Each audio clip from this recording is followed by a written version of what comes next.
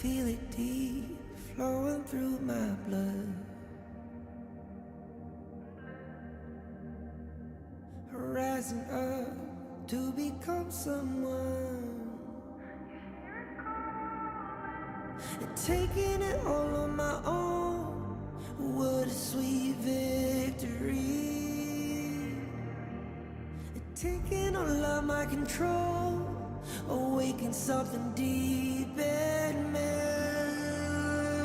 Like flames, feel it burning inside.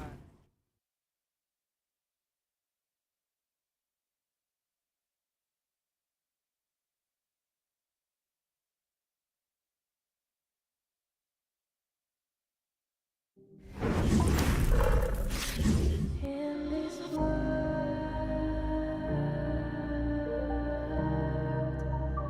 only ones in this world,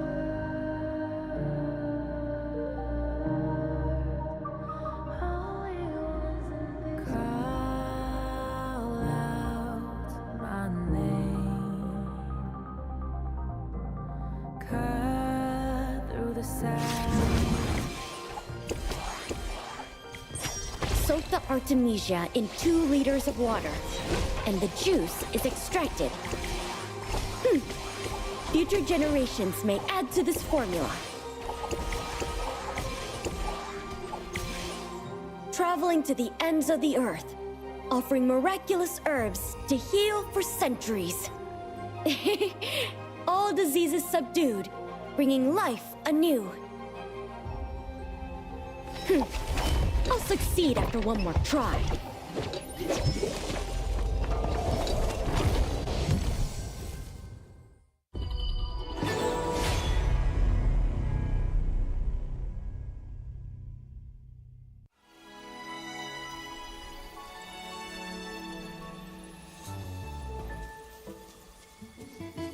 I'm working on a way to overcome gravity.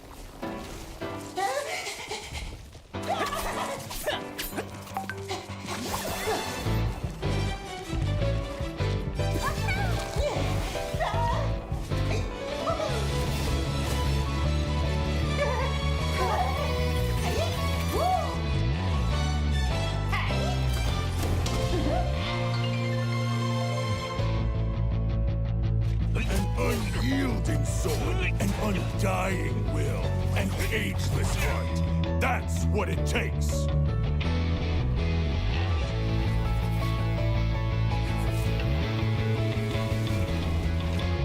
I speak and write my mind.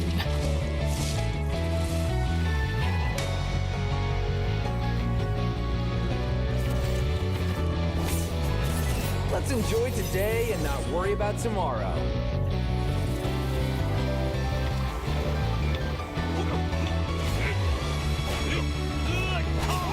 All the watchful eyes are waiting for a star.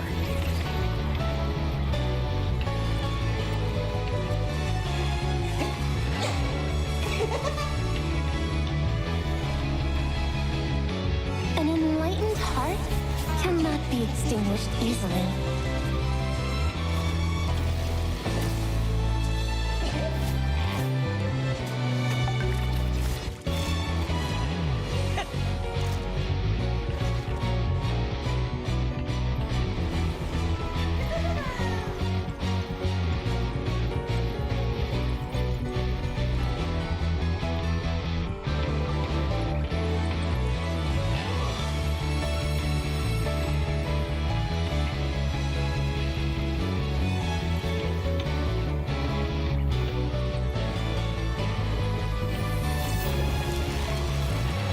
From a single spark, the fire begins.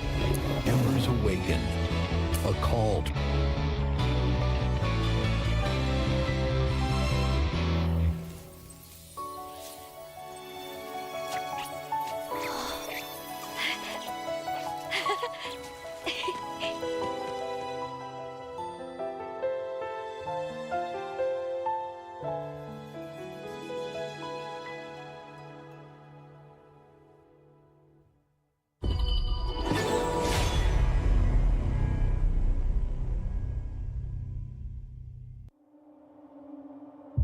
In Hero's Gorge, the base is the spring of life. In the real world, every forest and plant is the Earth's spring of life. The base nourishes the gorge, just as Earth's ecosystems sustain all life. If the base is exhausted, heroes will lose their home. If ecosystems are destroyed, all life loses their habitat.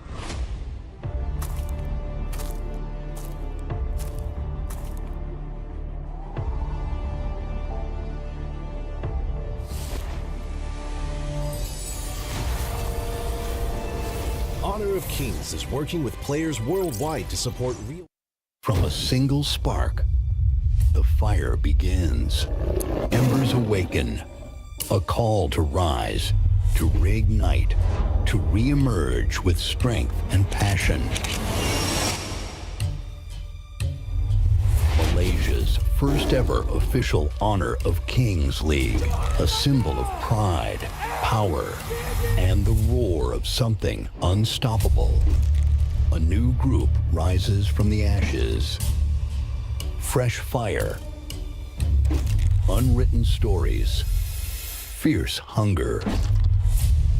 This league is their proving ground, and they're here to burn. Team Secret fight to claim what's theirs. Nova, champions who've tasted glory but want more. BSE, not just defending the crown, they're evolving, reigniting the passion. Witness the Embers Awakening.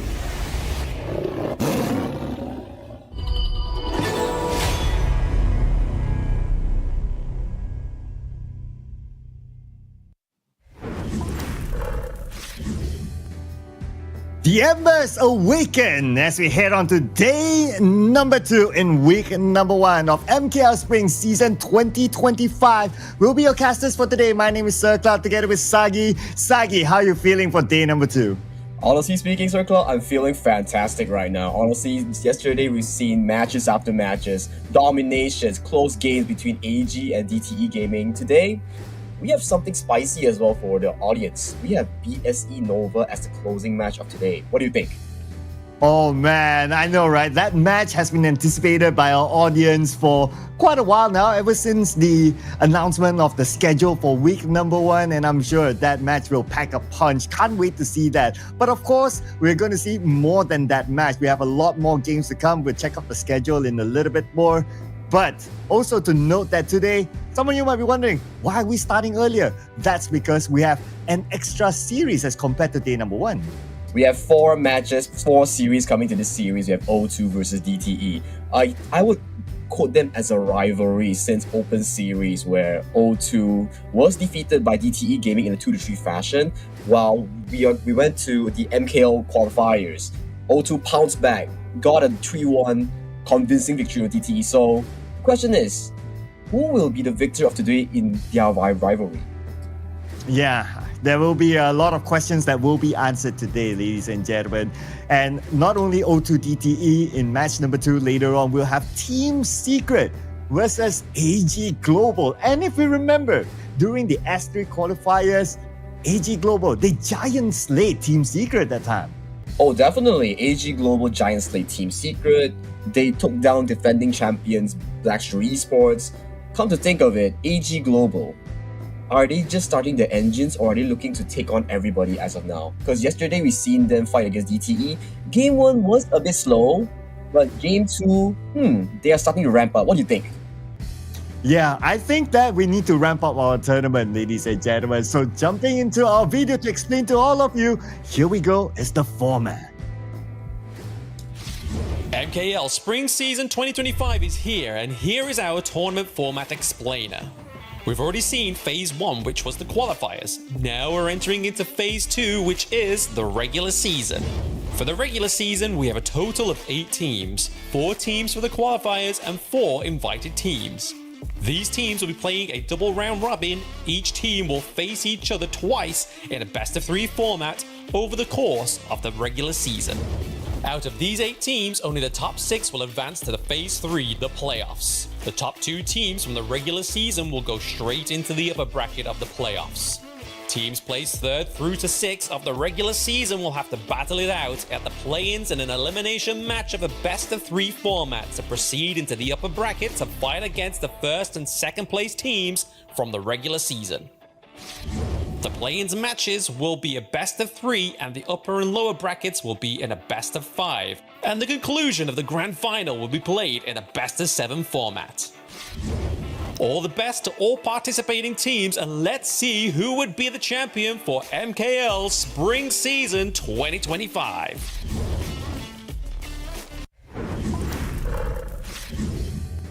Man, Sir Cloud, that we have 8 MKL teams, only 6 can qualify to the playoffs. What do you think? Yeah, it's definitely going to be a tight match, right? And it's not only about the 6 qualifying onto the playoffs, the top 2 will start at the upper bracket. So besides only just being in the top 6, you want to aim for the top 2 as well. So a lot on stake here in their journey to the playoffs that will be played in an offline event where you guys out there can actually attend the event and watch your favorite plays in front of your eyes. Man, last time we had S2 in Malaysia, it was absolute banger. The crowd was crazy, the crowd was loud, roaring. For this MKL Grand Finals, these playoffs, it comes to wonder, if we have it at, I believe we announced it already some way, it's gonna be an absolute festival there. Oh yeah, absolutely right. Can't wait for us to reach that stage and hear all the fans cheer. And who knows, we might get cosplayers there. You know, the last time we had it at S3, there were a lot of Dolias that appeared on the venue. So maybe you might see, well, I don't know if we're going to get a lot more Dolias, but maybe more Shangguans, who knows, right? But if there was a cosplay hero that you would like to see appear in front of you, which hero would it be? Maybe Yaria. Yaria, maybe you can see a lot of Yarias like Dolias from Philippines, right? And we're jumping into the prize pool.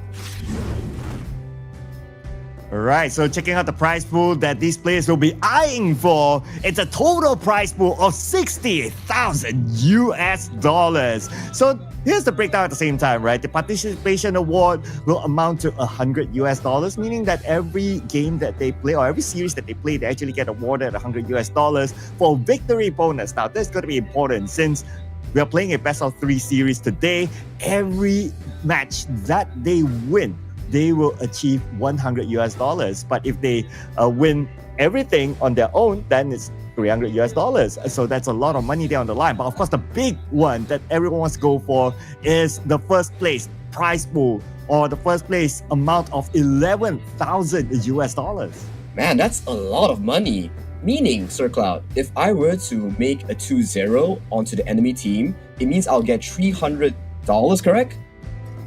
Oh yeah, absolutely correct. But if you go 2-1, then it's going to be 200 and 100 for the opposing team. So basically, if you get a clean win, you get a little bit more money. So I'm sure that's what the teams will be eyeing for. Man, money, money, money. Imagine first place and second place each bathing with $11,000 and $8,000. That's almost about 40,000 and more ringgit. That's a lot of money. Oh yeah, absolutely right. You're doing the math here. But let's not also forget about the individual award as well. The FMVP, that one player will take home $1,000. This is a lot of money there on the line. But let's not forget about the second place as well, will take home $8,000. Third place, $6,000. Fourth place, $5,000. Fifth and sixth will be $3,300. And earlier on today, during the show, we talked about some of the matches that will be played, and we'll be starting off with O2 versus DTE. And honestly, O2 DTE, absolute of a banger. We talked about their rivalry just now. TS versus AG. It's a revenge story for TS as they lost to AG last time during the qualifiers. Will they get their revenge, or will AG triumph again? We don't know. SE versus Todak, still 2 teams trying to look for their footing. Not the best opening match for both teams, but hey, it's still first week of MKL, only the second day, so these 2 teams will have time and have space to showcase to the world that, hey, we are part of MKL, we can do it as well. And finally, Sir Cloud, what do you think about Nova versus BSE? The match that we've all been waiting for, right? And if you've seen some of the content on social media, you probably know that between me and Sagi, we're not gonna let go of that, okay? Between me and Sagi, okay, we have something on the table. I personally took Nova, Sagi took PSE, and we will want to see who takes this one home and who will be punished at the end of the day, of course. And of course, as we said, the viewers will be picking our punishment, so we'll see what PSE and Nova, I believe these two teams will give us an absolute of a show. And of course, these two teams, two giants. Yeah, but at the same time, this tournament will not happen without our official sponsor. We'd like to say a big thank you to Realme, who's supporting MKL as the official tournament partner. Gaming pick Realme 14 series, and with the Realme 14 5G, it features a segment, a best Snapdragon 6 Gen 4 chipset, long-lasting battery, largest VC cooling area, and it empowers players to enjoy 120 FPS in HOK. Promises a smooth, high-performance gaming experience. So, all of you out there, play HOK with Realme 14 series. Well, honestly, that seems absolutely a beast of a phone. Gaming, I would pick Realme 14 series to be honest, and after this I think I might look into a 14 series. 120 FPS is pretty amazing for a phone. As people would know, if you try 60 FPS and 120 FPS, you can never go back after trying 120 FPS, right? Oh yeah, absolutely, right? And plus, especially if you're playing like those heroes that are high mechanic, like a mine or something like that, you will want the smooth experience to be able to execute your skills in the best way manner. So do pick the Realme 14 series, ladies and gentlemen. But here will be also the question, will we see a lot more My picks today, or will it be one of those popular bands that the players don't want to deal with? Well, it seems to me like ever since HOK S3, MKL, all the pro leagues, it seems that Mai has always been this high ban. But when it comes to like win rate, it's really not that high because it's a very mechanical hero, as we know. It takes a lot of individual skill to set up these massive engages. So, question is, do these teams want to experiment with their pick and ban since it's only the regular season, or do they want to nail Mai in the ban slot? Yeah, I know, right? Even during the S3 that time, Mai was also one of the top bands, but when it was played, you get a few wins here and there, but not necessarily the highest win rate. So stats-wise, it's like, kind of questionable, right? But of course, if you get the chance to pick it, at the end of the day, it's really down to execution. A very, very good Mai user can be super annoying and can be very difficult to catch. But if you kind of like, flip your fingers or something just goes out of bound, then the Mai can be easily punished. So I can understand as well why the win rate for Mai when it's being picked, it's not that high. And let's not forget as well, I mean, these players, they are pros versus pros. So you're playing at that top tier. It's not like me at least, just a casual ranked player. Doesn't really matter. Pros, top tiers, they know how to counter every hero. Of course, I do believe that when the coaches coming in, all these well-known, experienced coaches, when they allow a hero to be released onto the pick and ban. Oh, before that, let's jump right into the matchup of today, O2 versus DTE. For O2, we have K1 in the clash lane, Kong in the jungle, Care in the mid lane, WH in the marksman role farm lane, and White in the roamer. On DTE, we have BB in the mid lane, Zun in the jungle, DTE CM in the clash lane, Hao as their roamer, and Tete as their farm lane. What do you think, Sir Cloud? Oh, I think this will be a really interesting match, right? Because between O2 and DTE, these two teams, they meet very, very frequent. Even before the MKL, during like their tier 2 playing days, they always meet. Sometimes it's DTE, sometimes it's O2. But of course, if you look at the record in the recent qualifiers, O2, they had the best of DTE. But nevertheless, both of them still qualified to MKL anyway. So this is pretty much a rematch of their MKL qualifiers again. So looking at their track record, right, they seem to be one towards DTE in the Open Series and one towards O2 Esports in the MKL qualifiers. Means that they are in behind, they're playing a best of 3 as well, similar to today. Whoever wins this best of 3 today wins the best of 3 between them, right? Yeah, it's like a best of 3 of a best of 3, yeah. I know, right, ladies and gentlemen, it takes a bit. But if you've been following the lore of Honor of Kings Esports, especially in the Malaysian scene, you know that these two teams, they have some sort of a rivalry between them just because of how frequent they always meet with each other. And like what you said, right, they want to decide on who's actually the best in this quote-unquote best of 3 series or best of 3 meetings between these two teams. So it's something that we'll be looking forward to.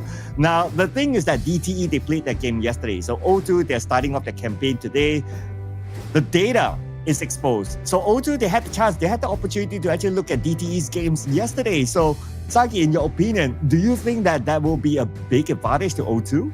I think it's on both ways. Yes, it can be from O2's perspective, like, hey, we have more time to plan around you because we've seen a full best of 3 between you and AG where all cards are pulled out. Maybe not all cards, but most cards, right? But in terms of like their performance, are their hands warm? Because DTE just came out fresh from a BO3, powered by AG, played to their best, almost winning. A shame, but you know, it was a very good performance. So in terms of like warming up, I do feel like DT has an advantage as they have already warmed their hands up. Yeah, I think that's a good point as well. And even if we looked at yesterday's DTE game, first game they won against AG. And it was like, whoa, everyone went like, whoa, you won against AG, okay? Game 2, they went the distance. I mean, it was more than 20 minutes, right? So it just shows that they're able to push these top teams, and AG is definitely no pushover team. I mean, they're an S3 team, so they definitely know what they're doing. And the fact that DT is able to push them to the corner, expect a big matchup here. And I would expect that O2 will have a big task up their sleeves going up DTE.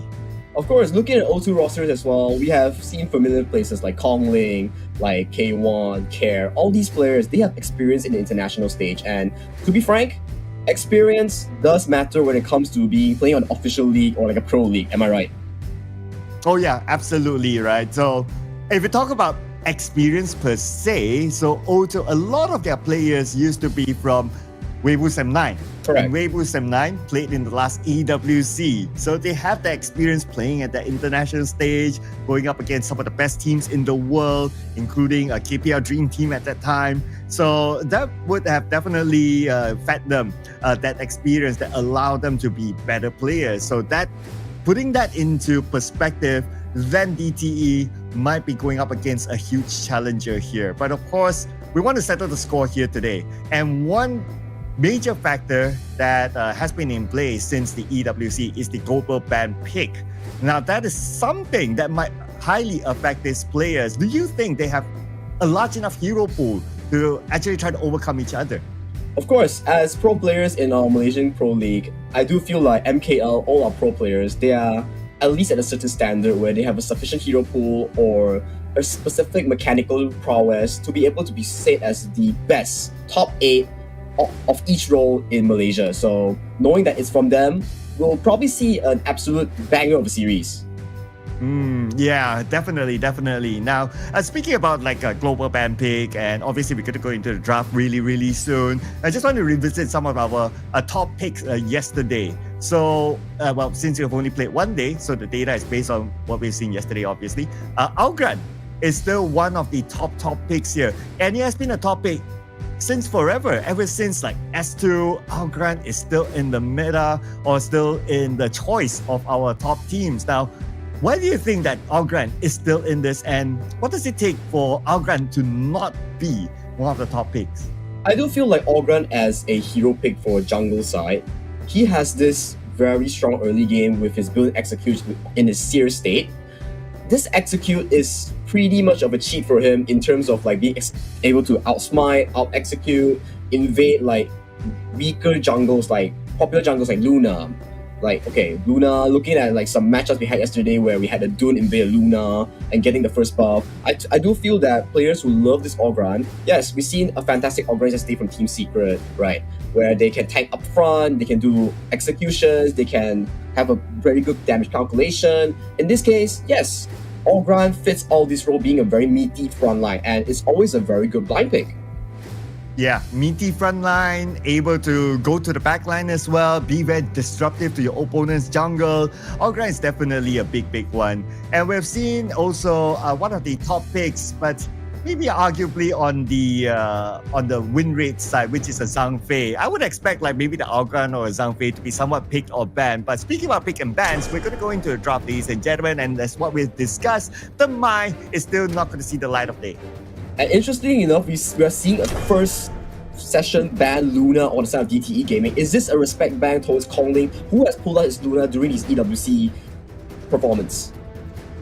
Oh, potentially that. I mean, these two teams, they have a lot of data of themselves floating around, so they definitely have done their homework there. So by banning that out, that is a potential reason. Now, the bans are done. We're going to go into the picks. And the Arlie very quickly picked up by DTE Gaming, a very, very strong, sleek laner. I do agree as well. Arlie, this pick, it's either pick or it's either ban. It's always on the ban or pick side. I do believe it has one of the highest ban rate in MKL, if I'm wrong. But on the side of O2, they are answering back with the Dharma and the newly released marksman hero, Chano, in the farm lane. Yeah, and of course, just to put that to perspective for Arlie, 100% win rate so far. So just saying. Anyway, by picking up the Dharma as well for O2 Esports, that will allow them some level of flexibility, whether they want to go for the split push or whether they want to jab from behind, coming from the side, do the flanking, stuff like that. So they do have that chance or that opportunity to just try to be sneaky with the split push if they really want to later on. Now, the Algren, we did talk about the Algren earlier on, one of the top pick heroes currently being brought into the lineup by DTE, and DTE brings in the Mayan as well. Lots of mobility by DTE, especially with just Arlie, Algren, and Mayan. Seems like DTE Gaming does not want Chano for WH to be on a very good and comfy situation, so they pick all these hard dives, fast tempo heroes to disrupt the piece that Chano wants. So looking at the second phase ban, we are looking at a Monkey and a Zhang Fei for both respective teams. Although O2 Esports have not picked their roamer, but seems like they're putting quite a lot of focus onto the mid lane and the roamer in terms of bans. Yeah, and the Yixing is banned out by O2 Esports, have been used fairly frequently yesterday as well in many good situations. So they just don't want to deal with the world is my board, huge lockdowns. Just want to let that one go. And now coming in back onto the final ban for DTE. Well, looking at what they will have right now, perhaps they want to take out something tanky. They don't want to deal with the tankiness of O2 Esports, and Dun will be their pick to ban out. Zhang Fei will be banned out as well, so banning out another tanky hero. Although DTE Gaming, arguably, they can go for something not so tanky since they already have the Algren. Seems like, to me in the case, they might pivot into something like a healing roamer or Sakura being picked up by O2 Esports, further reducing the roamer pool coming in from DTE Gaming. And from DTE's side, that's 3 jungle bans onto O2's Kongling. Is this a respect or based on draft, or what is it? We see Dun, we see Monkey, we see Luna. Picks that are generally more favored towards Kongling from his esports days, his pro play days. So right now, all these bans, what can we see for Kongling in the jungle pool? Probably wants to go for something slightly tankier, right? I'm thinking about maybe like a Agudo, maybe. Yeah. There we go. That's the Agudo right there, Surikal. Yeah, this is where if we get our draft predictions right, we do the draft predictor dance. Ding. I don't know. There's no real name to it. So it's like, I just made that up. So you just made that up. So looking at both teams' draft, right? O2 Esports, we're looking at the double heal setup. Agudo with his healing, Sakira with his healing, right? These two. And then DTE Gaming, we're looking at Gammo and Mozu with the pokes. So right now, let's look at the matchup, Circle. Oh yeah, so looking at screens right now, lots of sustainability for DTE Gaming, not gonna lie. But O2 Esports, their advantage is going to be mobility. That is going to be the key factor here. And with mobility, it's going to be hard for DTE Gaming to come up with split pushes. But let's see what's going to happen here inside the game as we head on to game number 1 between O2 Esports and DTE. Welcome to Heroes Gorge, ladies and gentlemen. So right now, let's see what is up for O2 Esports and DTE Gaming. I want to give a lot of props to, all focus to K1 on this Dharma. We might see a lot of truth mantra, a lot of mantra setups by this K1 pick, so we have to keep our eyes on him to be able to set up on this army that's slipping from Churchill. And as a start, looks like it's still going to be pretty respectful for both sides. We don't see very early jungle invasions yet. But with the potential of having an Ogran and especially having an Agudo as well, we might be able to see that maybe coming in the second minute onwards. But the bottom lane, well, it's still a bit of gaps here and there, so not going to be much of an issue for both sides. Seems like in terms of the farm lane, the O2 is coming out on top with like secure healing, and on the side of Clash lane, health bars are all equal. Of course, engage coming on the bot side, but nothing too crazy so far. Yeah, a bit of a rotation from the mid lane towards the bottom. And here comes BB as well with a couple plates onto Care. Lots of damage under it, forcing him to turn back. Oh, have a look at White here. White here looking for engage. Got the knock up onto BB. Just a small poke, nothing too big.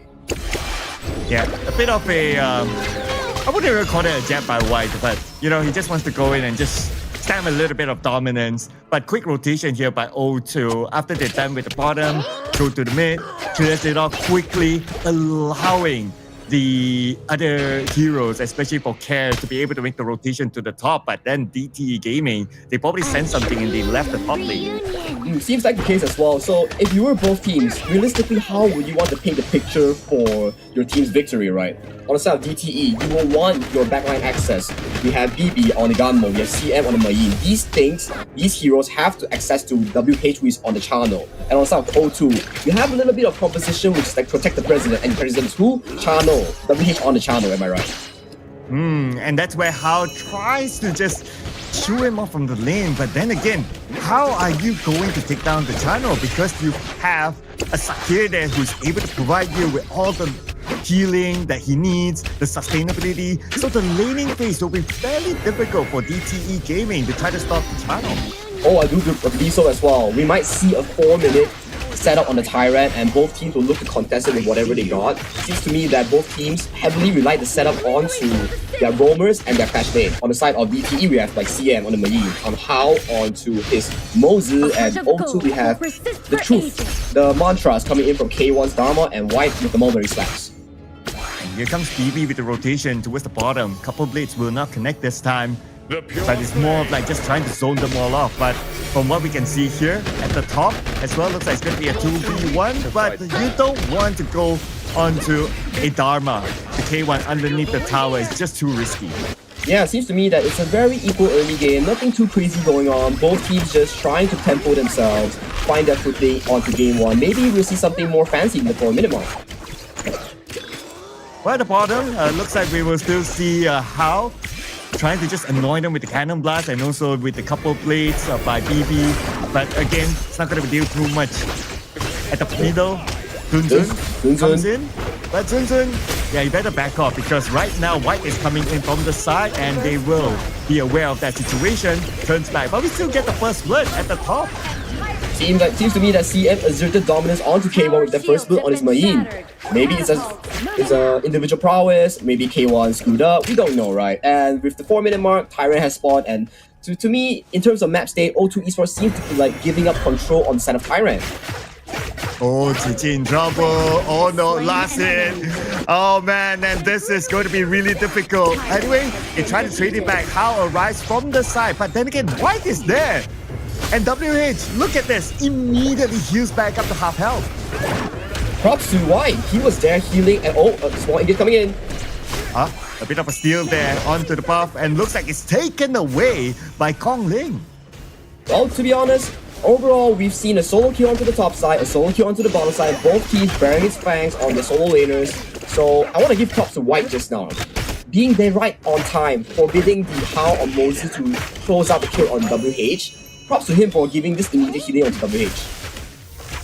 Yeah, he's just so fast on his rotations, right? And of course, the Sake is rather mobile as well.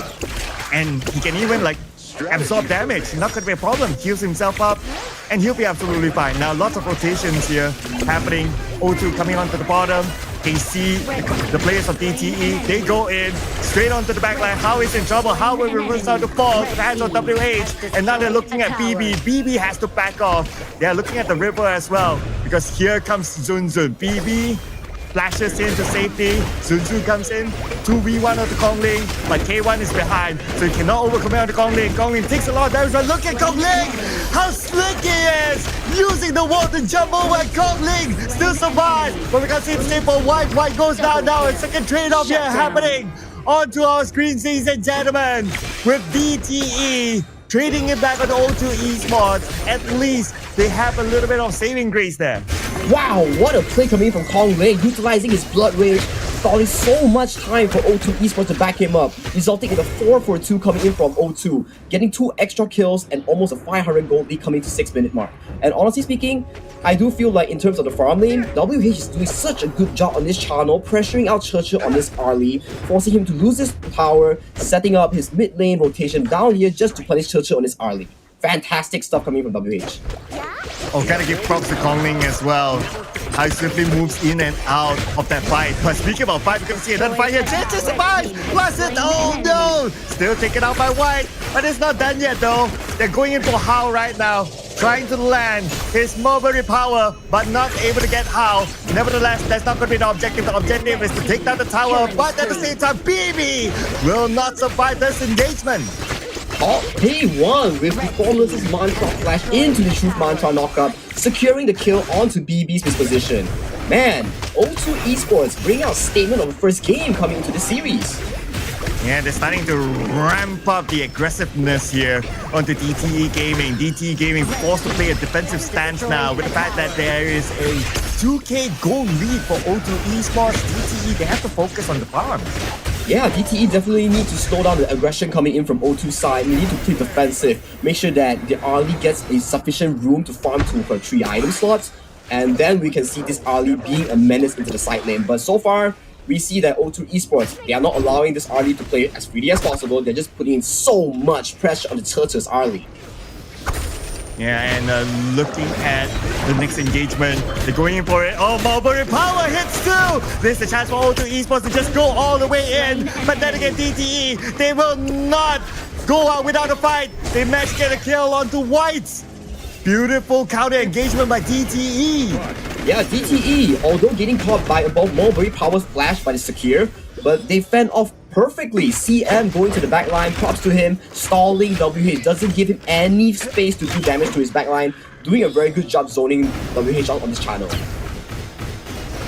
And right now, at least, DTE, with that win, it will kind of slow down the progress of O2 Esports. But O2 Esports, they still want to go in for it with K1, trying to sneak out the buff, but then again, it was still taken out by Zunzun. Yeah, Zunzun here, props to him. Mike so far looking pretty good, and he's being this absolute buff boy, walking in front, making sure that, hey, stand behind me, I got you. Just stand behind me, I'll stall enough time for you to farm. Well, I do think that that's DTE's game plan right now. They really need this Churchill and BB on both their respective carries to get enough gold to scale into the later stages of the game.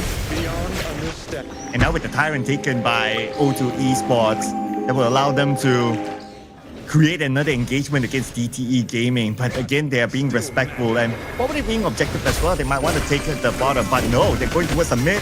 See an engagement started off by K1, forcing Zunzun to turn back, but Zunzun is not the target that they want. Zunzun easily goes away to safety, but at the same time, CM comes in from the side. BB gets Kongling.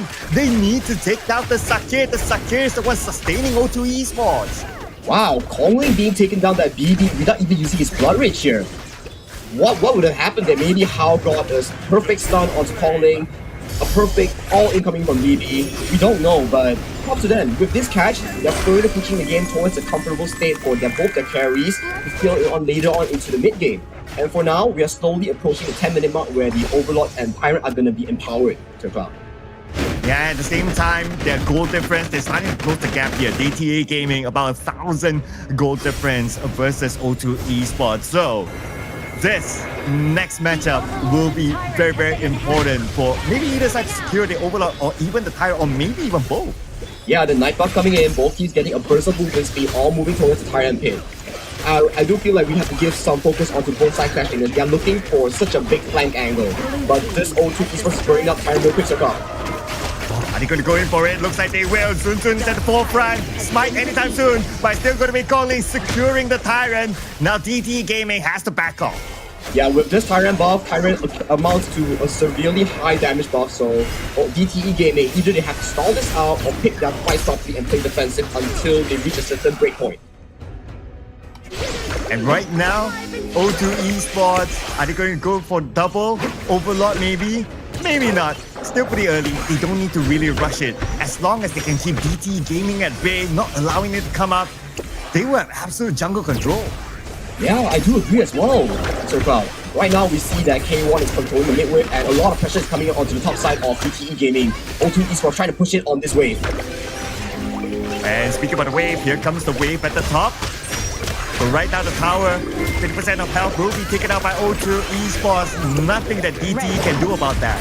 Yeah, tier 3, 10 minutes into the game, and this is actually very good progress. O2 Esports knowing that they can win fights, utilizing this Shadow Vanguard, Shadow Overlord, and securing that top tower. DTE Gaming not daring enough to take a fight.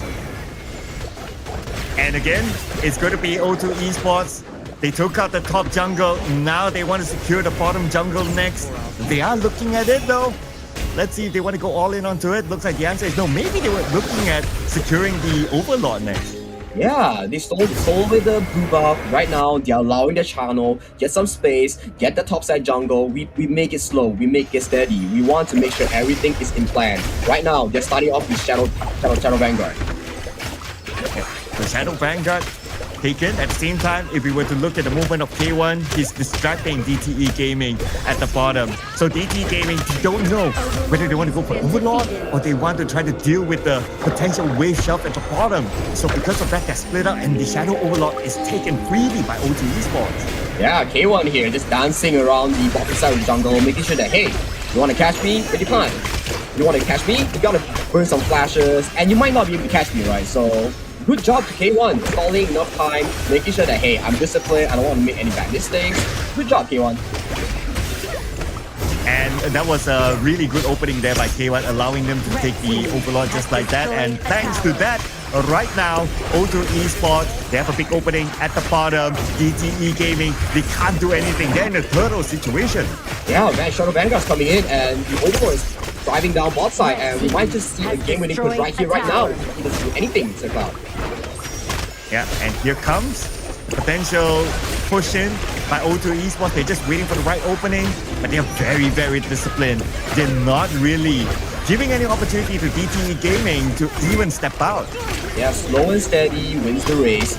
Slowly chunking out DTE Gaming out of their own base. That's the last high ground turret going down for DTE Gaming. And is O2 going to continue, or are they going to back off, wait for this Tyrant, clear out all the jungle, and slowly, steadily choke out DTE Gaming out of game 1? Oh, right now O2 Esports, they're in the driver's seat. They took down the mid tower, they took down the bottom tower. Now the pressure is highly onto DTE Gaming. And with a gap of like 4k gold, it's going to be pretty difficult for O2 Esports. And if we were to look at the items with a 4k gold difference, definitely O2 Esports, they have an advantage. Yeah, I don't think anyone is able to tank up Channel's damage from WH right now. He has already completed the Daybreaker, working towards his final item, which I believe is a Sun Chaser. So, who out of DTE Gaming squad can tank this Channel, Sir Cloud? And with that, they already secured the Tyrant. Yeah, plus you have the Tyrant onto O2 Esports. The only tank is going to be Argon. No one else can really tank at this point, and if Zunzun cannot tank, it's going to be a big problem for DTE Gaming. Yeah, we might maybe in the world where BB lands this amazing swords onto WH Channel. Maybe that'll work, right? We can maybe delay the game by 5 more minutes, but here goes O2.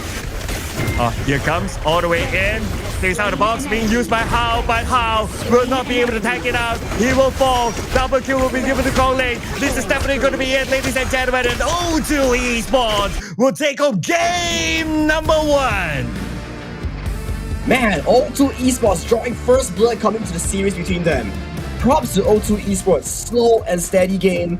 O2 White making sure that early game goes well, marking all the positions, giving out so much info towards O2 Esports. Man, this Sakir, very well played.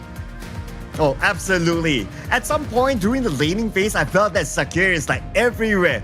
At some moment, you see him at the farm lane. Some moment, you see him at the mid lane. Some moment, he's like kind of doing a little bit of jungle invasion. And in fact, he even used the Mulberry power to even try to like poke the junglers. Poke Algren, especially Poke Sun Sun in his own jungle. Man, this is really... Sakir is definitely my MVP this round. Yeah, props to him. Multiple Mulberry Power Flash engages, getting multiple members on the side of DTE Gaming, setting up so much success. And also, let's not forget Kongling. Slow and steady, that play onto the bottom side where he just stalled 4-man with his Blood Rage. Wow, that was an amazing play, making sure that from this, although I got 2 kills, I'll sacrifice myself to get 2 more kills, making it a 4-for-2 for O2 Esports.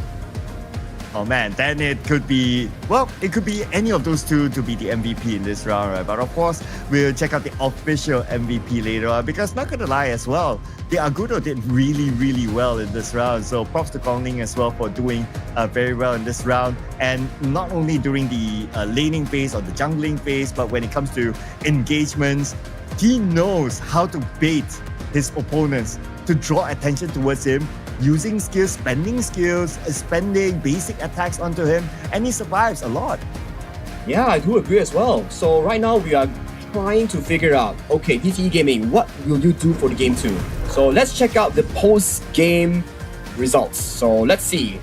Wow, from the post-game, Wen Hao, WH on this channel, almost full build with 11,000 gold. Pretty much of a statement there. Wow, that is how much space he was given during the laning phase. And of course, a lot of support that came from White as well, giving him the sustainability at the lane. And yeah, basically because of that, he's able to scale to this level of gold, 11,000. Like, who's the next closest number? Okay, it's going to be JJ, of course, his counterpart from DTE Gaming. But obviously because he had a very dominant lane, so he had that scalability a little bit more. But also props to Care as well. He's able to keep himself out of danger. Also a very clean game for him with KD of 303. Yeah, I do agree. This brings back to the discussion we had before the game started. O2 Esports looking to protect the president, looking to provide space for this channel to perform. In the end, they did accomplish this goal that they had in mind, which resulted in this game. O2 Esports just packed it up and sent DTE Gaming with a 0 on the first game. Though DTE Gaming, they still managed to come up with the Blazing Cape and also the Venomous Staff, which is a very important item to go up against a healing heavy draft by O2 Esports, but still they are not able to withstand O2 Esports. Now looking further at some of these numbers here, and when it comes to, of course, BB, the highest damage dealer, I mean with the couple of blades, there's no surprise there that he is the highest damage dealer, but his counterpart Care on the other side as well, 77.9k. But I want to highlight here onto Kongling, damage dealt 76.3k. That is almost equivalent to BB as a mage if you think about it. Yeah, and you take a look at damage taken, 94.7k. This man is doing it all. He's doing damage, he's taking damage, and he's not even the highest goal, man. He is just doing everything as a jungler on this Agudo pick. Yeah, and 70% team fight. Well, total goal, obviously not the highest because you're going to funnel it all onto the farm laner. But hey, at this point, if we just look at these stats, Kongling, if you ask him to deal damage, he's able to do it. If you're asking him to tank, he's able to do it. Even if you ask him to cook, he could probably do a great job as well. So I want to see more of Kongling here. But obviously, because we had the global plan pick, the Agudo will not be able to be used by O2 Esports after this. It'll be interesting to see what sort of other heroes they can bring onto the Gorge. Well, you just look at the goal graph here. Slow and steady early game, nothing too special for DTE Gaming. Getting that solo kill onto the top side, O2 Esports replying with another solo kill onto the farm lane. Then the 4-minute mark, the plays that Kongling did. That one play, slowly bring down the goal lead all the way down to the end of the game. O2 Esports with that play, riding this momentum, going in such a big lead, Sir Cloud. Yeah, and I believe at around the 10-minute mark, it was more of a defensive stance there by DTE. And in fact, they did do a decent defense stance, and there was that one trade-off onto O2 Esports when they tried to make an engagement with the Mulberry Power. Oh yeah, with the Mulberry Power, definitely that they actually kill. tried to catch off multiple members coming on the side of DTE Gaming, but to no avail. DTE Gaming made a very good counterplay coming to this. So I do want to give props to DTE Gaming. Although it was a slow and suffocating game, they still made countermeasure plays to actually fight off DTE Gaming here. Yeah. So, I mean, the stats do kind of tell the story as well of whatever happened earlier on, right? So, O2 Esports, great work by them. But we also have to give props, great work to White, who used Sakir as our MVP this round, ladies and gentlemen, to show some love to roamers. Yeah, this roamer, O2Y, I do believe this is their import of their slot. He is just showing that his value as an imported roamer is just so good. Making sure that, hey, WH, you need my help. You are getting caught by this Mozi. I got you, man. I'll come here to heal you. Oh, you need vision? I got you, guys. I'm gonna fly in, scout out this vision, make sure that your rotations are going in smooth. You need an engage? Mulberry Slap coming in. This O2Y, well-deserved MVP.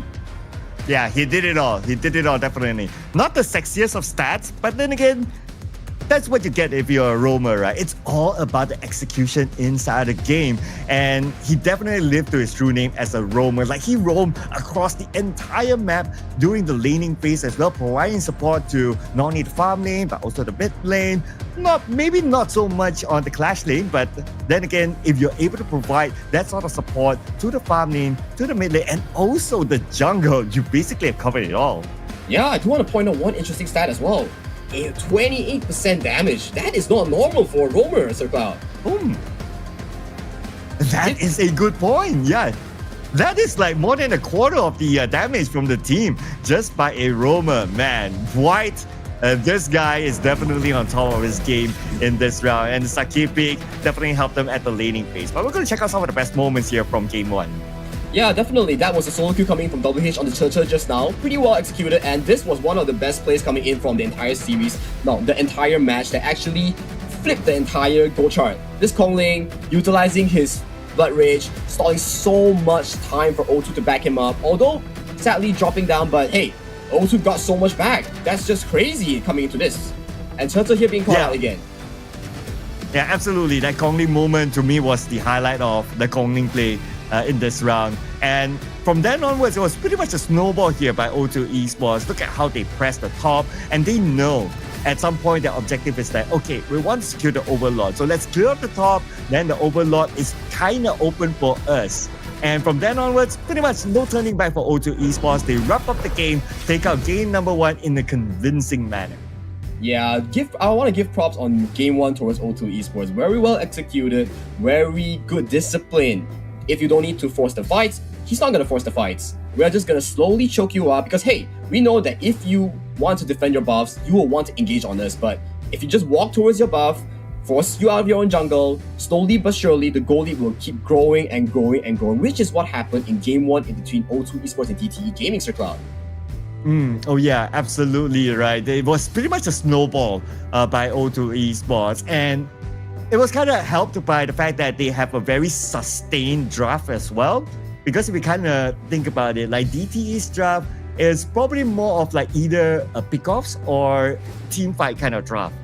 But because O2 Esports, they say, okay, we don't want to play your game, we don't want to go hit to hit, we play sustain, and that's where the Sakir comes in to play a very big role in their idea.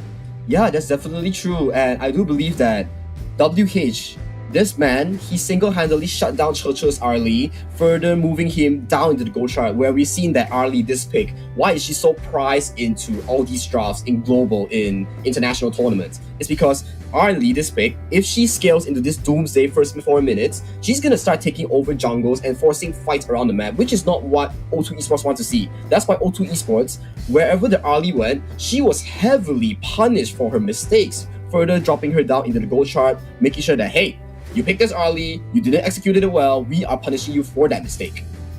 Yeah, even being under the tower didn't really help the Arlie earlier on, right? And they just went like, what, 3, 4, or maybe 3.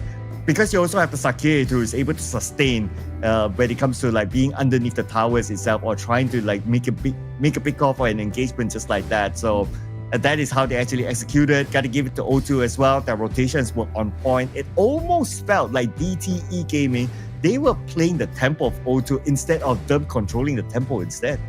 Yeah, I do feel so as well. Maybe DTE Gaming coming into game 2, if we were to look at it, maybe they will want to make a higher engage composition, something more proactive, something more willing, being able to push their vision line, make the first engaged, right? Because we've seen that so far after the first 4-minute blunder, we haven't seen much of a retaliation coming in from the side of DTE Gaming. Yeah, pretty much. It was mostly a defensive stance by DTE. I guess they really wanted their Ali to be online before they're able to do anything. And if that was their plan, to play a late game at this level of a tournament sometimes might not be the best of ideas. It's always good to have like, okay, late game, how are we going to play it as a good option or a good backup? But from what we have seen yesterday, a lot of teams try to end the game as fast as possible. Oh yeah, definitely. Gotta give this back to Team Secret versus Todak, which that game ended about 8 minutes. Might be one of the fastest games we've had so far in MKL. Yeah. Oh yeah, and we're going to see both of these teams playing later on in their respective series as well. But coming on to this series, right? So in game number 2, since right now it's DTE Gaming losing that first point, what do you think needs to be done for DTE Gaming to make that comeback?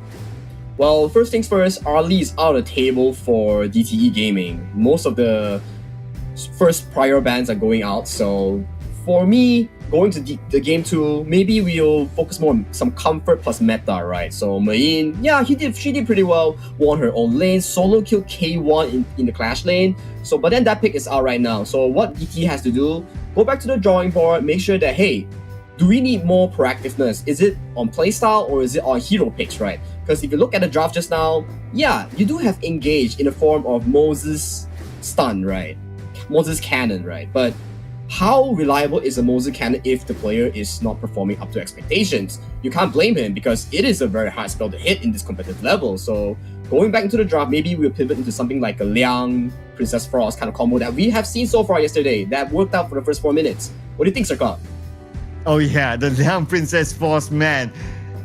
When I was watching that game, it didn't occur to me at the start, but when it was executed, I was like, whoa, there was almost no way that you can escape the combo.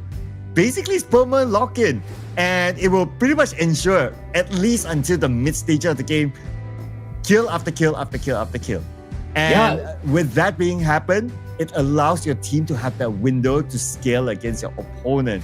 Now that pick, that combo is pretty nice. I do like it after watching it yesterday. But there are a couple of other combos as well that we might potentially see here. Now, let's not forget that Dolia was banned out earlier on. If the Dolia is allowed to be in the game, we might see maybe a traditional Dolia Elaine combo again. That's pretty nice as well in taking team fights. Yeah, maybe we can see Dolia Elaine, Dolia Shangguan, even Dolia Agudo seems to be a prized possession by all these teams. And let's not forget Dolia Dun. All these Dolia compositions will open up a draft smoothly. So right now, it just comes to the point for DTE's coaching staff. So we will find out now who will be the deciding factor coming to this Game 2 draft. Okay, so as of now, the Mai is still not banned out. Instead, the Dharma is banned out. Dolia, nope. Nobody wants to deal with the Dolia +1 combo of pretty much anyone. And of course, the Mai still again will not see the light of day. Now, looking at the current bans, some of the top picks, of course, they're still available. The Zhang Fei is left open for anyone to pick. So first pick coming in, so we do see like the bans. Luna is banned once again, and just now we mentioned Liang, this pick. Are they going for Liang plus Princess Frost? What are they cooking right here? And on the side of O2 Esports, they have lots of picks. Arlie still is out of the table, Orgran is up the table, and that's the Zhang Fei you mentioned about, Sir Cloud. Yep, I mean, as a Zhang Fei main, I'm always excited to see a Zhang Fei being played by these pros. So let's see here, and it's played by O2 Esports. Now, the combo that you mentioned is still potential. Okay, looks like not yet. We'll see. It's still probably available. But the Lam comes in here. So it looks like with the fact that Lam being picked into the jungle, they want to tune up the pace this time. Yeah, I do feel like they are looking back onto their draft and like, hey, we're putting too much pressure on Orgran, on Zunzun, right? We don't want him to tank too much and being able to do nothing for the team. So let's put it on the assassin. Let's put it on the first priority list of being the president right here. And a counter pick coming in from Kev for his clash day on a Biron pick. As we know, Biron this pick, why is it so prized? Not because of engaged prowess, but his laning is just so damn strong in this meta.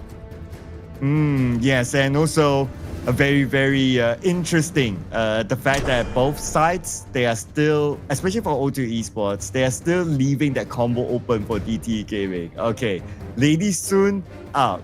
DTE Gaming, final ban. Pretty sure that they're not going to ban their potential combo Princess Frost. Here we go. DTE Gaming Princess Frost. Unless O2 Esports wants to take it. Yeah, will O2 Esports take it? We don't know. We have to find out in their fourth pick here, but lots of marksman ban coming in from the side of O2 Esports, leaving options such as Concert U and Long Only on the side of DTE Gaming, or we might even see a Hou-Yi coming in for the draft of DTE Gaming. On the side of Jungle, once again, Kongling being targeted 2 bans, Luna once again, and the Ogram pick. But we do know that O2 Esports, they do favor the Monkey. And there we have it, Monkey. Okay, good call there. Okay, now that I think about it, for DT Gaming, if they go for Princess Frost, they don't have enough durability. So it's going to be a bit of a risk if they actually pick the Princess Frost here. So if they want to go for a bit more durability, maybe the Lampo might be picked up by DT Gaming. Yeah, I do agree as well, Sir Cloud, because if we see a Liang and Princess Frost here, right, who's going to realistically cancel them off?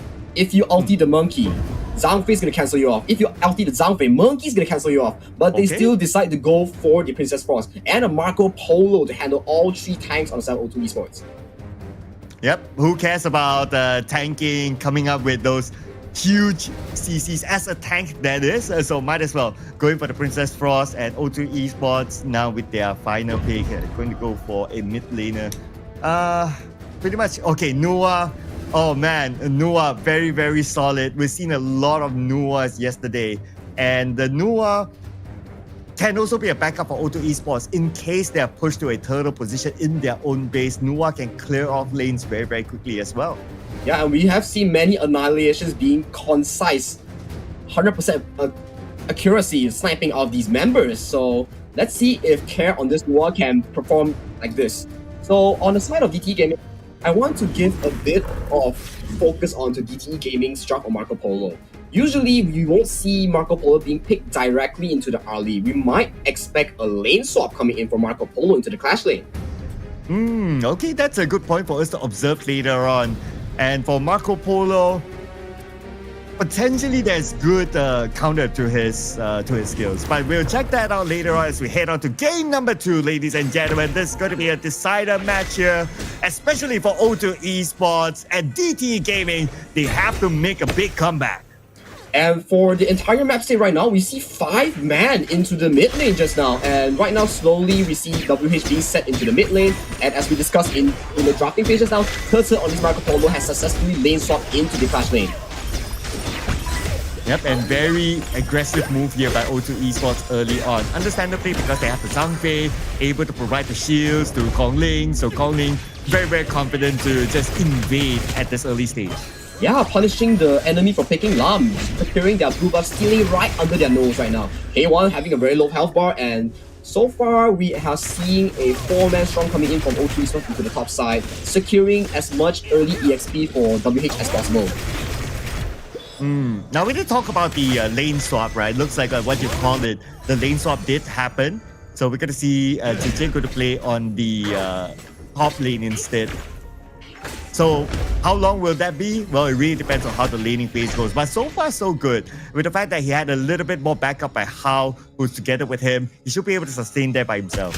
I think the concept here is they are trying to put Turtle into a favorable position, allowing him to farm as much as possible, simultaneously bullying K1, this strong Clash lane counter pick for Clash laners, out of the lane. As we know, okay, Marco Polo, fighting marksman, not the best, but while fighting fighters though, short range though, he has a lot of tools to handle all these short ranges.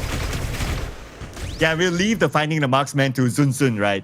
That's going to be Lam's job here, to find the backline, find the marksman, maybe even fighting Nua, because you don't want Nua to just be the one that just controls everyone from the backline freely. So Nua might be the main target for Zun Zun. Yeah, Teleport River Strike just being secure right now for the side of O2 Esports, and they are looking to invade this blue buff once again. Can Kongling do it, etc.? Oh, here comes the engagement here onto Kongling. Kongling takes a lot of damage, but easily circles around to safety, Plus, anyway, he has White there to provide him with the Leaping Savior, so he'll be absolutely fine.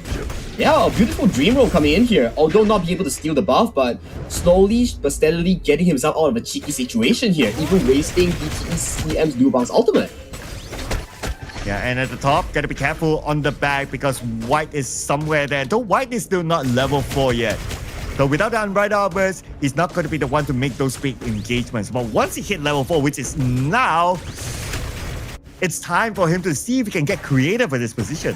Yeah, both roamers hitting level 4 here. We are gonna see the first command control on How and Princess Force ultimate being a combo here, or will White be able to fend off these sneaky engages with his vision score? And right now, a little bit more respect for both sides. We can see that O2 Esports, they have kind of chilled down on their jungle engagement, but they're probably also waiting for like the next two objectives to come up, the Tyrant as well as the Overlord in about 30 more seconds. But if they can kind of push a DTE Gaming back to allow them to have that opening, that would be great. And that's exactly what they're looking for right now with the Unbridled Outburst onto Zunzun, but Zunzun is not going to be faced by that. He can easily back off. Now, without the Unbridled Outburst, for now that is, you need to stack the madness up before he's able to use it.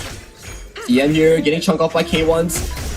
A Baron here. Oh, command control going out, but no follow-up realistically here. 4-minute mark has hit. We see 10 people into the Clash Day right now.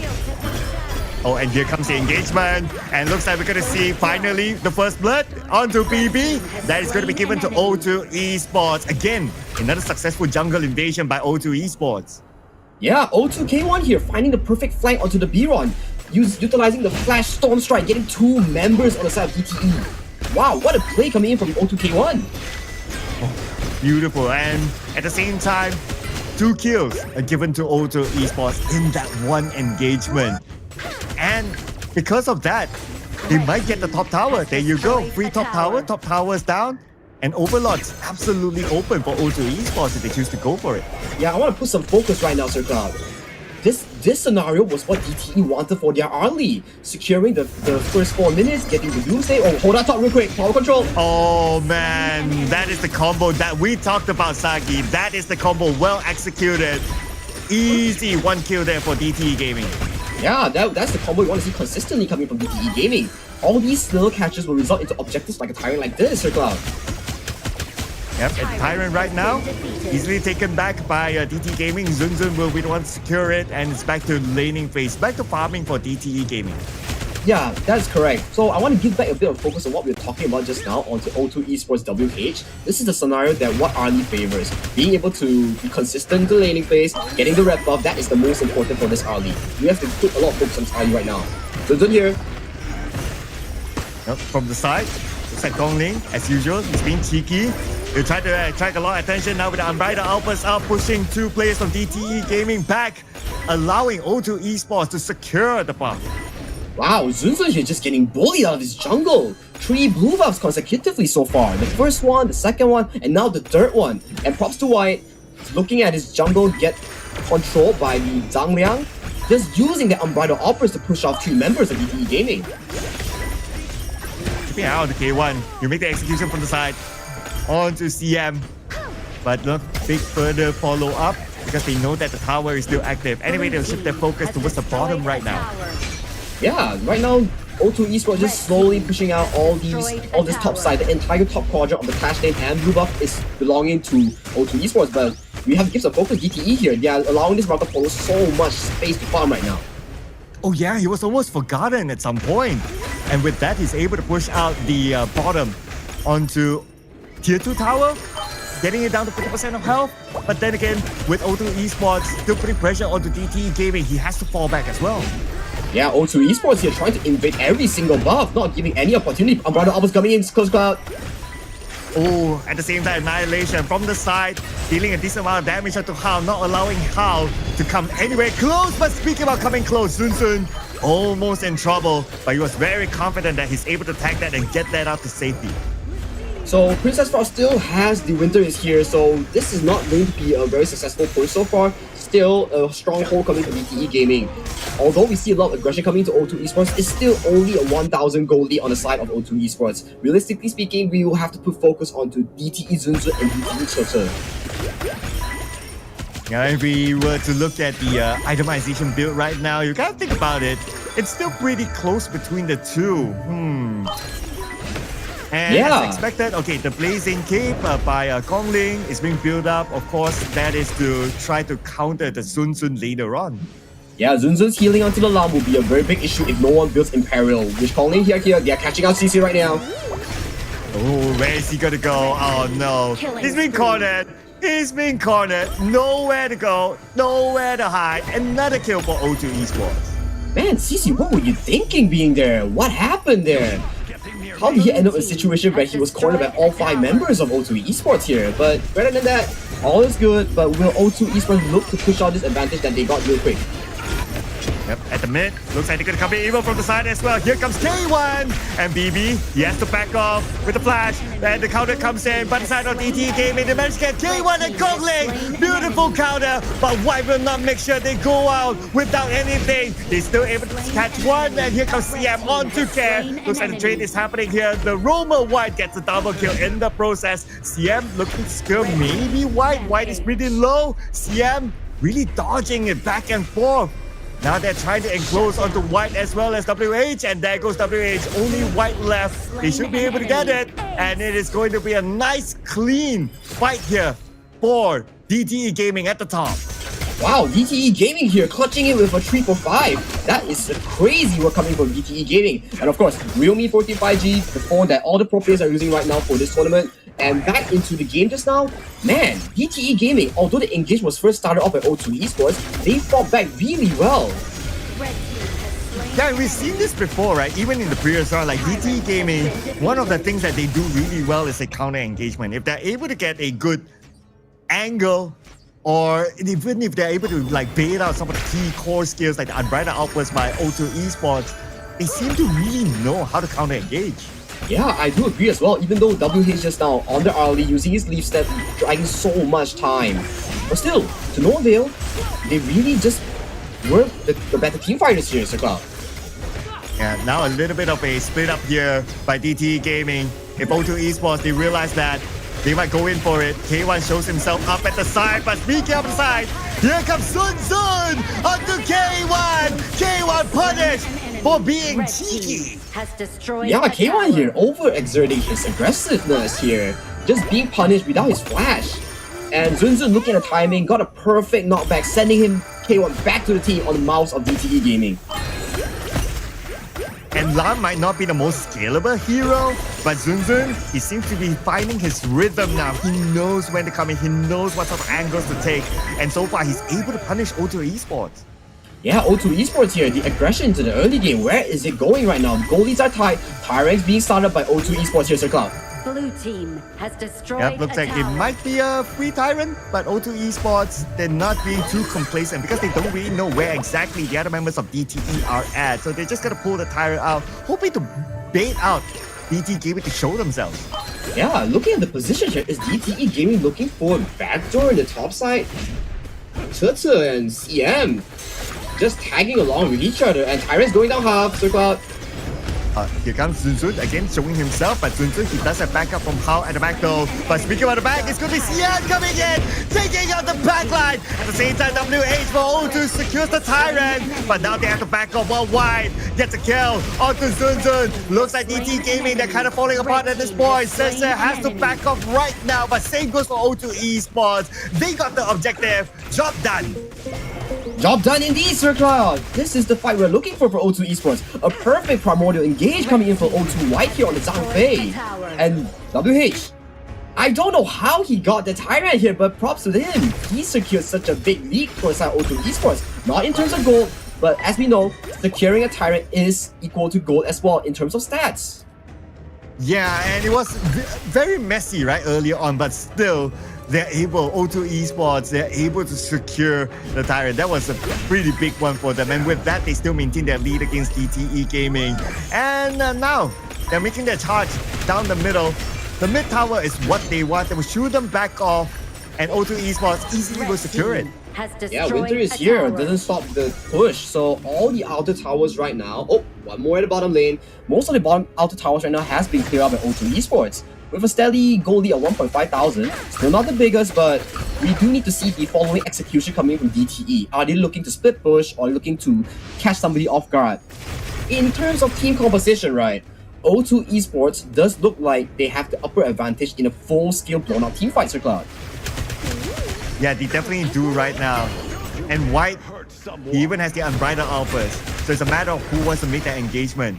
But DTE Gaming, they're probably thinking to themselves that, okay, team fight is not going to be our biggest strength right now. So they are playing a little bit of a split here. Sun as well as CM, both of them managing two different lanes at the same time. Yeah, right now I do believe that they need to back off however they can, slowly allowing the sideways to be pressured before making a team fight. So red buff here being stolen by Kong Ling, secure what they came for, backing off, averting their gaze back onto the Shadow Overlord. Yeah, maybe the Shadow Overlord might want to be taken by O2 Esports, but if they allow the Shadow Overlord dance to happen too long, what DTE Gaming is doing right now is shutting up the lanes, and that could be detrimental to O2 Esports, so they have to be careful of that. But speaking of careful, here comes Power Word from the front to secure a kill on the K1. Now, realistically speaking, O2 Esports, although they secured the Shadow Vanguard here, but they have a lot of wave pressure and they really lost K1 to the exchange. So what are we looking at here, Sir Cloud? Is DTE Gaming getting their way, getting all these cheeky little catches, or will O2 Esports regroup and find a perfect fight to close out this series? Because DTE Turtle on this Marco Polo is having a field day right now. And we can probably argue that that trade-off is worth it for O2 Esports. Securing the Tyrant, lost K1, that's okay. Anyway, K1 will be back up right now, and he'll be back with his team, and they can continue to pressure DTE. Yeah, welcome back, K1. So right now, looking at the map pressure, how is use? Okay, Zhang Fei out there. Zhang Fei's unbridled alphas is cancelled. Unbridled alphas, still able to use it at the right time, and Kong Ling comes in from the back. DTE Gaming falling apart from the early engagement. Here comes the Dream Roll, catching through for DTE Gaming. And CM, he flashes away, but he's not going to be able to get far enough. White out of unbridled alphas, but it doesn't matter at this point. O2 Esports securing the jungle back. Man, O2 Esports, how did White being able to use his ultimate there? We've seen the animation come out, but he still managed to use it. Oh, Winter is here coming in. Can WH get BB? At the same time, Annihilation just to try to clear off the wave in order for O2 Esports to take down the tower. But the defense came in from Zunzu to clear the wave off, and now O2 Esports, they have to switch lanes down to the bottom right now. Yeah, they're knocking on the doors on the tier 3s of DTE Gaming here. WH holding that safe sanctuary. Winter is here being cast by BB right here. So what is DTE's game plan right here? Oh, but the fact that you have K1, you have Kong Ling at the forefront, it will be hard for DTE Gaming to reach the backline. As Sun tries to clear off the minion waves, he's able to do so, giving his mid tower a second lifeline. Yeah, O2 Esports here, respecting that, hey, we got what we came for, we got the tier 3 in the bot side, let's just clear the jungle, back off, and look, avert our gaze onto the Tyrant right here. We don't have to force it right here. Get the Tyrant, clear out all the outer towers, that's the goal of this right now. Yeah, and speaking of goals, O2 Esports will score another goal. This time, taking down the Shadow Tyrant, and so far, for O2 Esports, when it comes to control, they are absolutely on the driver's seat. Yeah, things are looking definitely good on the side of O2 Esports right now. We have WH full slotted, have the Sage Sanctuary, potentially gonna item swap it to a Sun Chaser, we don't know. But right now, looking at the entire match state, O2 Esports seems to be in the driving seat right now, Sir Cloud. And with that on tank for DTE, probably nobody is going to go for the Blazing Cape. Maybe even if they want to go for it, it's going to be CM. But let's see if they are able to make that item swap or item buy later on. Because right now the engagement will come from O2 Esports with Unbridled Alphas to open things up. And from the side, from the back, let's not forget about Sun going straight onto the back line to take down Care. And now he wants to try to take down WH, but WH is able to get away to safety while CM is still taking a lot of damage at the front line. CM now down to his last stick of damage, chased down by Kong Ling. Kong Ling goes all the way to the front, and with the Dream Roll coming on to CM, CM is still able to step away to safety. Lucky for him, Kong Ling cannot engage further because his two other teammates are pretty low. Wow, seems like O2 here being over-aggression, being punished for it. Although they did get the top, the mid, tier 3, I think it's still a 50-50 trade coming in for the side of O2 Esports DTE Gaming here. And WH I think he has a destiny right now, so maybe something happened to his Safe Sanctuary, maybe it got propped by one of the assassins coming to DTE Gaming, maybe the alarm? I don't know, we have to see a replay of that later. Yeah, but at this point, if we were to look at DTE Gaming, decent defense, I must say. But they lost their mid tower, which is very, very important to them. Even their top tower is very low right now. DTE Gaming, they cannot be put in a position where they will lose all 3 towers. If not, it will be very difficult for them to make the comeback. Overlord might be their only hope right now. Overall being started out, Circle. We see a fight right here. It's being secured by DTE's VB. No one's gonna be blowing out up to team fight here. DTE CM on the Liu Bang having to secure the bottom side priority right now. So K1 has to match it right now so the wave doesn't get too far too big right here. I was kind of surprised that Conley didn't want to go in for the smite onto the Overlord. Or maybe even White, because they have a double smite. They allow DTE Gaming to get that Overlord just like that. Probably gonna prolong this fight or this match a little bit more. Yeah, DTE Gaming and Tempest Dragon games, man. This is potentially another Tempest Dragon game, Sir Cloud. We might just see a 20-minute decider onto the Tempest Dragon later, Sir Cloud. Oh yeah, good point. We saw one Tempest yesterday, and that was like what? In the first series, game number 2, very, very early on in our tournament series. But let's see if it goes that way, because we have about a minute, 10 seconds more before the Tempest comes in. But O2, they might not be interested in that. They want to find an opening to try to finish off this game. Yeah, the Shadow Vanguard here is still on the hands of DTE Gaming. Did they cast it? They cast it somewhere right here, probably into the mid lane, we are not sure. Oh, onto the Crash lane. So they are looking to set up waves prior to the Tempest Dragon right now. And oh, Kongli, you're getting caught! Here comes the power word. Where are you gonna go? Oh, resurrecting. Second chance here for Kongli. And good thing, continues to survive. Counters back with a dream roll. And Kongli finally will fall to the hands of Sun Tzu. He finally got it, but it cost him so much. It might cost him even more. But he continues to fight right now. Sun Tzu's second chance to be revived again. BB is in trouble. BB will fall to the hands of O2 Esports. Double kill for K1. But from the middle, from the back, it is going to be CM and a total wipeout to O2 Esports. And that just might be game, Sir Cloud. There's a Shadow Vanguard to the top side. O2 DTE has done it. They pulled off the amazing comeback, bringing the series 1-1, Sir Cloud. Oh, man. they pull back with this fight, ladies and gentlemen. CM, what a crucial fight that he brought into that engagement. My goodness. Oh, man. That must be devastating for O2. They thought they had it. Yeah, they thought they had it. But Kongling there, getting immediately caught out for the red buff, being greedy, trying to steal one more red buff prior to the Tempest Dragon. And knowing it's DTE Gaming, they saw the opportunity, proc the Howl, immediate catch onto Kongling, punishing him for being this greedy into the late game.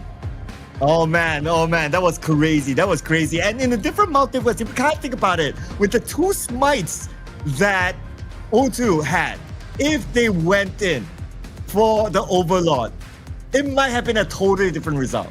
But they saved their smites. Yeah, exactly, Sir Cloud. That everything fell in line. That fight, that crucial catch onto Kongling at the red buff, that Shadow Vanguard being cast at topside to clear the entire wave, securing not only the fight win, but after winning the fight, a straight wave towards the end of the crystal.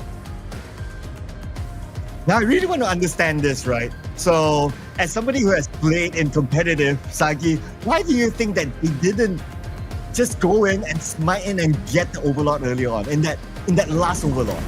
I think what happened was just now, K1 was appearing onto the bottom side, and you can't really just appear or go in because there will be a numbers reduction. Like how to say, DTE Gaming will have 5 because DTE's Gaming, their CM, their core player, he has the Liu Bang's ultimate. He can teleport anytime he wants. So the moment K1's timer has shown, if they were to went in, it was gonna be a full-on blown 4v4, 5v4 for DTE Gaming. Yeah, and if we were to look at some of these stats and also items, yes, Liu Bang finally got the Blazing Cape. Was a little bit late, but hey, anyway, he was the star of the show earlier on in that final fight with his complete items, with the Blazing Cape in. That was a key item for him to show up as the hero in this round. Man, if he did not get a good engagement in that final fight, things might be very different as well. Yeah, CM with the core battlefield commands on all his teammates, saving up so much space for his teammates and doing so much damage. And look at the stats, DTE Gaming. Man, Marco Polo rocking that 154,200 damage. What a number, Sir Cloud.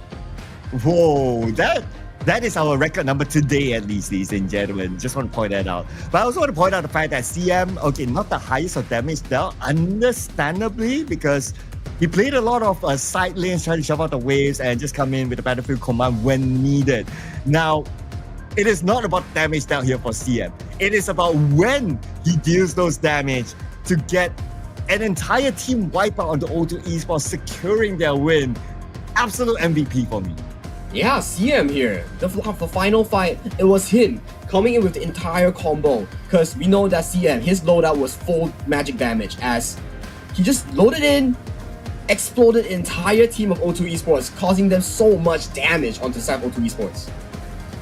Yeah, it's so devastating for O2 Esports, right? You kind of think about it, like, they did everything right. They checked all the boxes, except for the final moment.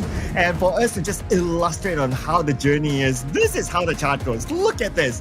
O2 Esports, for the most part, they pulled the network towards them, but at that final moment where everything spiked up to DTE Gaming, that is where O2 Esports should have just wrapped things up.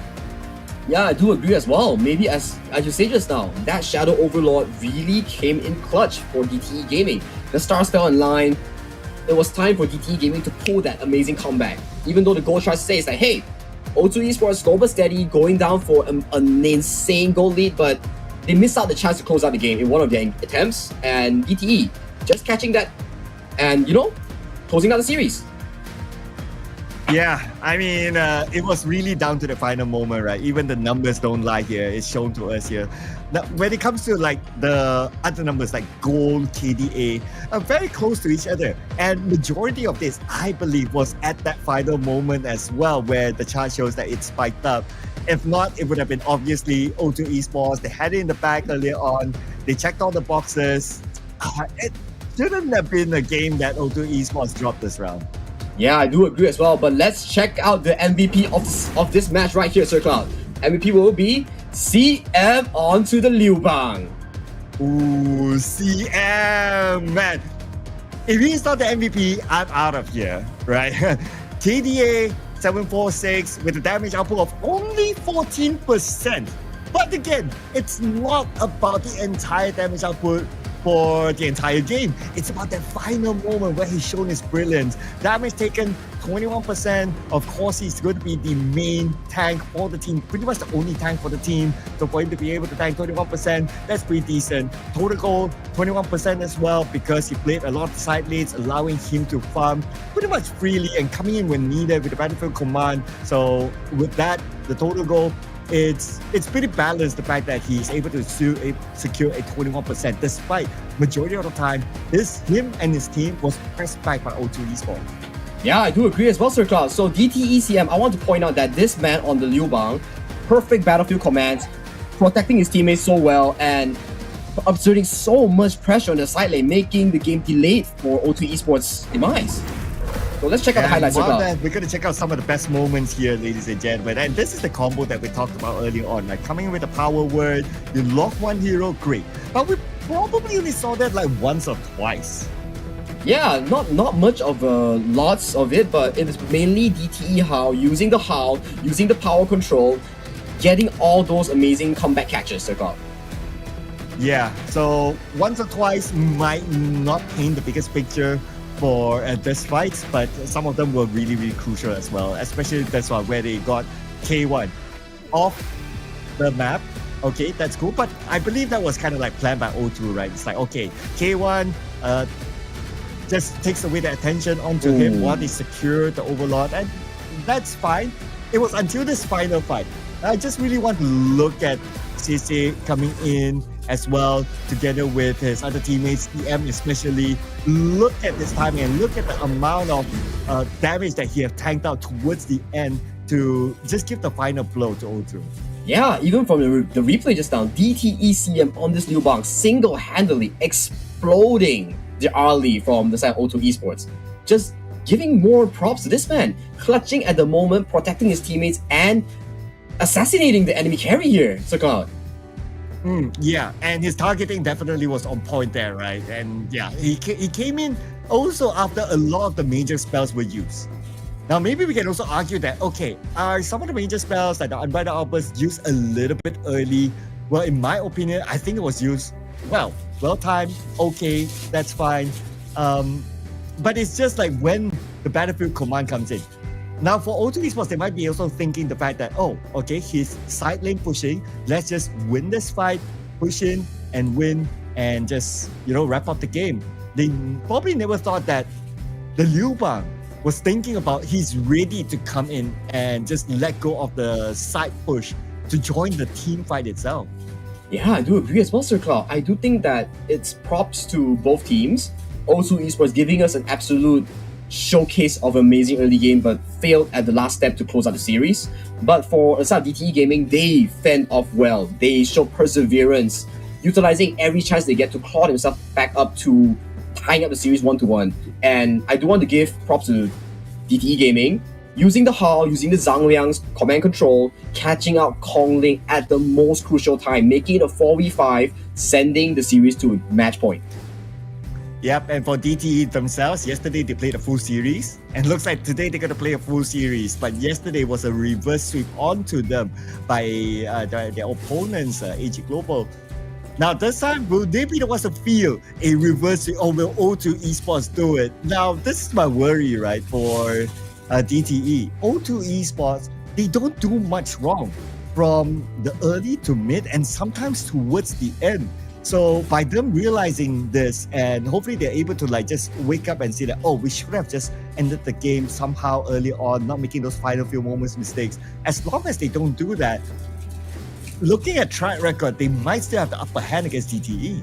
Yeah, looking at this track record, Sir Cloud, maybe what O2 Esports needed is just a knock on the head by their coaches into the restroom later. It's just like, hey guys, wake up. You guys did a fantastic job in Game 1, Game 2, almost closed out the series, but hey, still first week, your first series coming to MKL, so come on guys, bring out your real form. And for DTE Gaming, their coaches will say the same thing. Hey guys, bring out this momentum. You guys played so many best of 3 series so far. I mean 2, not a lot, but almost 6 matches, and we're going to our 6th match right now.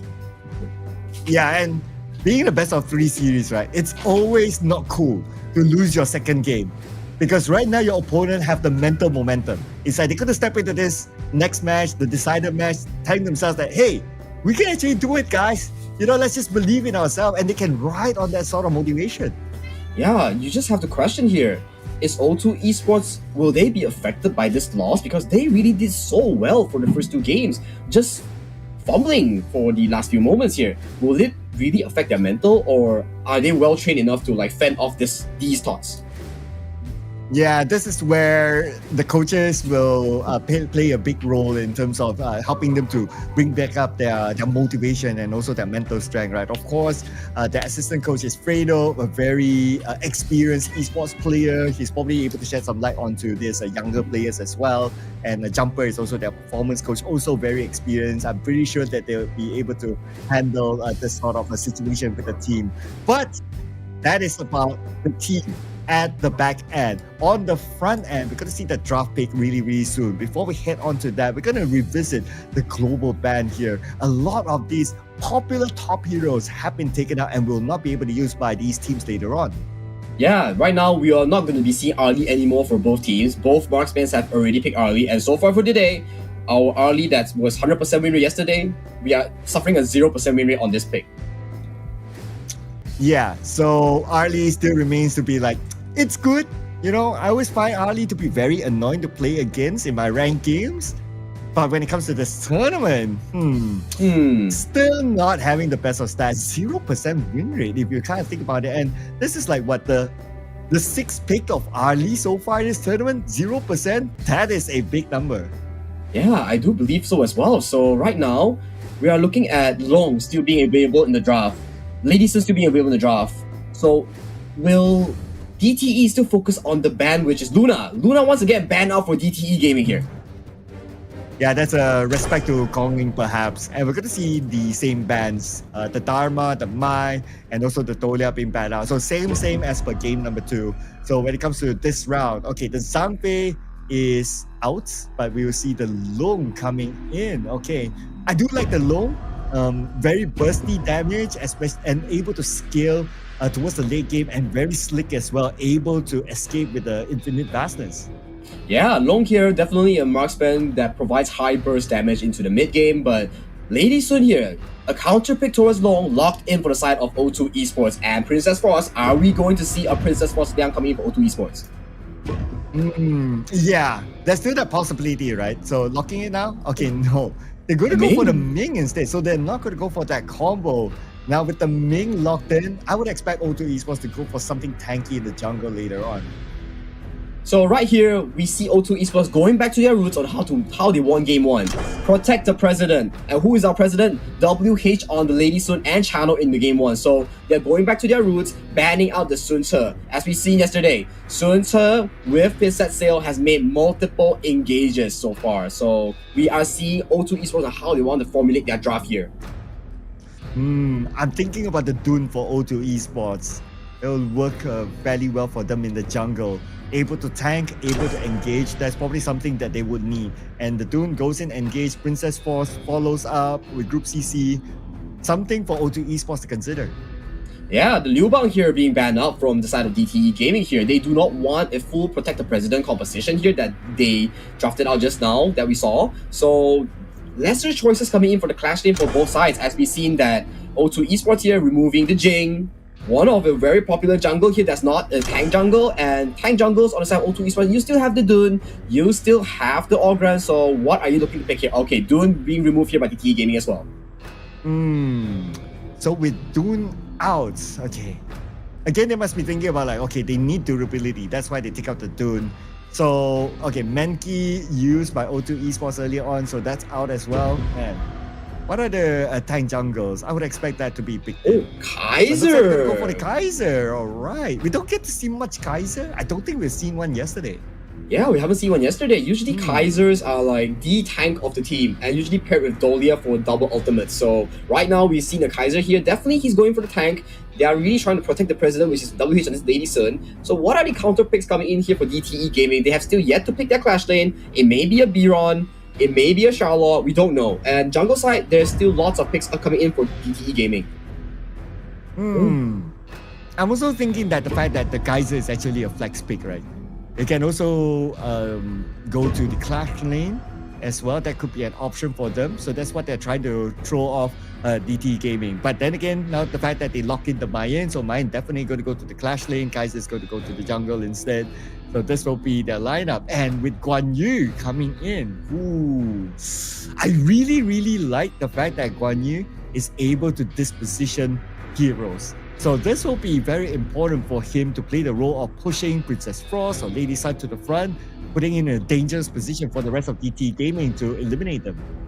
So yeah, I want to put focus on the Guan Yu pick that you mentioned just now. His Razor Cavalry will be the game changer coming in for the side of DTE Gaming to set up on Lady Sun, which is the president of O2 Esports. If they get the Lady Sun, which is WH on the Lady Sun, their chances of winning will skyrocket. Yeah, so you'll play a big role there to try to take down the president, ladies and gentlemen. Because right now, who will win this will be the president of this series. This is going to be the decider match between DTE and O2. Let's go, guys! DTE versus O2. So I kind of want to paint a picture here for both teams, right? DTE, they drafted a super high engage composition. Guan Yu with the Razor Cavalry. Monkey with the Dream Roam. And Hao on the Zhangfei with the Unbridled Outburst. So they are looking to really do so much engagement on the side of DTE Gaming. Whereas O2, hey, you pick the Lady Sun, you pick the main. You need to protect the president, play aggressive, make sure Lady Sun hit that 10-minute mark like Daybreaker. And these are the two teams, their playstyle.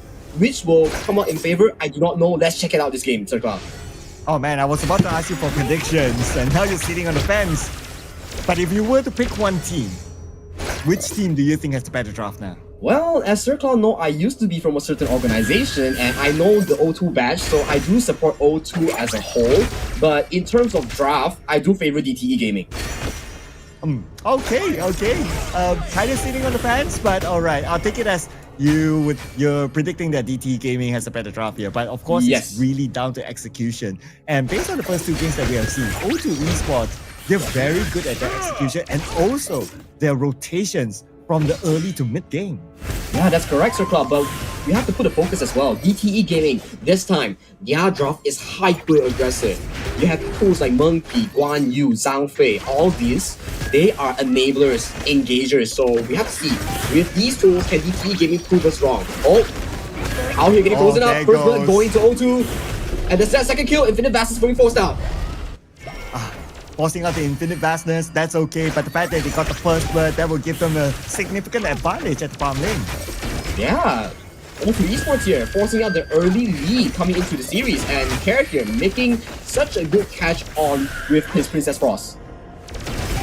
Now Menki's making the rotation down towards the farm lane. Probably he realized that, okay, my farm laner needs a little bit more securing, so that's why he made that rotation. We can see that 4 players from DTE Gaming now trying to just lock out O2 Esports from coming into the jungle side of DTE Gaming. Totally understandable because right now they are a little bit behind. Yeah, from that first blood, they set themselves up for like a 400 gold lead for O2 Esports. Still not a lot, but we have to see how it scales into the mid game as O2WH having a best time of his life in this early game right now, prior 4 minutes. And now Hao is pretty much playing the babysitting role, right? Like he will probably find a hard time like just leaving the lane and going to other lanes. The fact that the first blood is given to O2 Esports and he needs to feed all that gold towards his farm laner. So I don't see him going too far away from the farm lane itself. Yeah, looking at the match state right now, there's 0 people in the mid lane, 0 players in the mid lane. Everybody is just 3v3 into the bot side. 3-man private out the circle. Right, Albus from the side. It looks like they might get a nice 3-1, but 1 more to go. But WH is able to heal up just in time. Nevertheless, crucial crowd control by Hao to allow DTE Gaming to get those kills. Crucial indeed, Circle. That was a 3-man unbridled outburst on the side of DTE Hao. This man, as we said that the equilibrium has been equal, WH having the time of his life, this man DTE Hao on the Zhang Fei securing a 3-man engage for his team. Yeah, what an angle that he found earlier on. O2 Esports, they probably forgot that, oh, they have their unbridled outburst, but now they're going to try to go in, Kong Ling, waiting for the right moment, but there's no right moment for him. They have to let this one go to the hands of Zun Zun. Yeah, Zun Zun here, just 4-man strong, blocking whatever path Kong Ling in. If you want to come in for this steal, you're going to stay here. So Kong Ling, being the smart man he is, backing off from any potential death. And we're back onto the lanes. And we don't always get to see the Sagi. DTE Gaming right now has a goal lead against O2 Esports. Oh yeah, definitely, Sir Cloud. This goes back to our question. DTE having these engage tools, how showing us how Zhang Fei is done. 3-man unbridled outburst just now. Man, what an ulti! Yeah, the 3-man unbridled outburst definitely swings the goal lead towards DTE Gaming. And right now they have a little bit more confidence. They want to do a small jungle invasion. Probably also to scout out whether the buff is still there. And if it's still there, they might probably engage to O2 Esports. But since it's not, then, well, they just back up and continue farming again. And look at the farm lane right now. JJ, he has the space to farm freely. Yeah, with him having so much space to farm freely, one could have think, if he gets to scale into 2 or 3 items here, his Flaming Palm and Power Flaming Palm is gonna hit like a truck, man. And here comes the lane swap here for O2 Esports, sending K1 down to the farm lane instead to just try to shoo off JJ, while the rest of DTE Gaming probably looking to secure the objective, but because O2 Esports, they're still around, they cannot engage into the Overlord that easy. Yeah, a beautiful winter is here coming in from Care to push out the fights, cancelling out any engage possible. So both teams are looking to trade towers on both side lanes. So WH is being provided a very safe here. The President, a very safe area to farm. So no hesitation coming in from the side of DTE. Looking that, hey, you are playing one side, I'm playing on the side of Tutu as well. But the President has arrived now with 3 other bodyguards. From the side, Hao, he does have the unbridled outburst. He can potentially use it anytime soon. Here comes the unbridled outburst, but only on the Kong Ling. Nevertheless, it's still going to be the President getting the kill onto BB instead. And right now, DTE Gaming, they have to back off. But O2 Esports, they're going for the chase. Infinite Bastards used to put JJ to safety. But O2 Esports, now they have the entire jungle for themselves. Yeah, O2 Esports coming out on top on that exchange in the mid lane. We would have thought that setup came so good for O2 Esports here, even with so many engage tools. WH just coming out on top, making sure that he's safe in all the situations. I would say that was a definite win for O2 Esports. They got a kill, they got access to the jungle, they're able to clear off the jungle, and now the bottom jungle for the side of DTE Gaming totally cleared out. Yeah, looking at the gold lead, WH on the lane soon has an 800 gold lead over Cheche's Long. This man is just having a field day. He still has yet to take the Crimson Golem, has yet to take topside jungle and the wave. This man, his goal lead is just being propelled this far. Ooh, okay. With the goalie of an individual, it's definitely him, but the goal lead for a team. Now between O2 Esports and DTE Gaming, both of these teams goalie very, very close after that earlier engagement. Red team. Yeah, all the gold is being funneled on the side of WH, and DTE side is being funneled maybe not towards the mid lane, but yeah, all their core carries are getting a sufficient amount of split coming to this gold distribution for both teams. And then the main provides a lot of protection towards WH, allowing him to sustain, allowing him to jab, allowing him to poke and just roll back to safety. It's going to be really hard for DTE Gaming to take out WH. How do you think are they going to do that? Oh wait, hold on a minute, Circle. O2 here, trying to catch Churches and out of position here. Well, Churchill, he's forced to use Infinite Bastards here, Circle. Okay, Infinite Bastards you to bring him to safety, but K1 here, looking to stop the escape, Circle. But anyway, he has another teammates together with him, so now he is the president. He's safe and sound, but O2 will continue to put pressure from the side. Look at Kongling going all the way to the backline. BB's in trouble. BB, one last hit. Kongling, did he overextend his stay? But then again, White is there to provide extra support to him, sustaining Kongling in that fight. But Kev will go down. This is an opening for DTE Gaming to go all the way in, looking for the next target. It's going to be K1. K1 will fall to the hands of How, giving him the double kill.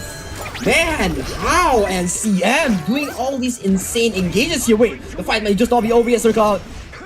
Ooh, they're looking to come in from the side, but Sun Sun not interested. He's even more interested in the buff instead. Alright here. Man, what an engage coming from CM. Using the Razor Cavalry, flanking the side of O2 Esports, making sure that O2 Esports, you are too deep. Calling once again overextending, trying too hard to dive onto the backline of DTE. You have to protect the president, my man. The president survived though, but then again the bodyguards did not really survive it, so that puts him in a very vulnerable state at the end of the day. And speaking about protecting the president, they are still as a 4 right now. They saw Chichi, they saw How, and right now they managed to shoot them away. Objective gameplay for O2 Esports. Tyrant easily taken out. Yeah, Tyrant easily taken out, but this goes to show that DTE Gaming really in terms of draft is... I do believe that DTE Gaming has outdrafted, or not to say outdrafted, it has a slight draft advantage over O2 Esports here. Lots of the engage too, all being pressured on to O2WH on this lady turn so far. Ooh, this is probably the most convincing round so far that we've seen from DTE Gaming. Look at this. Overall, when it comes to towers, O2 Esports, they lost all their tier 2 towers to DTE Gaming. This has never happened in the previous rounds. Yeah, for the first 2 games, O2 Esports were always in the driving scene. They were the ones who cleared all the other turrets first. Okay, but 10 minutes here, Tyrant being started off by DTE Gaming. Oh, Tyrant. Now it's being put inside of DTE Gaming, but O2 Esports, they want to have some of that. But look at CM coming in, CM with the heroic charge to start it off. CM pretty low, but CM, what a U-turn onto K1. CM did a really, really good job again against O2 Esports. Man, a 3-man Razor Cavalry onto O2 Esports to disrupt all their flashes into the assassination onto K1. Wow, CM! What a play here coming in from CM! Whew. Having the game of his life again in the CM, ladies and gentlemen. And now with that move, DTE Gaming secures the Shadow Tyrant. Again, putting themselves in the driver's seat. Yeah, they are actually in the driver's seat right now, even though K1 off screen just now forced the Infinite Bastards away from Churchill and forcing him to call, but CM single-handedly broke the fight alone himself. Whew. What good timing, good position with the heroic charge. Man, that was massive by CM. And now O2 Esports again forced to a defensive stance after that fight. And DTE Gaming, they're just probably waiting for the right moment for them to take their overlord. But O2 Esports, they're out right now. They want the overlord for themselves. Yeah, definitely. But you have to be careful as O2 Esports here. In realistic terms, who is the one that's going to be marking CM flanks? You need someone to mark CM flanks. Forbid someone. Make sure WH has the information. Where is CM coming from? Yeah, that's going to be pretty tough, right? The best person to probably do that is going to be K1 because K1 has a similar level of mobility, but if K1 is busy at the lane trying to shove up those lanes, he won't be able to give that information to his team. Exactly. If K1 is forced to be on bodyguard duty, realistically, who is gonna be a nuisance towards Turtle on this long that's gradually scaling into 4 items here, Sir Cloud? And right now we see the engagement of Gongli. Gongli takes a decent amount of damage sustained by Ming himself. But who cares about Gongli because they go all the way to the backline to get out care in the process. And CM still survives to the last single round. This will allow the other teammates to just go all in onto O2 Esports. Again, for the second time around in our series. It is a total wipeout to O2 Esports. That was a 1-for-5! DTE Gaming coming out on top in this team fight. Once again, DTE how on this Zhangfei, making sure that all these engages come up, allowing CM to flank in the backline with the Razor Cavalry, with any form of engage follow-up, making sure that, hey, you want to protect the President, make sure you bring enough bodyguards. 4 is not enough, bring more! And that is Game 3, closing the series. DTE Gaming coming out on top, 2-1, closing the series. And DTE roll with the momentum. Ladies and gentlemen, bringing us a reverse sweep. Another ace onto O2 Esports to win this series. DTE Gaming, their first win this season. Congratulations, DTE Gaming. You guys really just showed us how. From coming back in Game 2, from completely dismantling O2 Esports in Game 3, you guys show us how it's done to make such a possible comeback here. Absolutely right. If that was a chart to tell the story of these 3 rounds, it was like it's just going up all the way. They hit their peak. They hit their peak on game number 3. That was crazy by DTE. And again, we have to give it to the heroics of CM at that pretty much towards the end fight that he's able to come in from the back with the Guan Yu with the heroic charge to disposition the players of O2 Esports, and that gave them the momentum from then onwards just to lock in and end the game. Yeah, props to DTE CM and let's not forget DTE Hao having the highest kill as Zhangfei on as a roamer, and this guy 2 double kills, multiple amazing unbridled outbursts. This man is doing it all with CM. This too, single-handedly setting up the stage for DTE Gaming's comeback against O2 Esports in the series, Sir Cloud. Yeah, and who needs like full items, right, for DTE Gaming to do that? And this is the series. This is the fastest round so far that we have got in this series. And DTE Gaming, I guess like what you said as well, their composition is made out of full aggression, and that is the key factor for DTE Gaming to overcome O2 Esports in this round, just bringing the fight to O2 Esports. Yeah, from the first 2 games, DTE Gaming was giving a draft that is not so proactive, very reserved, but they managed to pull off in game 2 with the Liang and Princess Frost. And looking at the stats, let's see. Oh man, Hao is doing so much damage as a roamer here. Wow. Okay, yeah, that's a lot. Though it's not the highest, it's okay. But then again, 31.9k is still great. Okay, I'm just trying to reflect on like his unbridled outburst, right?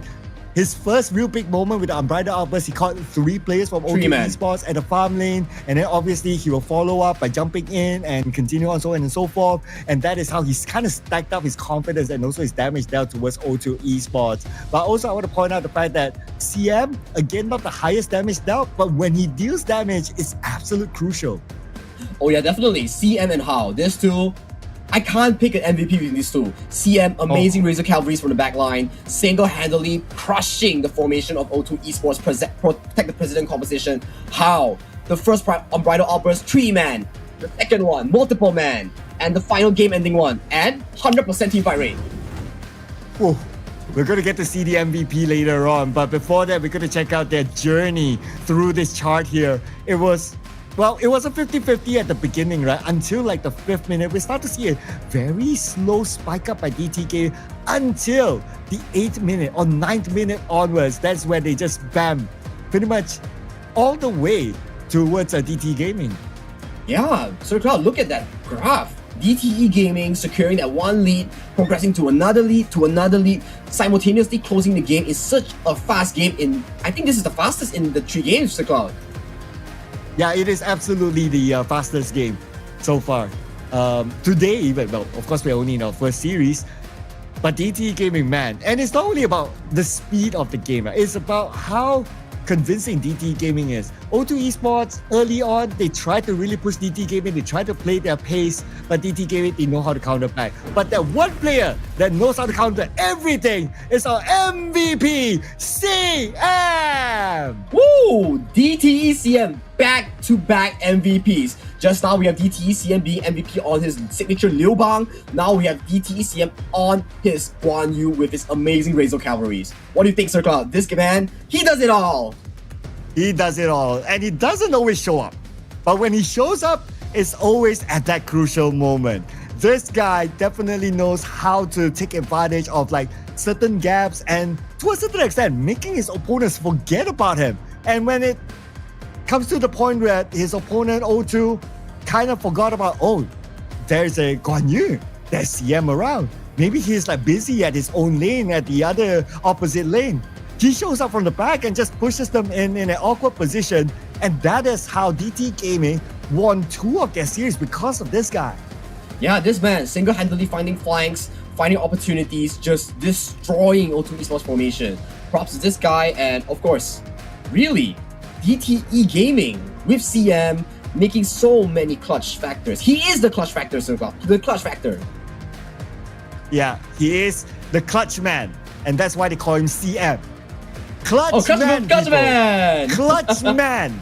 This is my clutch man, CM, man. But we gotta relive the best moments here from that amazing round, amazing comeback by DTE through these highlights. Yeah, and this was the play, Sir Cloud. The 3-man unbridled outburst on the side of O2 Esports.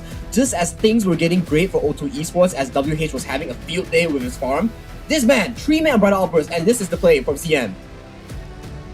Oh, just had to relive this moment again. Look at this. He controlled 3 players from O2 Esports on the other side, separating them from the other 2, allowing his other teammates to just follow up, to just give focus. But this is the biggest moment here by CM. Yeah, a beautiful Razor Cavalry to just break 2 flashes coming in from O2 Esports, and this was the nail in the coffin. How with the amazing engage, CM with the amazing follow-up, just closing out the series with 1-4. Oh. And I lost count of how many times that he actually survived with only about like 5% of health, able to get away. And there was that one moment where he made the U-turn, man, just to get that 1 kill. And CM, absolute top tier gaming here by the Clash laner, on point. That's why he's the CM. That's why clutch he's man. The clutch man. Yeah, definitely coming out clutch. Multiple good Razor Cavalries, an amazing performance onto the Liu Bang, protecting his teammates, diving the back, like assassinating Ali. So right now, the question is DTE Gaming fully warmed up after this match? Woo! Is DTE Gaming fully warm up? Well, we'll need to find out in their following series because we're done with this series, right? So we gotta give a clap to DTE Gaming. That was a great round by them, and they were the ones to be able to come up with a reverse sweep. Well, they felt how it was to be reverse sweep yesterday, and now they're feeling the joys of doing the reverse sweep for themselves. So great work for DTE.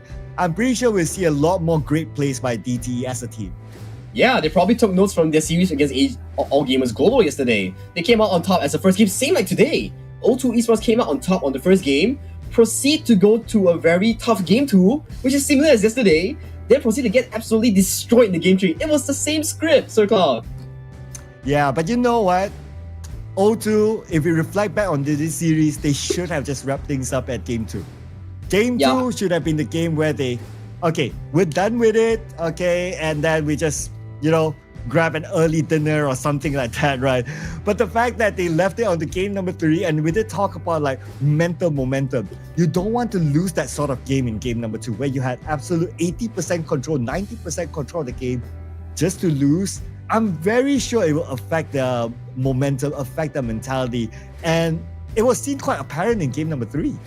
Yeah, I do agree as well, Sir Cloud. That probably creeped into their mental state, and which resulted in how like O2 Esports wasn't really performing up to par, but we cannot just give props to that, to the mental state as well, but we have to give focus on DTE Gaming just played an absolute insane of a game 3. Yeah, absolutely right. Game 3 was very different as compared to like game 1 and game 2. Although O2, they really tried to press DTE. We saw them trying to still do their thing. They know that that's a formula to win like the early to mid game. And they did absolutely that. But I guess the difference here is that DTE, they saw that coming. They learned from their first 2 games. They know that O2, their playstyle is like, okay, they want to try to press us, maybe do a bit of jungle invade, fast rotations. And they somehow found that formula in game number 3 to just try to defend them against scaling from the early to mid stage of the game. Yeah, I do want to point out this as well. It's like DTE Gaming's coaching staff, or whoever was in charge of the ban pick, did super well coming to game 3. They actually countered the Protect the President comp so well with picks like Zhang Fei, with picks like Guan Yu, immediately closing off any potential escape route, just making sure that, hey, WH, you're on this lady, so you're the president. We're not allowing you to have any good space of dishing out damage. You pick this, we're gonna crush you with this engage comp in game 3. Yeah, absolutely brilliant. The fact that DT Gaming is able to learn very quickly, able to scale from like game 1 until game 3. But that is it, ladies and gentlemen, for DTE and O2 Esports. What a bang of our first series. But obviously, we're not done yet. We still have another 3 more series to go and lots of amazing games for us to enjoy. In our following series, it will be another huge game, Team Secret versus AG Global coming up. Yeah, Team Secret versus AG Global, both very solid teams. We're gonna see actually a lot of crazy series coming into this circle. I am excited. What about you? Oh, absolutely right. I was excited since last week when we saw the schedule. I was like, oh, okay, this is definitely going to be a very interesting day. So make sure, ladies and gentlemen, you stay tuned because you don't want to miss out on to Team Secret versus AG Global. Last they met in a competitive scene. It was during the S3 qualifiers, and AG Global had the best over Team Secret. So Team Secret, they'll be looking to seek revenge in the upcoming series. Yeah, will Team Secret seek revenge, or will AG Global continue their dominance over their track record? We can find out after a certain while when we come back for the second series. But hey, stay tuned. Like, we will really appreciate that this series is going to be one of today's highlights, Sir Cloud. Yeah, absolutely. I mean, pretty much any of our series could be a highlight today. But we're going to put focus on the Team Secret onto AG Global after this. And that's it. In case for some reason you're not listening to us, that's the graphic up there. Team Secret, AG Global. Not the first time that they met with each other. But the last time they met, that was like, a couple of patches ago. That time, I believe we don't have like heroes like Sakir yet. And it might be a different shader between these 2 teams coming back up. Another best of 3 series coming in after this, ladies and gentlemen. But before that, we'll be taking a short break, ladies and gentlemen. So do not go anywhere. Make sure you stay tuned with us and be back for Team Secret versus AG Global. So actually, I want to point out as well, Sir Cloud. Now, I think the break is gonna be in quite a while. So these 2 teams, last they met was a different roster, but now this time they met, they are full on armed with their current roster right now. New roster, new player, new faces. So will this be a detrimental change for both teams? And the outcome, I think we'll find out in the following match. So I'm really excited. Yep, so we'll be heading on to a quick break, ladies and gentlemen. So do not go anywhere. Stay tuned for Team Secret versus AG Global coming up next. Be back. World environmental causes and protect our planet's future. By participating in Protect Nature, Protect All Life, all efforts in the event will contribute to real-world causes. Protect the environment and let us defend the honor of our planet together.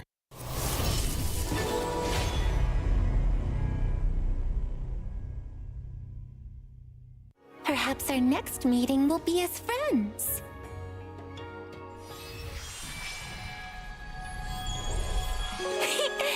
A single thread of silk connects faraway friends.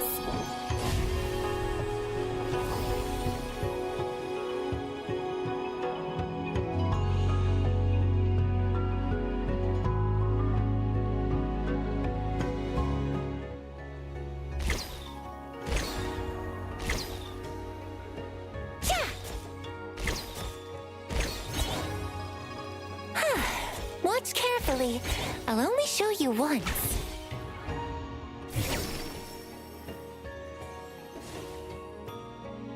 Trees bear tender mulberries.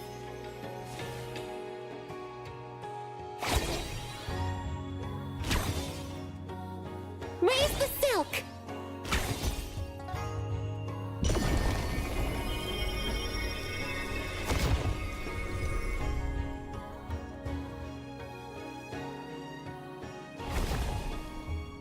Thousand wishes make thousand threads.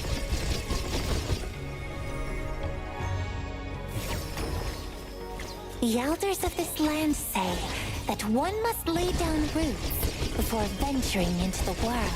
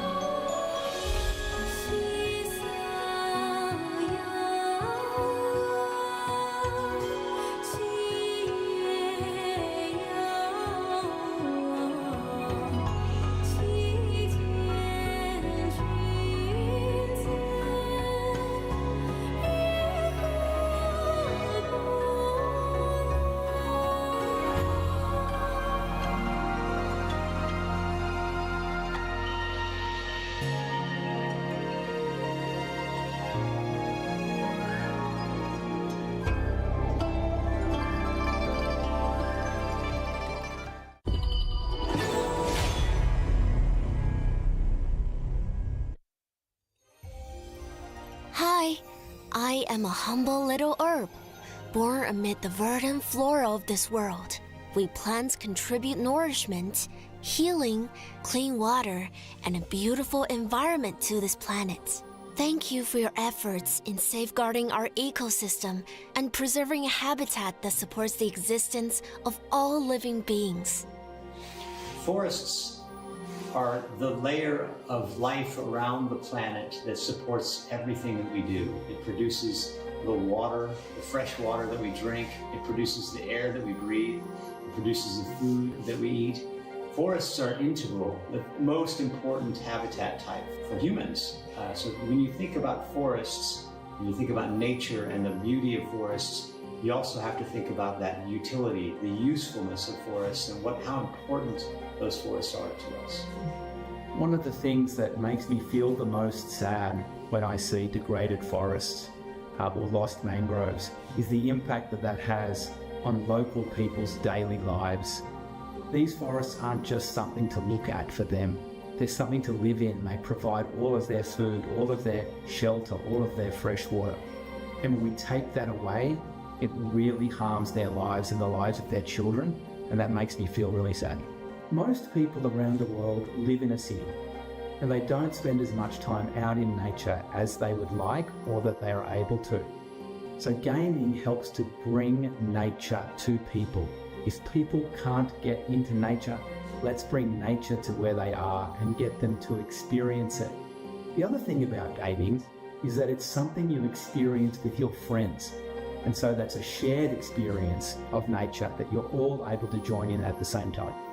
Bringing that value to that audience who play games, and it's all of us, we all do this, So bringing that message to to all of us who play games and helping to engage those people constructively in the conservation of nature is a critical role for games. I think the gaming industry and gamers can help 3 ways. First, by using creativity to educate people about the wonder of forests. Second, by helping people understand that these forests are at risk. And third, by helping offset their emissions by supporting organizations and projects that help protect forests and biodiversity. Thank you for bringing beauty to our planet and our lives. Play for our planet. You are heroes protecting our world. Thank you. Dedicated to all protectors of nature.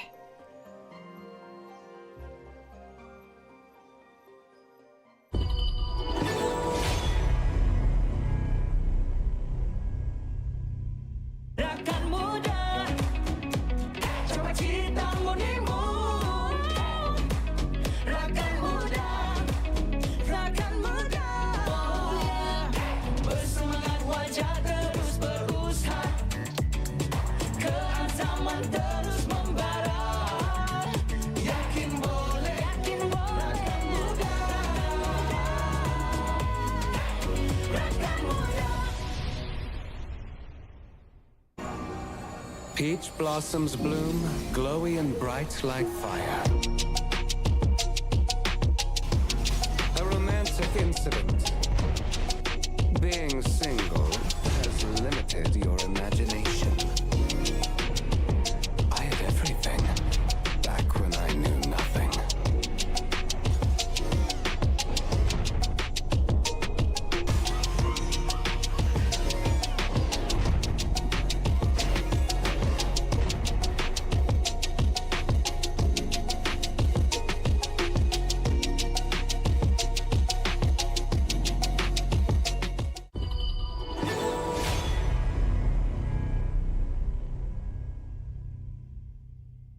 Plum blossoms defy the frost.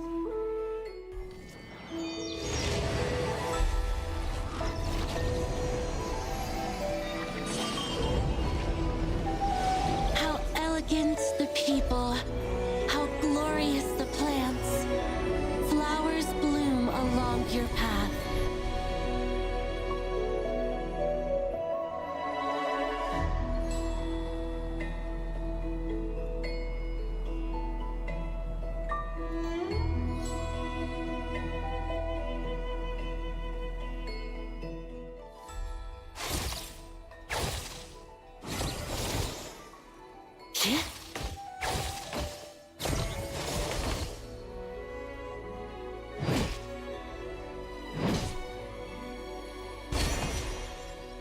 Unbending spirit.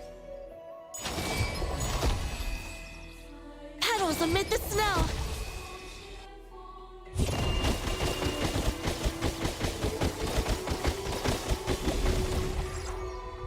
Flowers bloom to bid you farewell.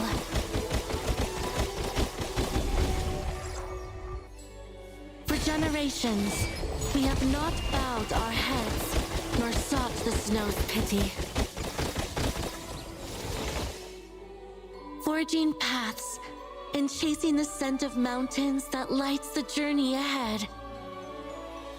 Birds sing and flowers bloom as spring arrives. Listen. Welcome back, ladies and gentlemen, to MKL Spring Season 2025. I am Sagi, and with me, Sir Cloud.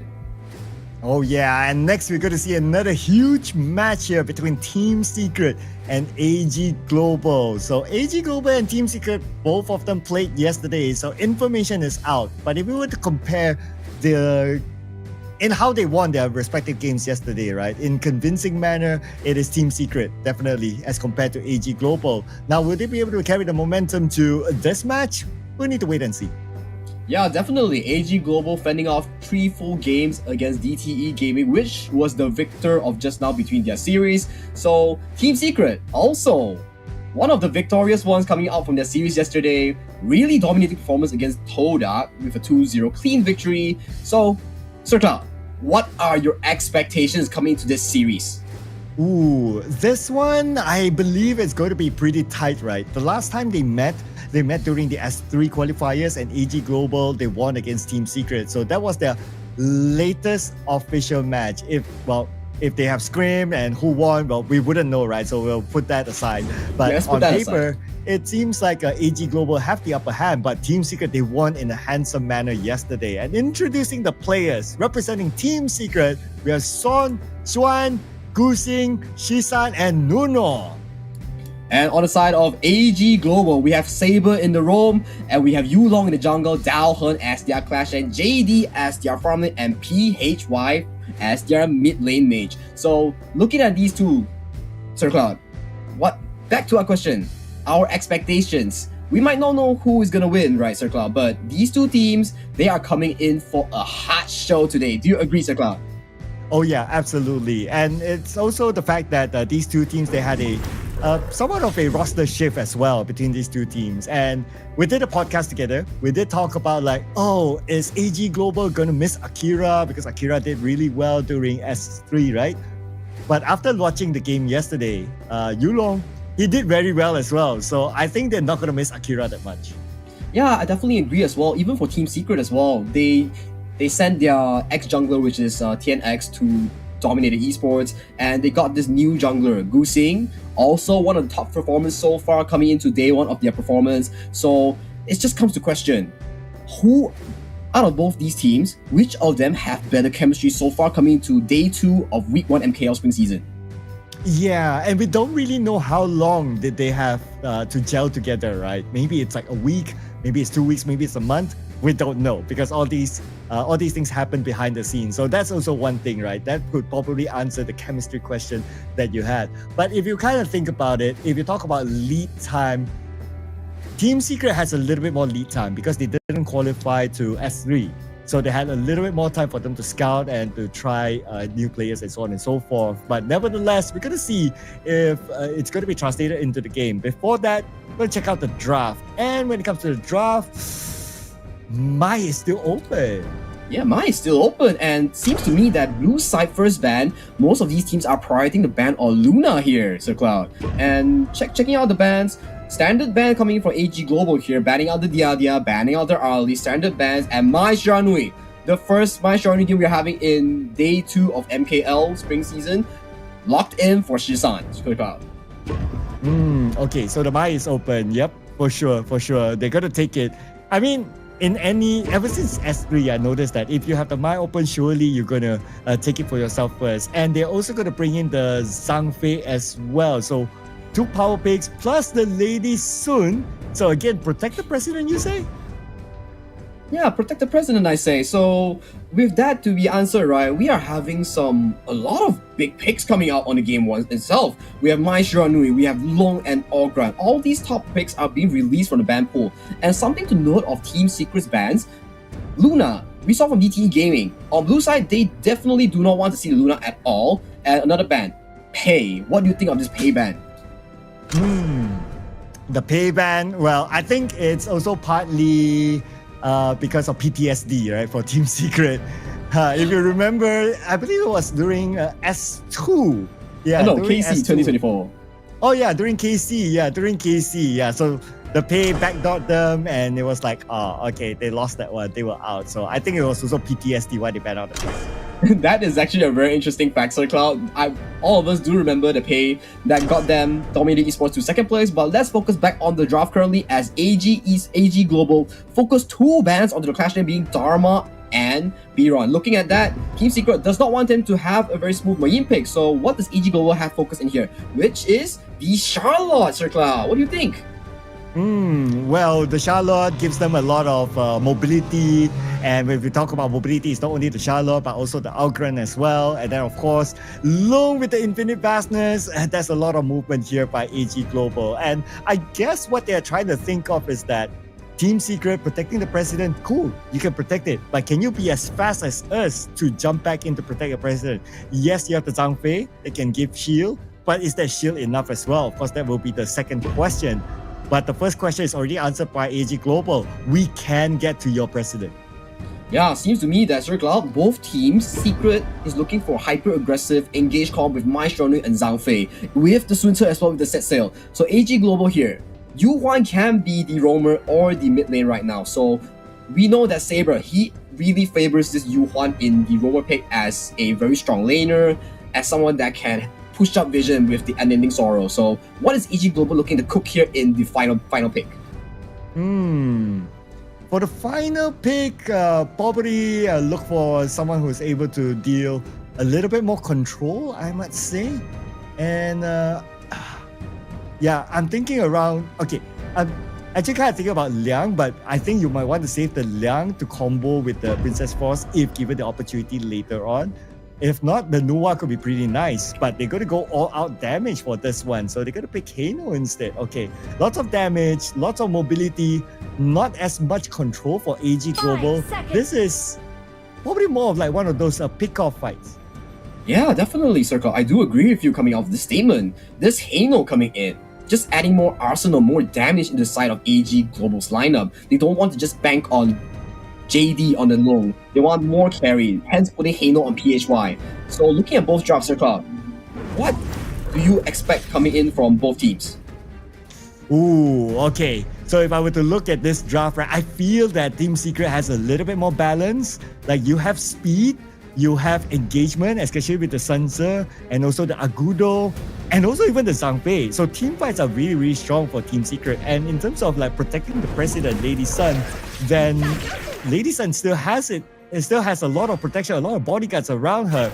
Anyway, ladies and gentlemen, this is going to be game number 1, Team Secret versus AG Global. Welcome back to Heroes Gorge, ladies and gentlemen. So right now, since you already paint out what Team Secret has in their team composition, Yulong with a cheeky steal onto the small cap, and I want to talk about a bit of AG Global right here, right? Since we look at TS, yes, a lot of engage, a lot of proactiveness. AG here, we look at personal prowess like Daohen on the Charlotte, making splash graduation flash, engaged. So Yulong here, we expect him on playing something like the on-run. More engage coming from the top side. Yeah, and here comes not much of a rotation by both sides. Again, a very early, I would say, respect to both sides. To a certain extent, I thought that, okay, maybe Agudo might want to go in and try to be a little bit more aggressive, the fact that he has Nuno together with him. But maybe he's also thinking of like, okay, protecting the president is going to be more important, which is protecting Sun. So Nuno is going to play the babysitting role with Sun.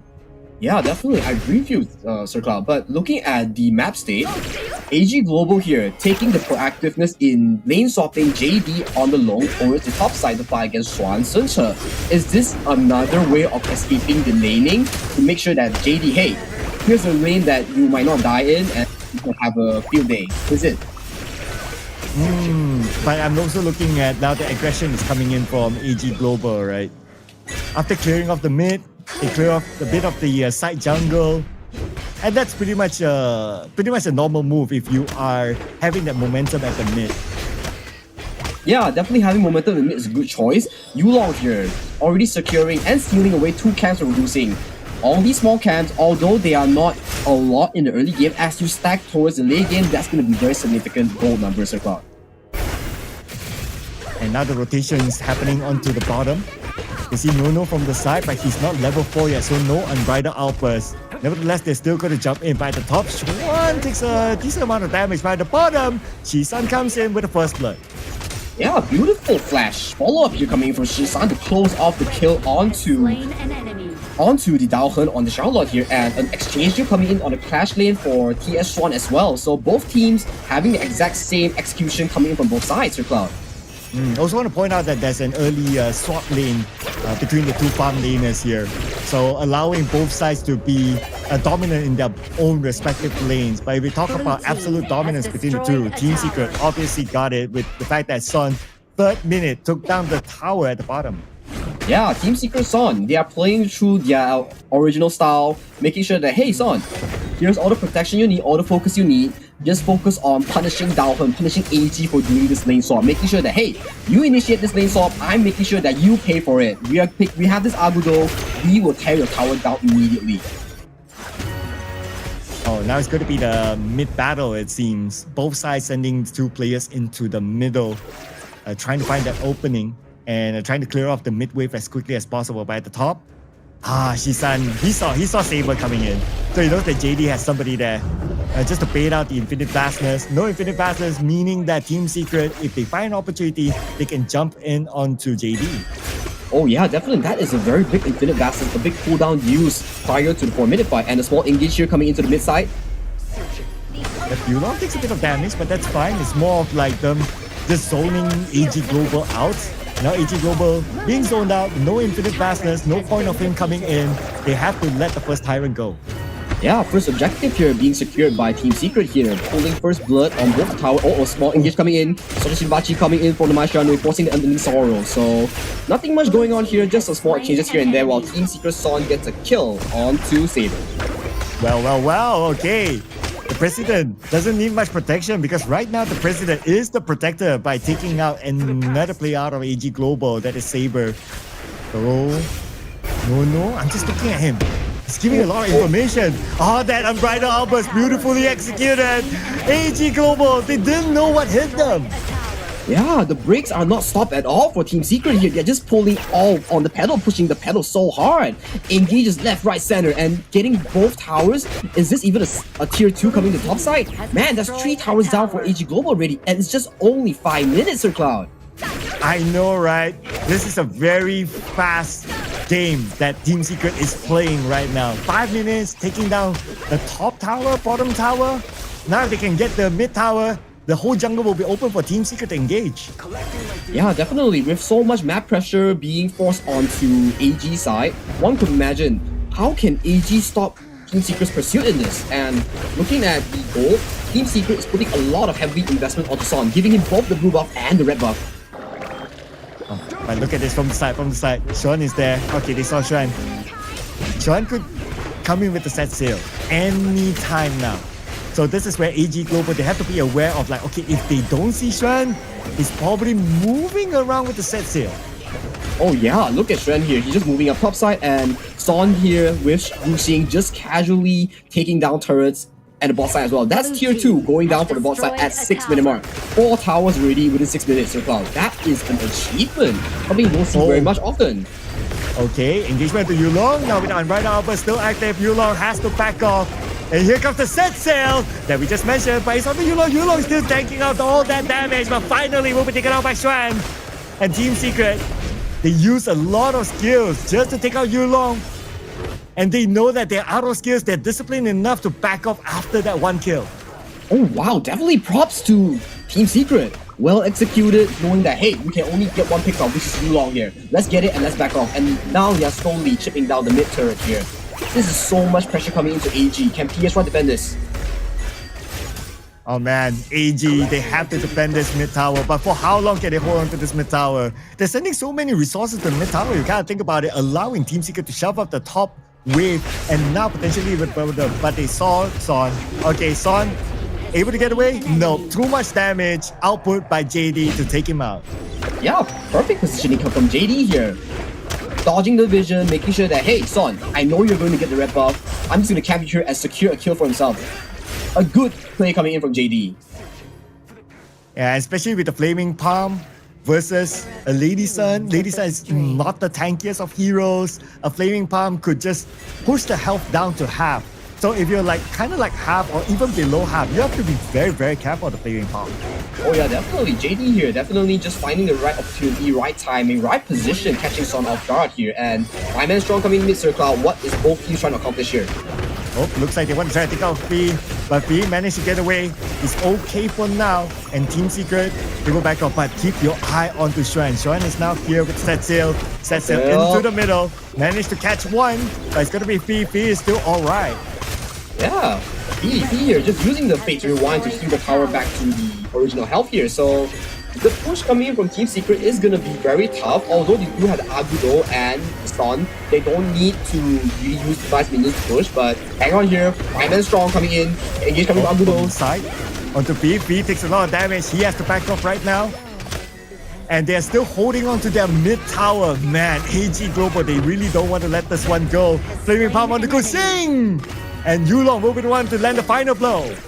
Gusing executed through his Blood Rage just now. Yulong coming in clutch with the execution here. So my question is, will TS commit too much resource in trying to get down this mid turret to a point where they lose all their goldie here? Yes, this is the number one target that you want right now, the mid tower. Then we push on to the side lane, but it seems to me that the attempts are being... Oh, we have a pause here right now, Sir Cloud.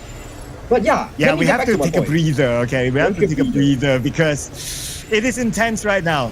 Because AG Global, they're starting to find their footing. They're starting to find their momentum. From a 4-1 down, now they are up back onto 4-3. And they still retain their mid tower. Oh yeah, definitely. All towers on the side lanes are all gone right now. And looking at how easy it is for them to get the side towers, mid lane tower is definitely not easy. You have PHYF with the javelins, with all these scepters, just casually pushing them away. And when the tower is almost going down or already going down, Fate's Rewind comes in, just resurrecting the tower. So my question is Team Secret committing too much here? Is Team Secret committing too much here? Maybe it's because like they're feeling the momentum after getting like 4 kills versus 1. They're feeling like, okay, we can push a little bit further. Now at some point it felt like, okay, they had the discipline of like pulling back, but at some point as well, especially trying to get that mid tower, too much commitment. I don't know about that. I feel that Team Secret might still be pretty disciplined in what they do. It's just that AG might start to find those loopholes that they can get those pickoffs. Yeah, definitely agree with you, Sir Carl. I do think that we have to give props to AG.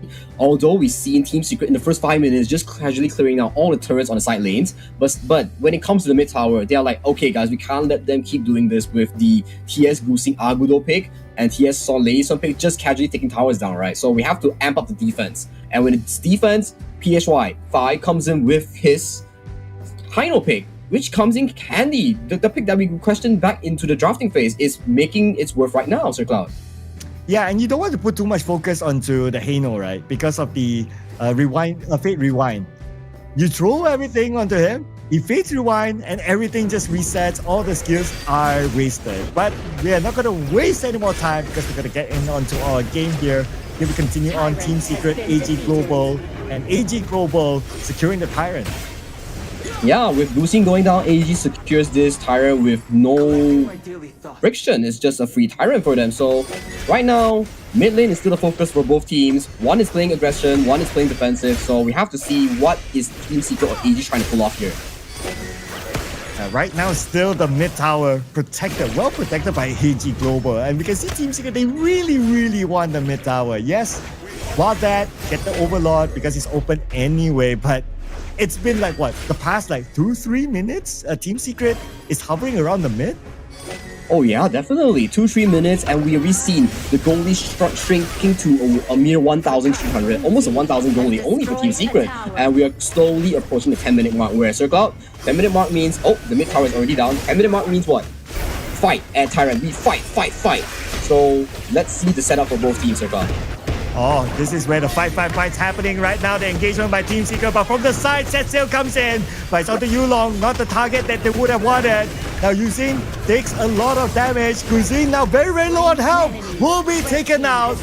And it's going to be stunned down as well. No big damage dealers for Team Secret. AG Global open to take the Tyrant.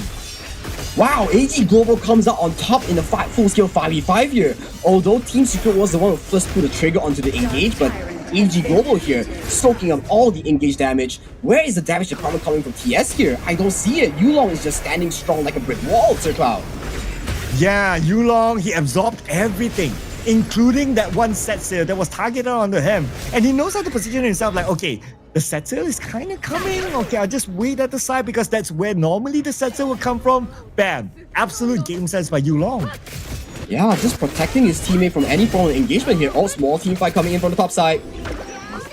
Oh, here comes another set sail, but because it's not going to be an engagement yet by Team Secret. It's more of him just traveling towards the top. But AG Global, look at this. We talked about them finding the momentum. Now they have it. They're in the jungle right now. They see Shishan. Shishan has to get away. Swan with the flash underneath the tower to give him extra protection. Yeah, I do want to point out one thing as well, Sir Cloud. AG Dalhun on this Charlotte pick is scaling into the late game right now.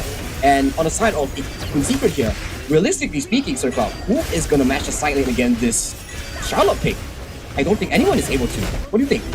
Yeah, not even Xuan, right? Because they don't have that level of mobility. If they have like a Mayin or a Dharma, then maybe. And without that, then Dalhen, with that absolute mobility, yeah, it's going to be hard for Team Secret to manage the sideways when AG Global finds that momentum. Yeah, especially Sir Cloud, and on the side of AG Global, they are slowly ramping up, slowly scaling into their favor. This is the momentum that they want to play. Items are online, and looking aside of them, they are very safe playing to this team comp. Oh. Team Secret, they have to play safe right now. Okay, or maybe they can get the pick off at the top. They try to get down Dalhan, but Dalhan is just so slick. He managed to evade the set sail, and now a counter by Dalhan. He knows that B is together with him. And as much as Guxing wants to join the fight, but Guxing being chased back by the other members of AG Global. Inventive Access used here, and the fight is still on. Team's TS Sean drops, and Shisan as well, Sir Cloud. Oh, Shisan in an awkward position right now. He's sandwiched between all the members of AG Global. AG Global gets another kill. Can Team Secret rush this down? They are on the Shadow Vanguard right now. You gotta run away, Team Secret. Get out, get out.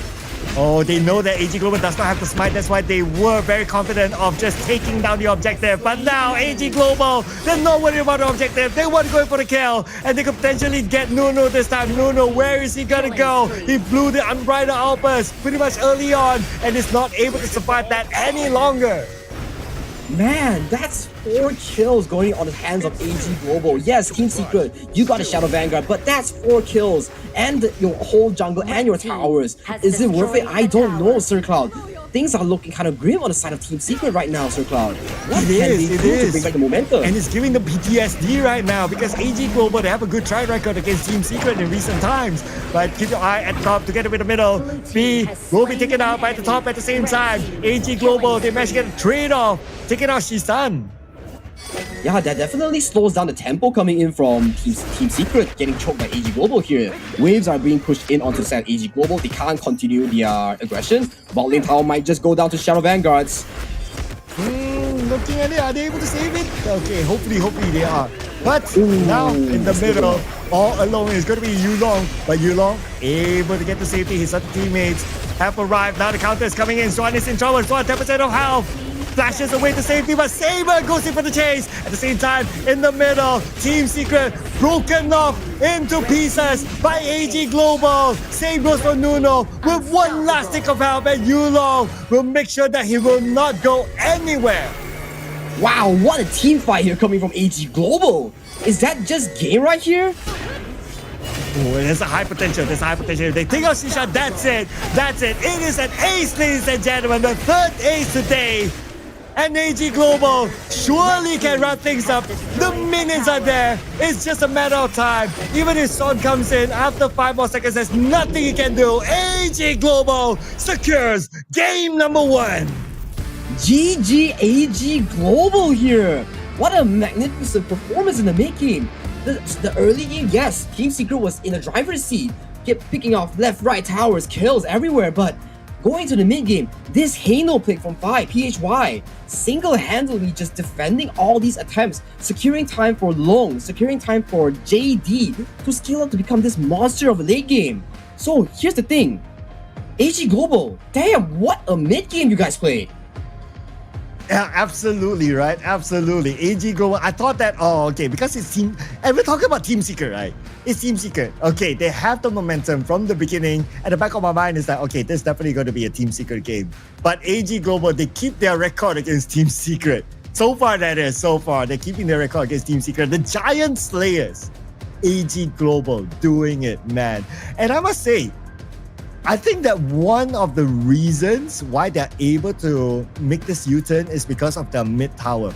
They hold on to their mid tower for the longest time. because if they lost the mid tower earlier than what we saw, Team Secret would have ran into them in their own jungle. So the fact that the mid tower was still there, and that's why they're still able to keep Team Secret at bay.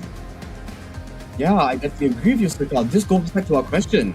Did Team Secret spend too much time in the mid turret? It seemed to me that yes, they did spend too much time, and resulting in AG Global just gradually picking up the pace going into this late game that Team Secret cannot match so far. And looking at the items here, I want to point out that JD here, this man, he single-handedly found the opportunity onto Son in the red side jungle of Team Secret, single-handedly getting a kill on Son and escaping.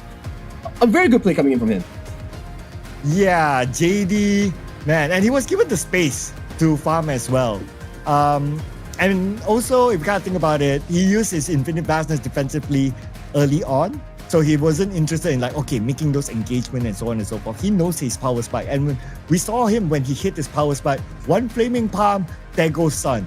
And the moment they got Sun, they know that, okay, who's your next biggest damage dealer? Yeah, Shisan, cool, but Shisan has to go in a fight and puts himself in a very vulnerable state. So they know that their main target, they get Sun, they get the President, they know they have the momentum. They know that they can win fights. Yeah, especially here, Sir Cloud. The President, yeah, he may be down, but AG Global here, Yu Long, single-handedly tanking 82k damage. Even for Gu Xing as well, tanking 100,000 damage. Both junglers here, soaking up so much pressure for both sides. Yeah, and if you want to talk about the impact of set sail, frankly speaking, I don't think there was a big set sail impact in this round for Xuan.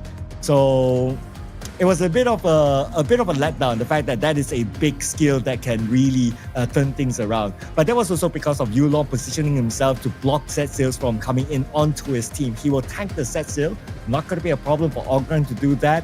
And the moment he does that, that renders Xuan not giving the best of impact in a team fight.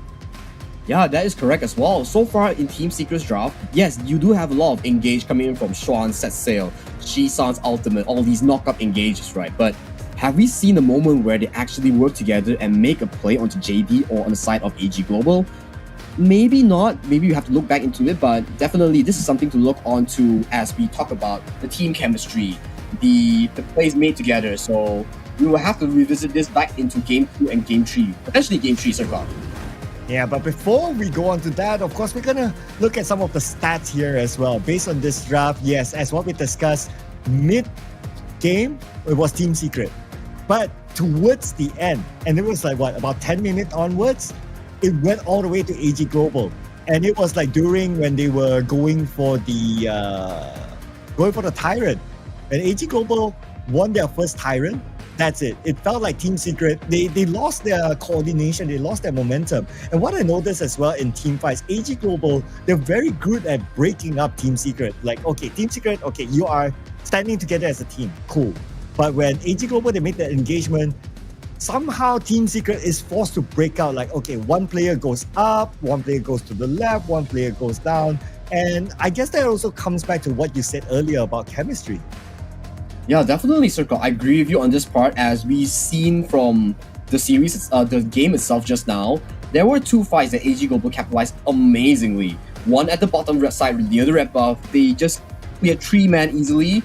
And the other fight was the one at the top side, where they just cleared easily as well. But before that, let's jump right into the MVP, and we have JD on the low pick.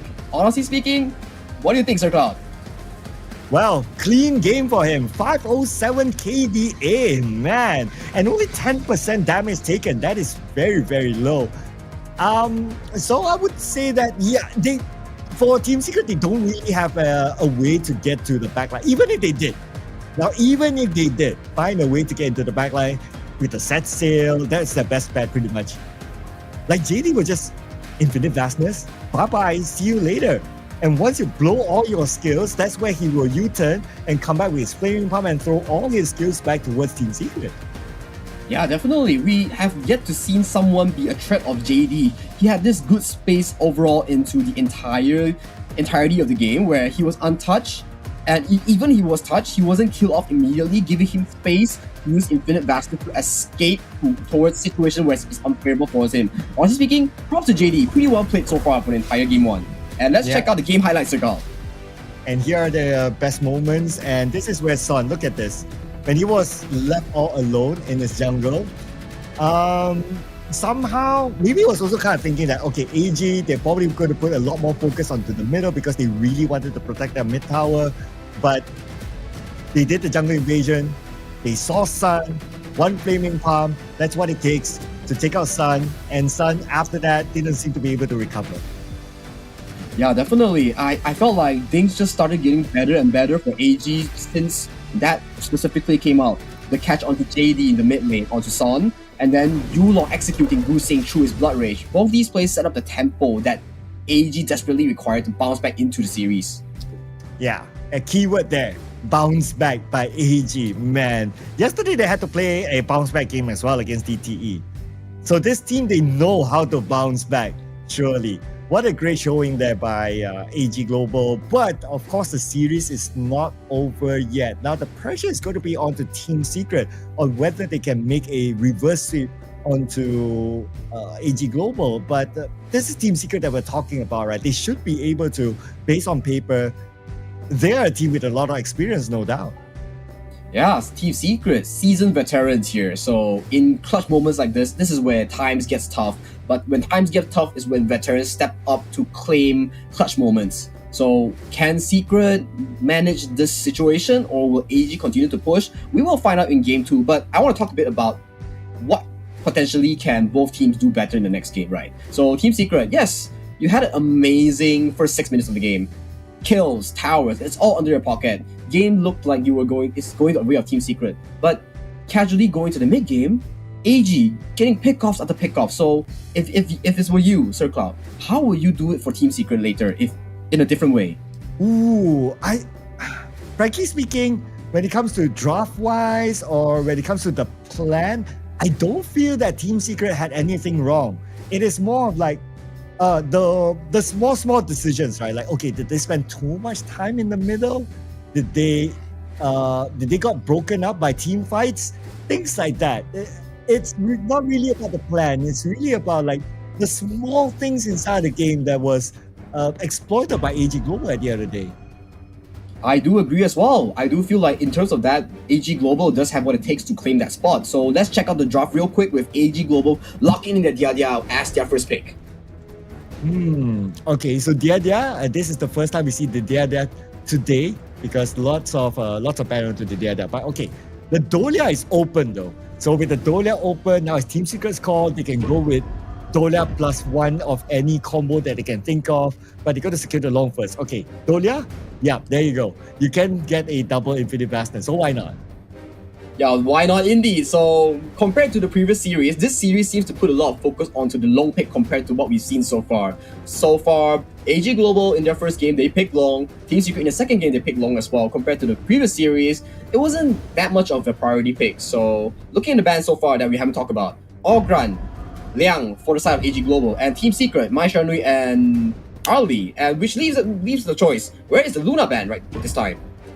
Oh yeah, the Luna is open. Okay, it will be interesting to see if we see a Luna later on. But why I reacted that way, because now you have a lane. Of course, if you have Dolia, you want to try to find as many combos as possible, and it's not limited to only one hero. If you can have two, if you can have three, why not?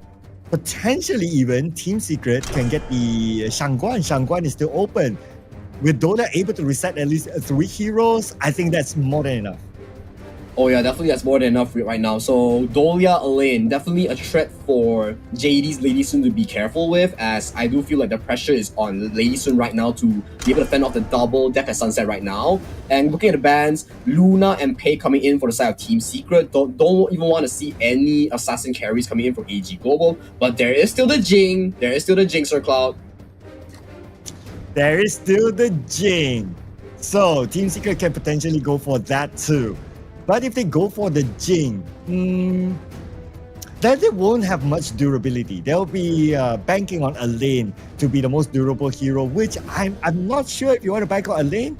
You might want to get Elaine to be more of the fighter type to try to get more more kills or more damage output rather than trying to absorb stuff. So maybe Team Secret is thinking of like, okay, our jungler is probably going to be something more durable. A Dune is being banned out, and that's what EG Global thought of. Okay, they'll think about the jungle later, because right now they secure Yixing, which is again able to combo with Dolia. Yeah, definitely. It seems like Team Secret here drafting a Dolia heavily comp, but as well, Yixing and Elaine does pair up very well together with their double style of engage. Yixing set up the board for Elaine to march forward with a Depth of Sunset, depending on who Dolia wants to reset off the spell. So right now, we see that, hey, a lot of pressure is being put down onto JD's Lady Sun. What does AG Global has in store to, ease the pressure of their president here? Ooh. They have Zhang Fei that they can pick, because the Zhang Fei is open for AG. But anyway, yeah, so they're not going to think of the Zhang Fei. Okay, my bad. Anyway, Miyue and Shi, okay, still able to protect the president. So again, they're going for that protect the president strat. Oh, but Miyue seems to be going to the jungle this game, Sir Cloud. Not a very rare. What's my take on that? I feel like Miyue as a pick is like carry. It's not like our traditional tank whereby you are looking to protect the president. She herself is a president as well, and is going to hands on Yulong here. Is it a mispick? We don't know, but I'm very interested to find out, because most of the Miyue we have seen so far, they are usually played as a clash laner to counteract melee clash laners, right? To bully them off, to get a lead, to be a split push menace. But this game, it seems to me that this Miyue is going into the jungle. Okay, so we're going to see a Miyue jungle that's going to be kind of new for our edition here. AG Global flexing their picks. Musashi will be the final pick for Team Secret. So a lot of damage output here by Team Secret if you think about it. I think they are looking back at their game one and telling themselves that, you know what, we actually have the momentum and we know how to take fights, but it's down to like the small micro details that they actually kind of missed out. So they're going for another team fight sort of composition again for Team Secret. Yeah, Team Secret definitely rocking the team fight style. We have Elaine with double Depth of Sunset, or we have the World is my board 2 times from the side of Dolia's refresh, or we can bank on Long's or Sun's Long in high DPS department. My question is speaking, this is the first time we've seen Miyue in the jungle for MKL spring season, so I'm really looking forward what this pick can bring onto the table, and let's find out in Game 2 between Team Secret and AG Global, Sir Cloud. Ooh, okay, so now the pressure is on the Team Secret for sure, and maybe that's why they are thinking to themselves that, okay, let's not let the pressure be a condition, let's be the one to set the tone, and that's why it's more of an aggressive comp here. And speaking about aggression, look at the flaming palm damage on the Saber early on. But anyway, it's a roam, so it's there to absorb the damage anyway. Yeah, that's correct, Sir Cloud. And cheeky Saber just using her Bitter Farewell here just to take some money away from TS Son here. So nothing too crazy going in the early game. Wow, a very early camp coming in from the side of Team Secret's Yixing to the bot side to ease out pressure for TS Son. So for the mid side, they are actually doing the same, just on different sides. One is focusing on TS Son's lane, one is focusing on AG's JD. So Sir Cloud, looking at these two drafts, which one do you favor or have in preference? Ooh, I like the aggression by Team Secret, but I'm also intrigued by the draft of AG Global because of the Miyue pick. So it's something I really want to see them execute. But what I do like about AG Global is that they are not too dependent on the Protect the President, but Xuan needs protection. Ooh. A sliver of health strat escapes from the tether of Yulong, but he loses out such a big wave coming from the top side. But looking at Team Secret's movement, they are collapsing to the top side. Okay, Shisan is here, but anyway, Shisan is not at level 4 yet, and now he is. So he has the World is my board ready to be used in big team fights or even in pick-offs. But speaking of pick-off, Gushing alone at the top, first blood for AG Global. Oh man, heal to the death used by Gushing, but immediate follow-up by the B-Ron with the Flash Storm Strike to save his jungler Yulong here. Overkill coming out of the bot lane, JD with the snipe onto Nuo. Man, AG Global off to a good start, Sir Cloud. Yeah, but I'm also thinking of like, there's no lane swap here for Team Secret, because early on we saw that, okay, if you're engaging against a Lady Sun, you might think to yourself that, okay, I'm probably not going to win the lane, let's do a lane swap. But Team Secret, they decided not to. So do you think that that will be something that Team Secret will regret later on? It might be, Sir Cloud, because we saw from the bottom side, AG has already drawn blood against Team Secret here. A small engage coming from the top side, and AG PHY. Totally didn't expect that. Swan was a little bit too overconfident, if you ask me. Yeah, I agree as well. 3 minutes in and we are already close to a 3,000 gold lead, Sir Cloud. This is insane coming in from AG.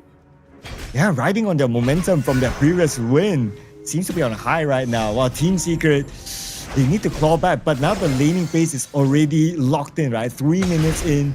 If you want to do a lane swap, cool, you can kind of do it, but still, it might be a little bit too late. So JD is sticking to his lane. But anyway, they're making an engagement onto Sun.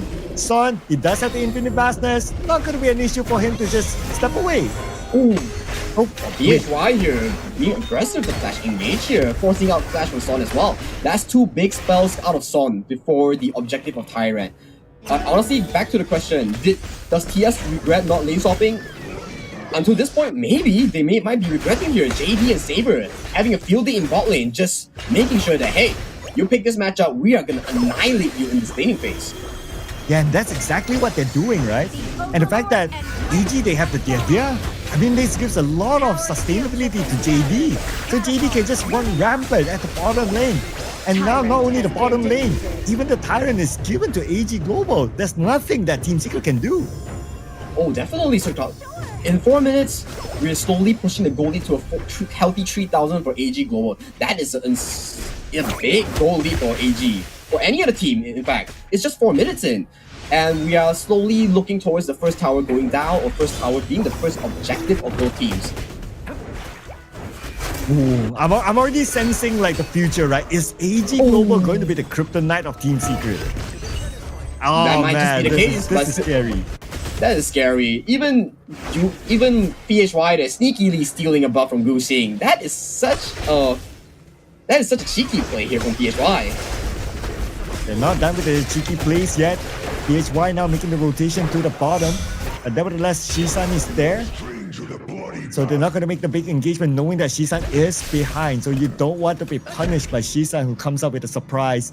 Anyway, for Team Secret, they're done with the bottom. They're searching for the top. Daohan is there. And Daohan sees one. It's going to be Shen. Dead by Sunset. Tries to catch both of them. And follow-up coming in. But they're not going to be able to get Yulong. Yulong able to step away, but the fight continues on. Now Gu Xing takes a lot of damage, but look at the tank by Gu Xing. Tanking all that damage, tanking all those skills, allowing Team Secret to still punish AG Global. Oh man, I would say that was a pretty good fight. Big fight coming in from Team Secret here. Gu Xing using the refresh, using duel to the death both times on Yulong, knowing that, hey, this guy is really fed. Let's shut him down for a moment and let's catch back slowly. But through that fight, Team Secret kind of dropped their mid tower, which is a very important objective. It just gives up so much pressure to AG to push up further into the jungle, Sir Cloud. So things are looking kind of grim for Team Secret in the early phase. Yeah, at least they're starting to find their momentum again, right? Okay, everyone move to the top. Bottom lane pretty much lost cause. Looks like World's My Bot being deployed just to try to shoo away the members of AG Global, allowing Team Secret to take down the tower, but the tower is still not down yet. While Gu Xing, all alone here, being chased down by the other members of AG Global, but because he's on his side, he's able to step away. Has destroyed and yeah, Gu Xing, good reflexes coming in, dodging the flash engage coming in from PHY. So my question is, although you got the tower top side, but your entire bot side, your jungle's entire bot side got countered and it all went to the pocket of Yulong. That is not great news coming in from the side of TS Gu Xing. It's a lot of pressure coming in for this new jungle of Team Secret. Oh yeah, that's a good point, right? It's not only about the tower, but also clearing off the jungle. And Team Secret, the fact that they are behind by 3k, they need everything they can get. Yeah, just looking at the gold graph, looking at the items here, Yulong single-handedly riding that 1,700 gold lead against TS Gu Xing. And other than that, everyone is much more equally tight, except for maybe Daohan against TS Swan's gold lead. But it seems like the Clash Lane and jungle of AG Global has a significantly bigger lead compared to Team Secret. And John with the Spark Force Dagger completed, that will allow him to farm even faster and be able to come up with even more damage during team fights, of course. But at this stage, it's for him to just funnel in the farm for himself with the Spark Force Dagger. Of course, the rest of it is towards Sun, but if they were to give it to anyone else, they might probably give it to Xuan because he needs to get those tank items in as well.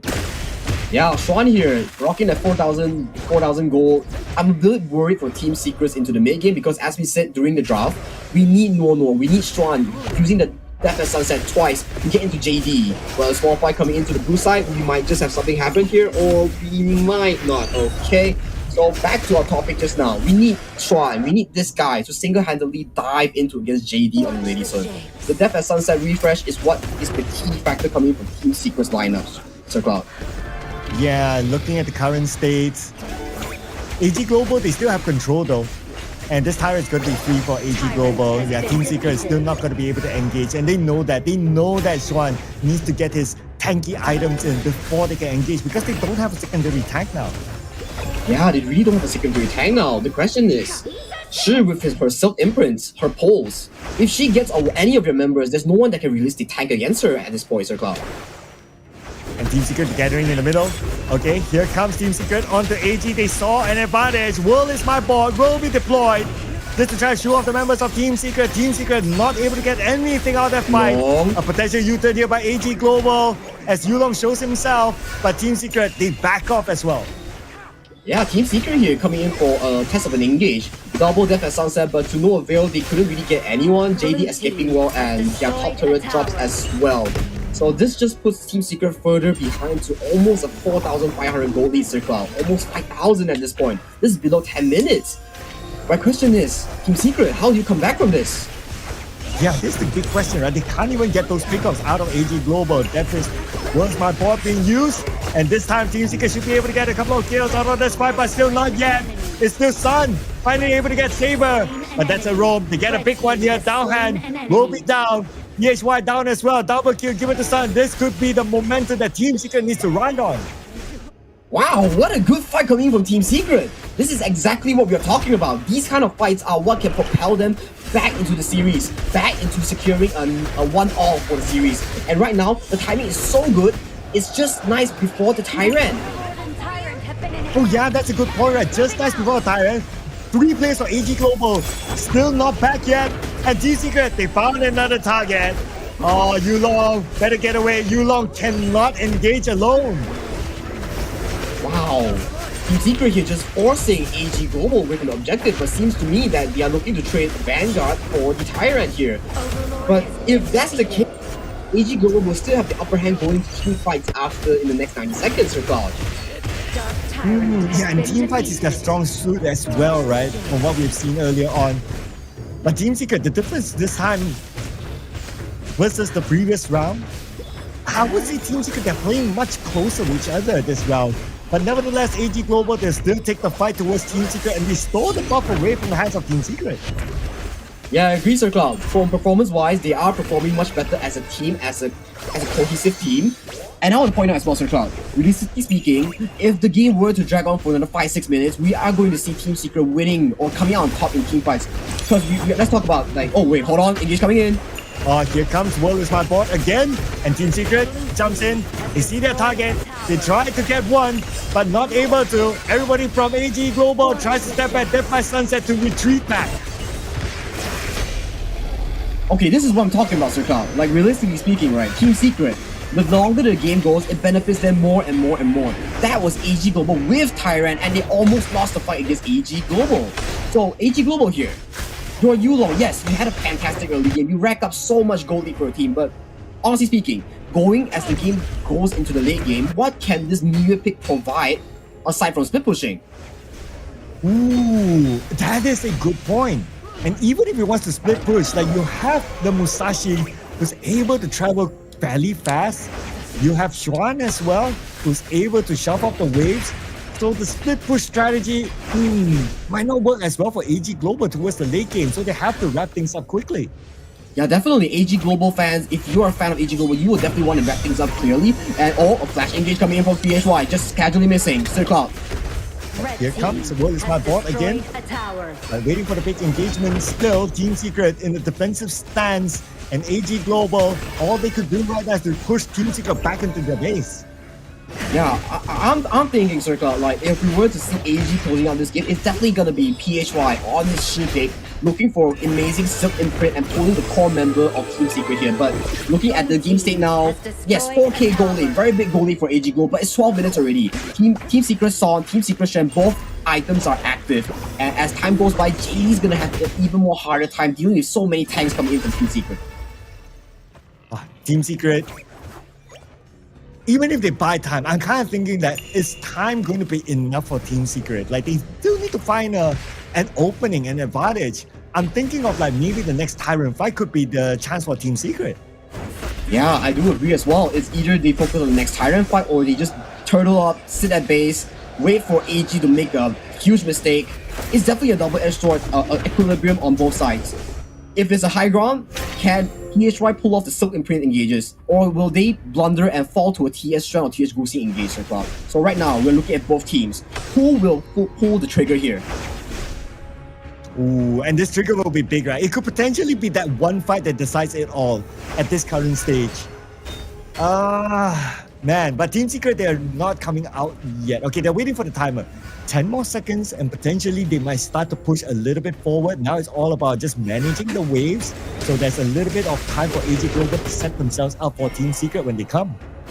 Yeah, and looking at Nono's support item, his roaming item choice is Howl. What Howl does, it provides a burst of movement speed, allowing PS Shrew and Boosting to access to the backline. And who is in the backline? JD and PSY, the core members of AG Global's late game. So this Tyrant, this Overlord dash is gonna be very important for both teams. Yeah, I'm looking at the potential of either Xuan or Guxing aiming JD at the backline and just going at it. Don't allow him to get those free hits from the back. If they don't do that, then JD free hit, it'll be very difficult for Team Secret to win team fights. Oh, AG Global here, since Team Secret already burned both of their spells, Howl and Duel to the death. AG Global looks to get 2 objectives at once. Isn't that greedy? Dark Tyrant. Okay, they get one.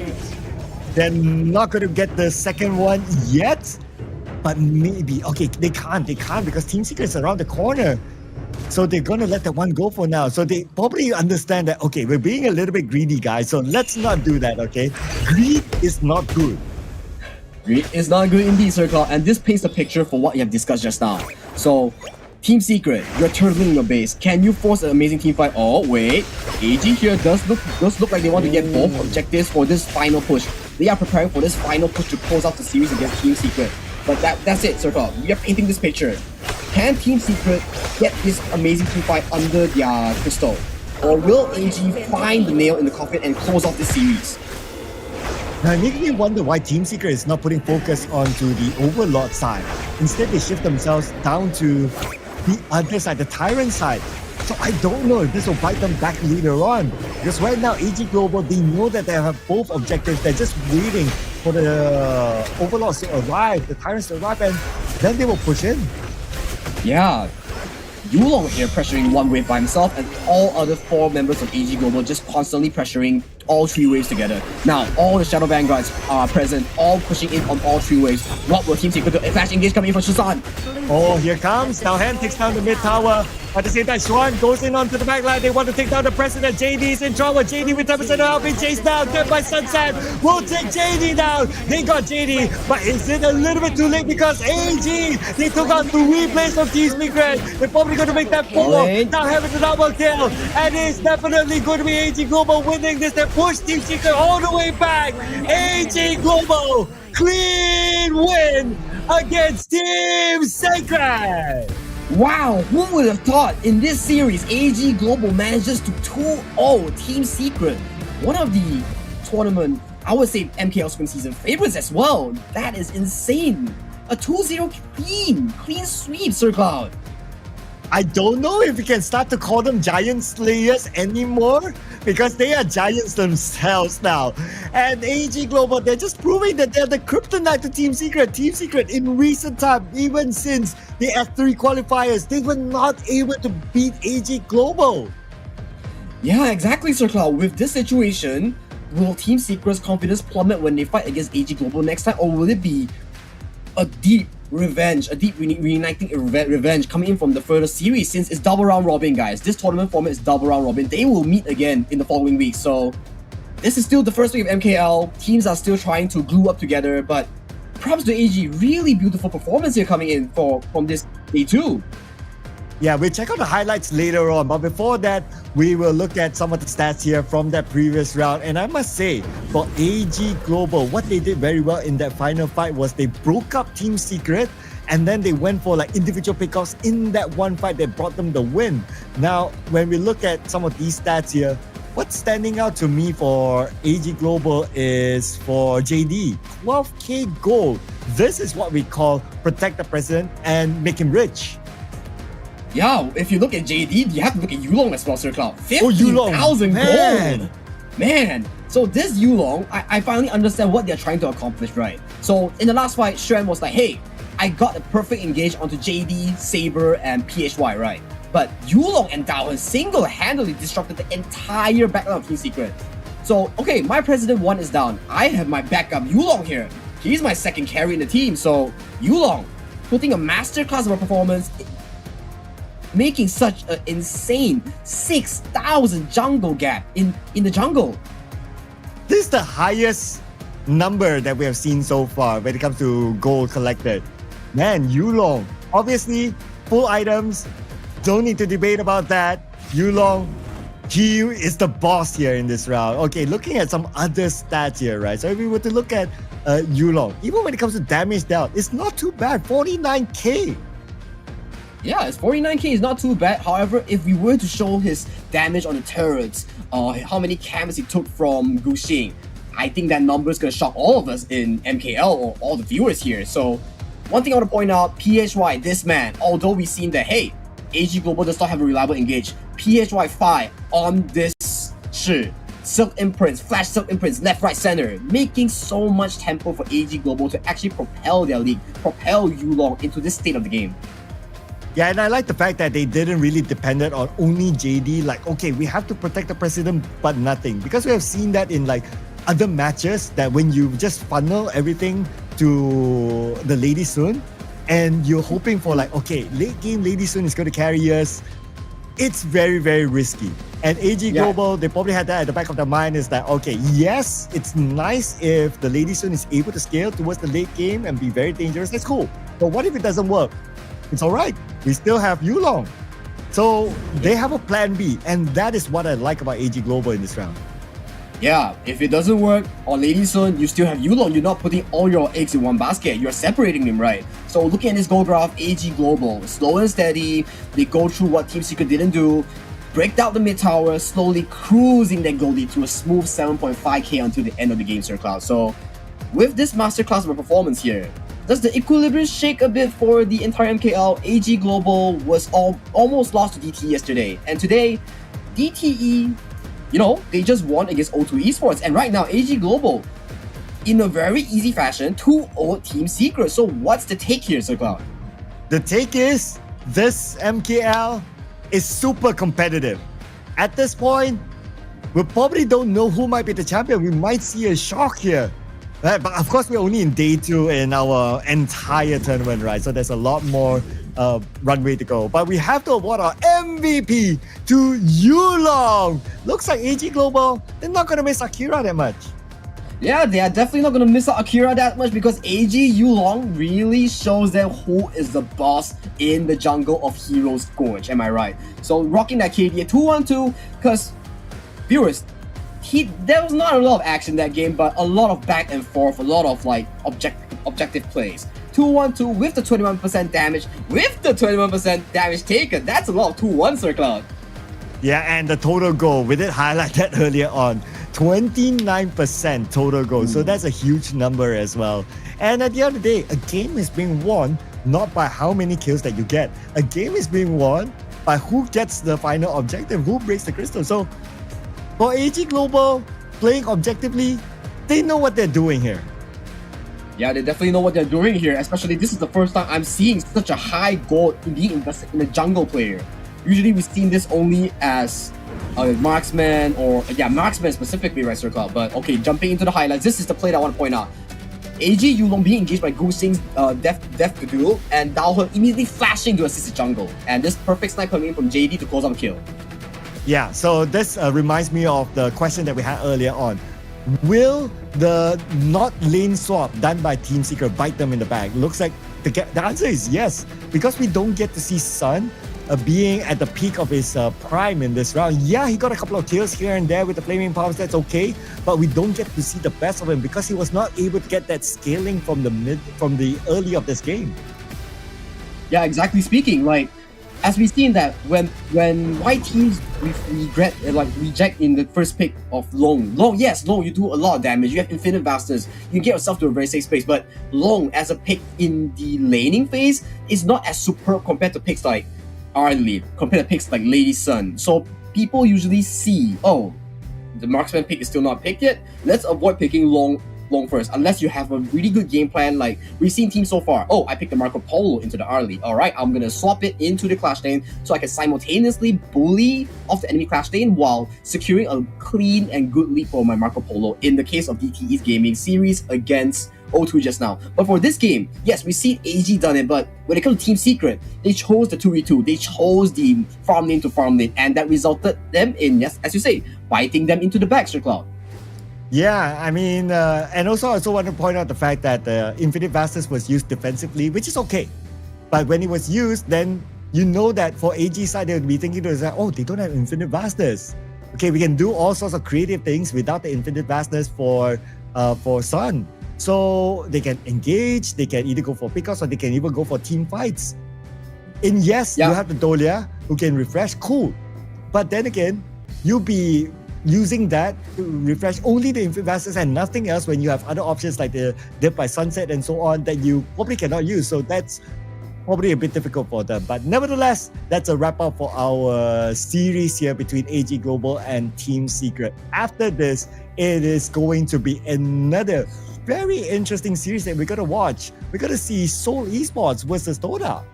Yeah, Seoul Esports and Todak both still looking for their first win in MKL Day 2. So these two teams, the newcomers, Todak, yes, being the invited team, but we don't have a lot of info on this new team. And Seoul Esports, they freshly came out of the qualifiers as a community team. And one of the teams that I want to point out that they're actually full Malaysian. But regarding that, we will find out between their series, and I hope it's going to be a banger of series. But let's check it out at the next series after this break.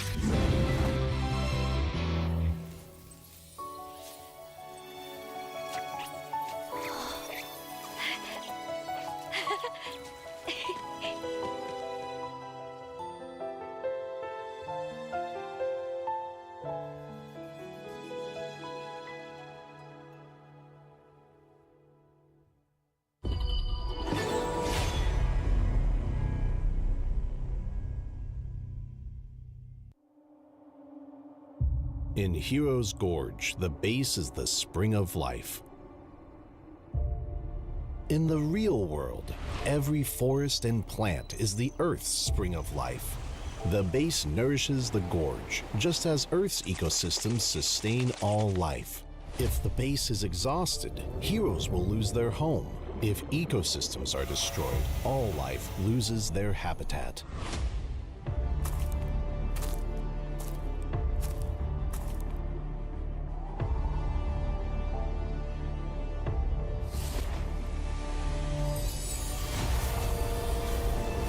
Honor of Kings is working with players worldwide to support real-world environmental causes and protect our planet's future. By participating in Protect Nature, Protect All Life, all efforts in the event will contribute to real-world causes. Protect the environment and let us defend the honor of our planet together.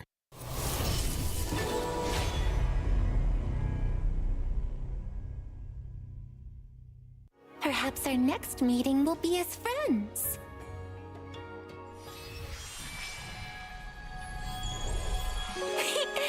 A single thread of silk connects faraway friends.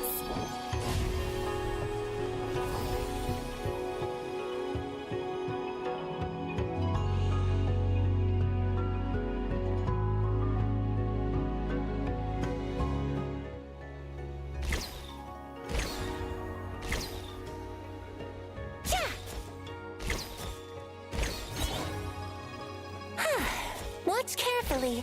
I'll only show you once.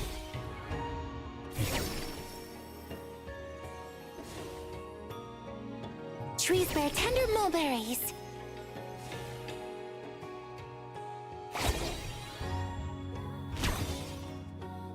Raise the silk.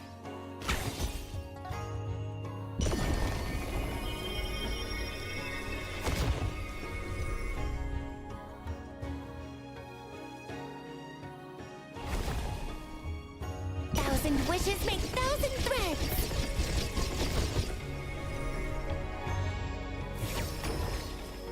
The elders of this land say that one must lay down roots before venturing into the world.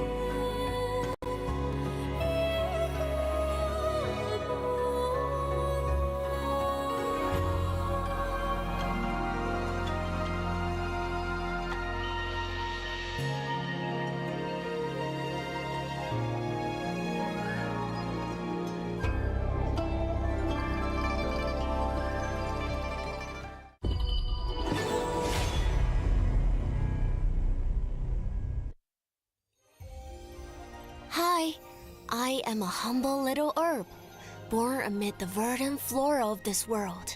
We plants contribute nourishment, healing, clean water, and a beautiful environment to this planet. Thank you for your efforts in safeguarding our ecosystem and preserving a habitat that supports the existence of all living beings. Forests are the layer of life around the planet that supports everything that we do. It produces the water, the fresh water that we drink. It produces the air that we breathe. It produces the food that we eat. Forests are integral, the most important habitat type for humans. So when you think about forests, when you think about nature and the beauty of forests, you also have to think about that utility, the usefulness of forests, and how important those forests are to us. One of the things that makes me feel the most sad when I see degraded forests or lost mangroves is the impact that has on local people's daily lives. These forests aren't just something to look at for them. They're something to live in. They provide all of their food, all of their shelter, all of their fresh water. And when we take that away, it really harms their lives and the lives of their children, and that makes me feel really sad. Most people around the world live in a city, and they don't spend as much time out in nature as they would like or that they are able to. So gaming helps to bring nature to people. If people can't get into nature, let's bring nature to where they are and get them to experience it. The other thing about gaming is that it's something you experience with your friends. And so that's a shared experience of nature that you're all able to join in at the same time.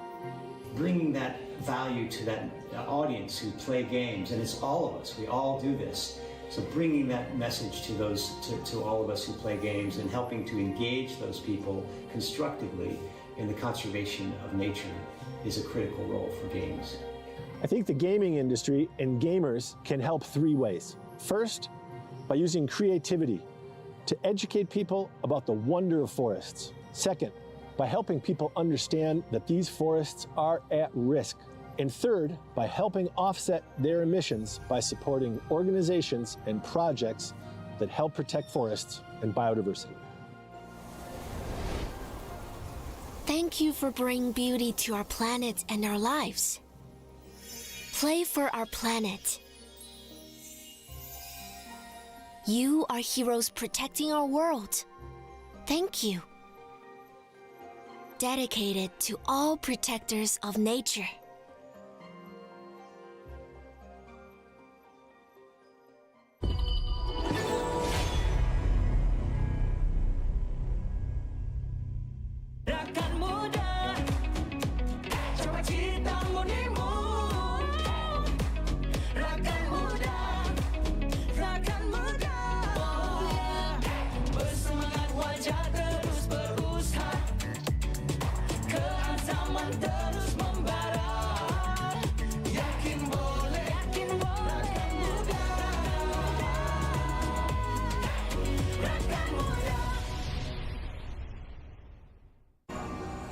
Peach blossoms bloom, glowy and bright like fire.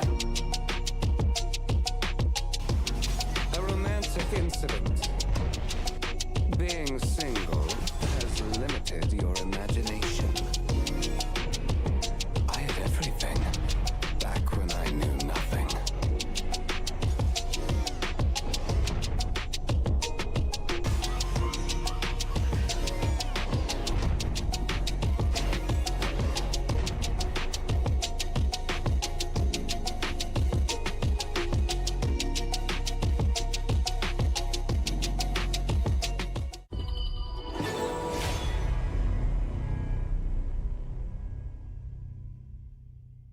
Plum blossoms defy the frost.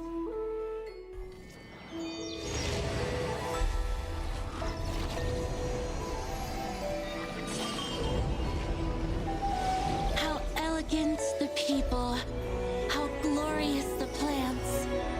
Flowers bloom along your path.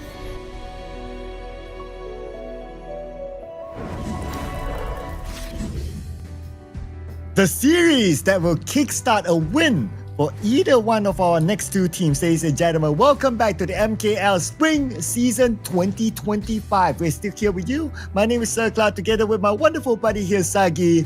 And next up, it's going to be Seoul Esports versus Todak. Yeah, Seoul Esports versus Todak, as Sir Cloud just mentioned, both teams looking to find their footing, their first official MKL win coming into MKL Spring Season 2025. So, looking through both teams, as we mentioned before our break just now, Seoul Esports, a very young team, full Malaysian lineup, no much import or no whatsoever. It's a community team. As I heard, they're also a part-time team, if I'm not mistaken. So this team, a bunch of friends together, looking to tear out a storm in MKL if they're able to do so. So for Todak, what do you think? I mean, after watching yesterday, well, Todak had an anime boss to deal with. But speaking about anime, you can watch our anime on your phone as well, as this MKL is supported by our official tournament partner, Realme.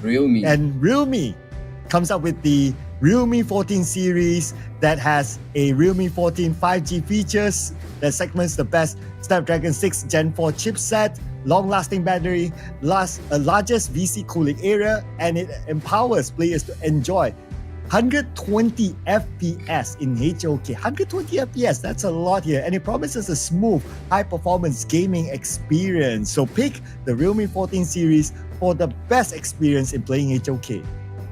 Well, exactly, Sir Cloud. I do feel that enjoying all these players, making all these immense plays, Realme 14 series has been a big help, making sure that these players can play in long hours, long timing without having any cooling issues. 120 FPS, giving them the best experience. So far, thank you, Realme. So let's look into Todak right now. So Todak, okay.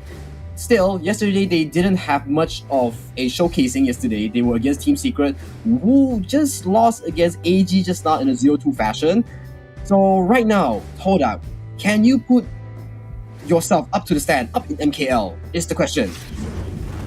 Well, these players will need to put up to the stand here. We'll introduce the players while we talk about the potential in the next game.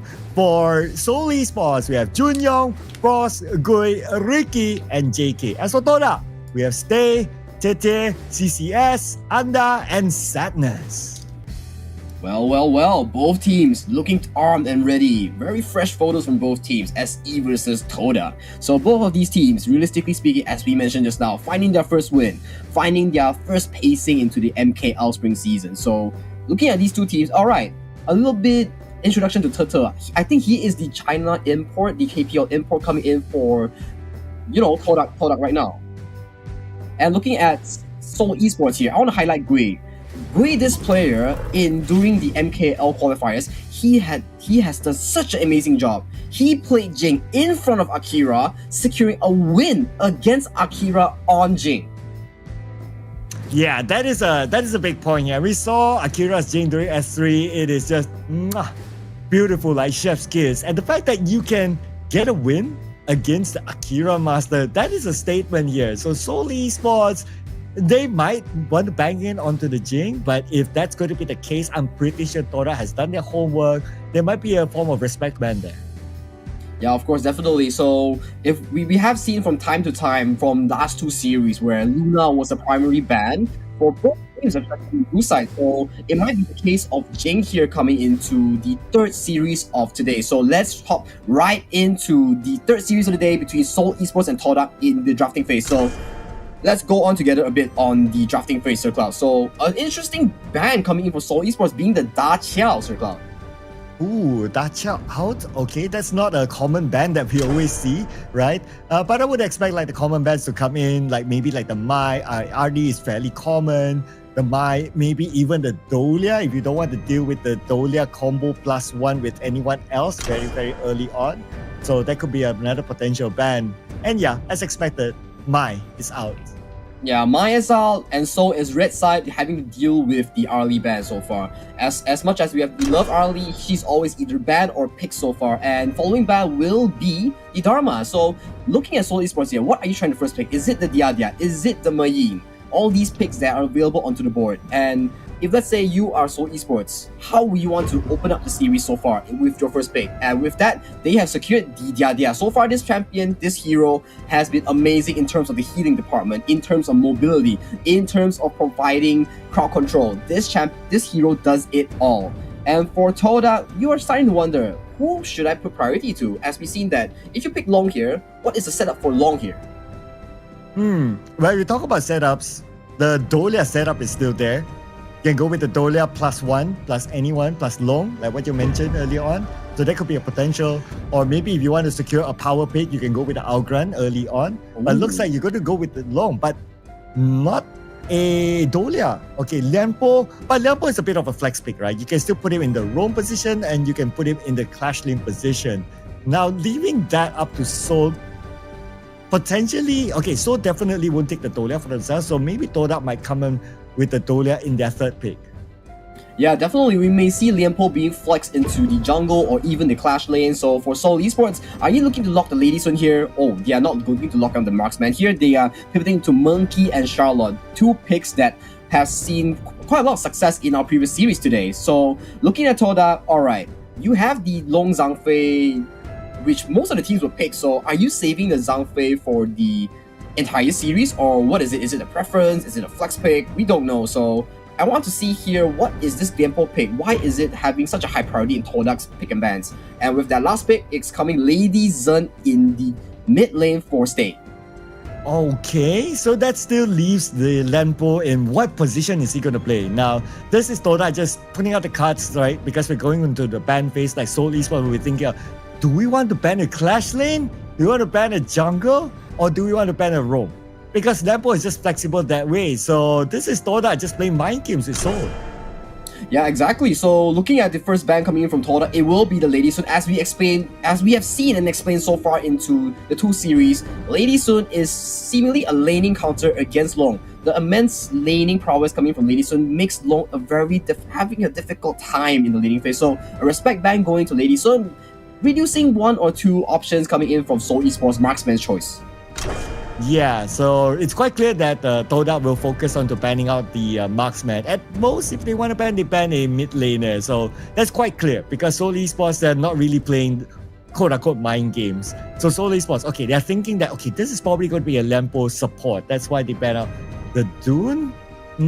Okay, but yeah, probably that's why they ban out the Dune. Is banning out junglers is going to be safer bans for Seoul Esports now. Of course, definitely looking at both lineups, Seoul Esports have already secured their monkey in the jungle, and for Todak, they're doubling down on the marksman ban with Channel into the ban slot. One of the few heroes as well that has a very high laning capability, as we see so far from the first series where the Channel has destroyed the early lane. So is this a statement saying that, hey, Channel has disrupted the equilibrium of marksman pick coming into MKL or even international stage? Ooh. Is it really? I don't know. I have mixed feelings with the channel, right? Especially with my own engagements in rankings. But rankings are obviously totally different than these professional tournaments. Anyway, so Seoul Esports, they're going to take out the sake. They're probably thinking that Lampo is going to be at the Clash lane, which I'm not going to be surprised. We often do see the Lampo play in the Clash lane as compared to a roam. Even during the S3 and also previous tournaments. So Todak, yeah, but it's going to be flex pick anyway. So this is going to be the big question. But if I were to put my finger onto one lane that Lampo would go for, it's going to be the Clash lane.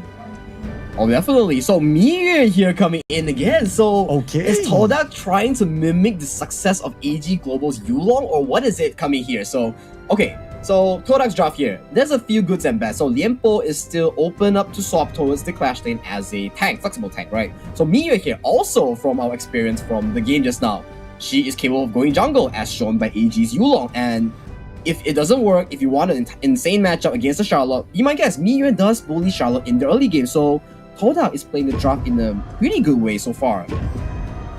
Yeah, I really like how they're playing the draft with the mind games against Seoul Esports. But wow, we don't often see a Houyi being brought into a series very early on. Normally it's like left like maybe series 2 or game 2 or maybe even game 3. But this is, okay. I have also mixed feelings with the Houyi, frankly speaking. Very, very vulnerable, needs a lot of protection. Yes, correct, Sir Cloud. So what does Houyi provide in this case? So in most experiences, Houyi is actually a counter if the Arcana that Houyi picks is the tank setup Arcana. It's a very good laning Arcana into the long, providing Houyi a very good laning phase, a smooth laning phase until the level 4 with Boost of Tranquility with the CD, so he can keep shooting all the sunset arrows towards the mid lane, towards the side lane. So Dianwei locked in here for Todak, so this solidifies the entire Todak lineup. Miyue goes to the Clash lane, Liempo goes to the roam, and Dianwei goes into the jungle. So we won't be seeing what Yulong has pulled out just now, so this is Todak's version of saying, hey, you showed us jungle Miyue, I will show you Clash lane Miyue. So let's see if Clash lane Miyue, can he pull it off? Okay, this is a very interesting draft by both sides, right? And what I would say is that it wouldn't be a problem for them to deal with the Houyi, but of course, like what you said, if the Houyi goes for a semi-tank build, and we saw that even yesterday, the Houyi is, I see it more like a bait. Like Todak will be forced to go for the Houyi, but the Houyi is semi-tank, so you kind of like have to use your skills on the Houyi, but sometimes you might not get anything much, and that's where Seoul Esports are punish Todak back. But let's see if that actually translates into the Gorge, ladies and gentlemen. This is going to be game 1 of our series number 3 today, Todak versus Seoul Esports. And of course, starting off the lane, we are not seeing any crazy lane swaps, a normal 2v2 in the mid lane, 1v1 for both side lanes with no lane swaps. So overall, a very standard start for both sides. So cheeky money steal here coming in from Junyong on the Yadia. Nothing particular too crazy for the early game so far, so far. I also want to point out, like during the banning phase, like the Sake was a bait by Todak. So yeah, they at the end of the day they put the Lampo in a support role. But now looking at the laning phase, so very, very early on, I would say it's going to be kind of hard to leave the Houyi alone up against alone. Flaming Palm, very easy for Sadness to poke him and score his first blood. Wow, not what I expected coming in from Sadness here. Scoring that first blood onto JK in such an early pre-1 minute. So this is something we would say that Is this a misplay, or what is JK has in mind coming in on this Hou Yi pick? Is it that his prowess on Hou Yi is not that great? Is it set up wrong? So questions. Or is it out of hero pool? That's also something to consider, because there was a focus ban by Todak earlier on onto the marksman. And they might have thought that, based on their data, based on their research, they know they ban out all those marksmen, what is left for him. But what is left for Anda is still a lot of health, not going to be an issue. But I want to put out as a point of discussion, the hero pool of JK, is it because of the hero pool is low, that's why he's forced to play a Hou Yi? Oh, well, that does not seem to be the case here, Klaus. It seems to me that Todak put 3 bans onto the marksman, being Arlie, Ladyson, and Chano. All the strong picks coming into the MKL series we've seen so far. But of course, he could have pivoted into picks such as the Marco Polo, picks such as the Console U, but it seems to me that it doesn't seem to be the case for Seoul Esports here. So it may be like what you say, it's a hero pool issue, but let's find out whether is Hou Yi a good pick. Yeah, for Hou Yi to have a good day or good game, that is, he needs a lot of protection during the laning phase. So pretty much Junyong will need to play the babysitting role with him, and that will render Junyong not able to rotate as much as he would like. But it seems like he is leaving JK alone again. And this, I don't know if JK is able to farm by just being there alone versus alone. Yeah, and also I want to point out here, Sir Cloud, JK, although yes, he has the Burning Sun arrow, but keep in mind, look at the drop of Todak Esports, right? Todak, they have the N-Wave. The N-Wave can cleanse, can purify crowd control, Anda. His spell providing him invulnerability to crowd control as well. So my question is, realistically, who are you trying to look for these Burning Sun arrows if all these 2 tanks are looking to actively block these arrows from you? That's right. Yeah, it's going to be quite hard to land the Burning Sun arrow, even especially from afar, right? And of course, you want to keep as far of a distance as possible with the Burning Sun arrow to get the maximum stun later on. But like what you said, right? So the Burning Sun arrow, how effective it will be when it comes to team fights, that will be the big question. Now, time and time again, we see, if we are picking like a Hou Yi, we're going to pair it up with like an Angela, we're going to pair it with like a Ganmo, but it doesn't seem to be the case here since we don't really have those picks. A small trade-off coming in from bot side on Ricky just casually poking out Todak's farm lane and roamer. Okay, so right now they have to send like 2 players down to protect JK at the laning phase. If not, he's not going to be able to survive alone. Who's being played by Sadness. Now, Anda found out, but he's going to be able to jump over the wall anyway, so not going to be too worried about Anda. So it seems to me that Anda seems to be, maybe he's lagging or like he's in the awkward position here. Does he have spell to SK? We don't know. So if we were to jump back to the replay later and we see a dead Anda, maybe he has misplayed a bit. So okay, seems to me that we have a pause here. Let's figure out the issue behind it, but let's talk about draft a bit. Alright, so SE, Todak. SE, we are looking at a Hou Yi, we're looking at a Charlotte, right? But both lanes doesn't seem to be winning so far. You pick the Hou Yi, you're expected to win the lane against the Long, which is picked by Todak, right? But that doesn't seem to be the case. Sadness with the Long, casually solo killing the Hou Yi pre 1 minute, so okay, that's out of the plans. But when you look at Todak's side on the Clash lane, they pick the Mia into the Charlotte. They are having 2 winning lanes, not by draft. One is true draft, yes, Charlotte does lose to Miyue, correct. But when it comes to the bottom side, the Hou Yi is supposed to be one of the winning lanes for Seoul Esports, but it has blundered, so will this affect going into the mid game, Sir Cloud? Ooh, that is where I worry, right? Because when you talk about the mid lane or the mid game, you need to have a level of scalability from the early stage, and the fact that Hou Yi is not able to scale, okay, that's one. Hou Yi himself is not able to scale, fine, it's a farm laner, right? You're expecting the farm laner to show up towards the late game. But the fact that you need 2 other heroes to babysit you, that will also pull away the potential of scalability from your mid lane and also your support. So it's going to be pretty difficult for them to kind of scale as a team towards the mid game and towards the late, of course. Yeah, realistically speaking, right, Sir Cloud, the moment this Hou Yi pick has been shown into the draft, we were imagining things like, we are going to leave this Hou Yi at the bottom side, at the farm lane. He's going to utilize his Burning Sun arrows, helping the team look for cross-map engages at the Clash lane, at the mid lane, securing kills, making a significant lead towards the mid game, right? But it doesn't seem the case right now. He's losing his lane, he's not providing actual value with the Burning Sun arrow. Yes, you are looking for Burning Sun arrows, but we have to put on another point as well, Sir Cloud. Right now, we've seen so far out of MKL and like international tournaments, when you pick Hou Yi, you're looking for a follow-up engage such as what? A Ganmo, an Angela, something to immediately pull down the damage before the tenacity come in, right? But on the side of Seoul Esports draft, who is the one that's going to be followed the immediate engage coming in from Hou Yi's Burning Sun arrows, Sir Cloud? Yeah, so that's a lot of question. Even like the Zia is not really that kind of follow-up. So that's going to be a big issue here. But okay, I want to look at things on the bright side, right, for Seoul Esports. What do you think is their winning condition with this sort of draft? Alright, let's look at winning condition, right? I do believe that with Zia, he has very solid wave clear, right? If you look on the side of the engage factor coming in from the side of Todak, there's not really a lot that's like immediate engage, immediate into the backline. So at least Zia and Hou Yi might be more safe. So they can play around this space, this long range coming in from Hou Yi and Zia to push off, fend off any engage coming in from the side of Todak. So we are jumping back right into the first tier of the game between Seoul Esports and Todak at the 4-minute mark. Yeah, we're under pretty low. He will still try to go in and absorb as much as he can, but that's going to be pretty much about it. At least for Seoul Esports, they secure the Tyrants. So a bit of a trade-off from their earlier first blood. But again, we're coming back to the same conversation of how is JK going to play alone in his lane? Yeah, exactly. A beautiful destructive deluge flash combo coming in from the side of stage, securing the kill, forcing Sadness in Infinite Vastness here. At the right timing. That was like what? 1% of health left? Yeah, exactly, Sir Cloud. It's all okay. Right. So safe. And again, they got another kill out of JK. Yeah, another kill out of JK. This man has been put a lot of pressure on him. Burning Sun arrow fired towards the mid lane. Is it gonna hit? Misses. But alright, this is what attempts that you're trying to look for.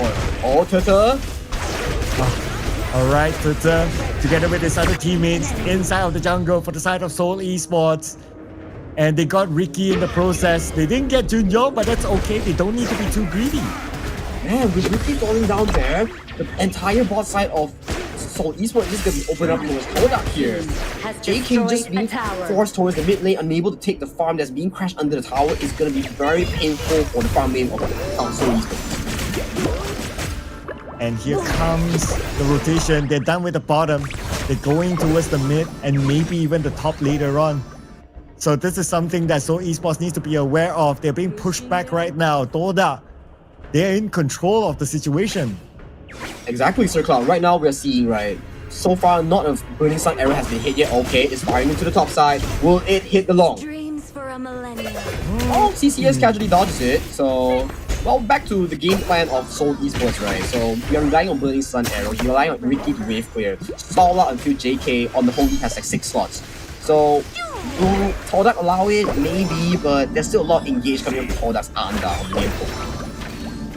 Yeah, the Lampo, look at his position, right? He's like playing like a gatekeeper role right now. He's just making sure that Seoul Esports doesn't do anything funny. Just staying at the river from the middle, going to the Clash Link side, now going to duel together with Sadness. I mean, as long as you can provide that vision to Sadness, it's going to be quite hard for Seoul Esports to jump onto Sadness. Now that you think about it, like the only hero that can jump, or the only player that can jump onto Sadness is going to be Frost. And if Frost is still at his lane, and they know exactly where he is, there's nobody that can go all in onto Sadness. Especially saying that Sadness here, right? Oh, engage onto Sadness. Yep, they found the opening onto Sadness, and at least that is a starting point here for Seoul Esports to defend their lane. But the fight's not over yet though. Right now we can see that Guri is chasing down the members of Todak. Stay will run away, but TT will fall to the hands of Ricky from the back. But speaking about the back, look who has arrived. It's going to be CCS wrecking havoc at the back line. Eventually get a trade here, but no! He fails! Double kills! Still falls to the hands of Seoul Esports, and they're looking to take out Ante at the same time. Make that a triple kill for Ricky! Ricky here, securing 3 kills for himself. That's 5-0 coming in from Seoul Esports. That's what I'm saying, Sir Cloud. JK needs to hit these Burning Sun arrows. He hit the key target. Sadness got hit by the Burning Sun arrow, immediately annihilated resulting in the fights coming in from Seoul Esports to be so successful. And right now, they're running on a 1,000 goal lead, clearing all the jungle camps on the side of Todak. Oh, TT, you don't want to be there alone. No, no, just like that, no. He went onto the lane alone. Wow, TT here not respecting Junyong and JK. These two, the Diadia and the Hoi, having all these engaged potential, not respecting it at all. Right now, Seoul Esports just flipped the game onto their hands. Yeah, just like that. Like, what just happened? Like, Todak, they had the momentum during the laning phase, but they didn't ride on it. And now Anda, there's nothing he can do about the Tyrant. He can only look, watch, and that's about it. And Sadness, gold lead from the laning phase it doesn't matter anymore, even for CCS as well. From the winning fights, and now everybody is trying to converge on CCS, no? But here's the thing, the early game doesn't matter anymore because Seoul Esports has found a very successful fight, 6 kills in a span of 2 minutes. It's crazy. Look at the gold craft. DK has successfully chased in terms of gold, even with Sadness right now. And looking at Frost, he's also as much as tied, but maybe like a 300 gold deficit against CCS as well. So this one, Seoul Esports is right now in control. Yeah, Seoul Esports. Yeah, now everyone will forget about like what happened during the early phase or the 2 kills at the farming. Yeah, it doesn't matter anymore because Seoul Esports, like what you said, they're in control. Even when it comes to like the items, look at Kui. He's tanky, he's beefy enough with the blazing cape already bought. And right now he can be a very strong frontliner for Seoul Esports. Yeah, exactly. Even finishing the Overlord's plate mill as a cherry on top with the Giant's Grip. And I want to point out something very interesting that I've seen so far.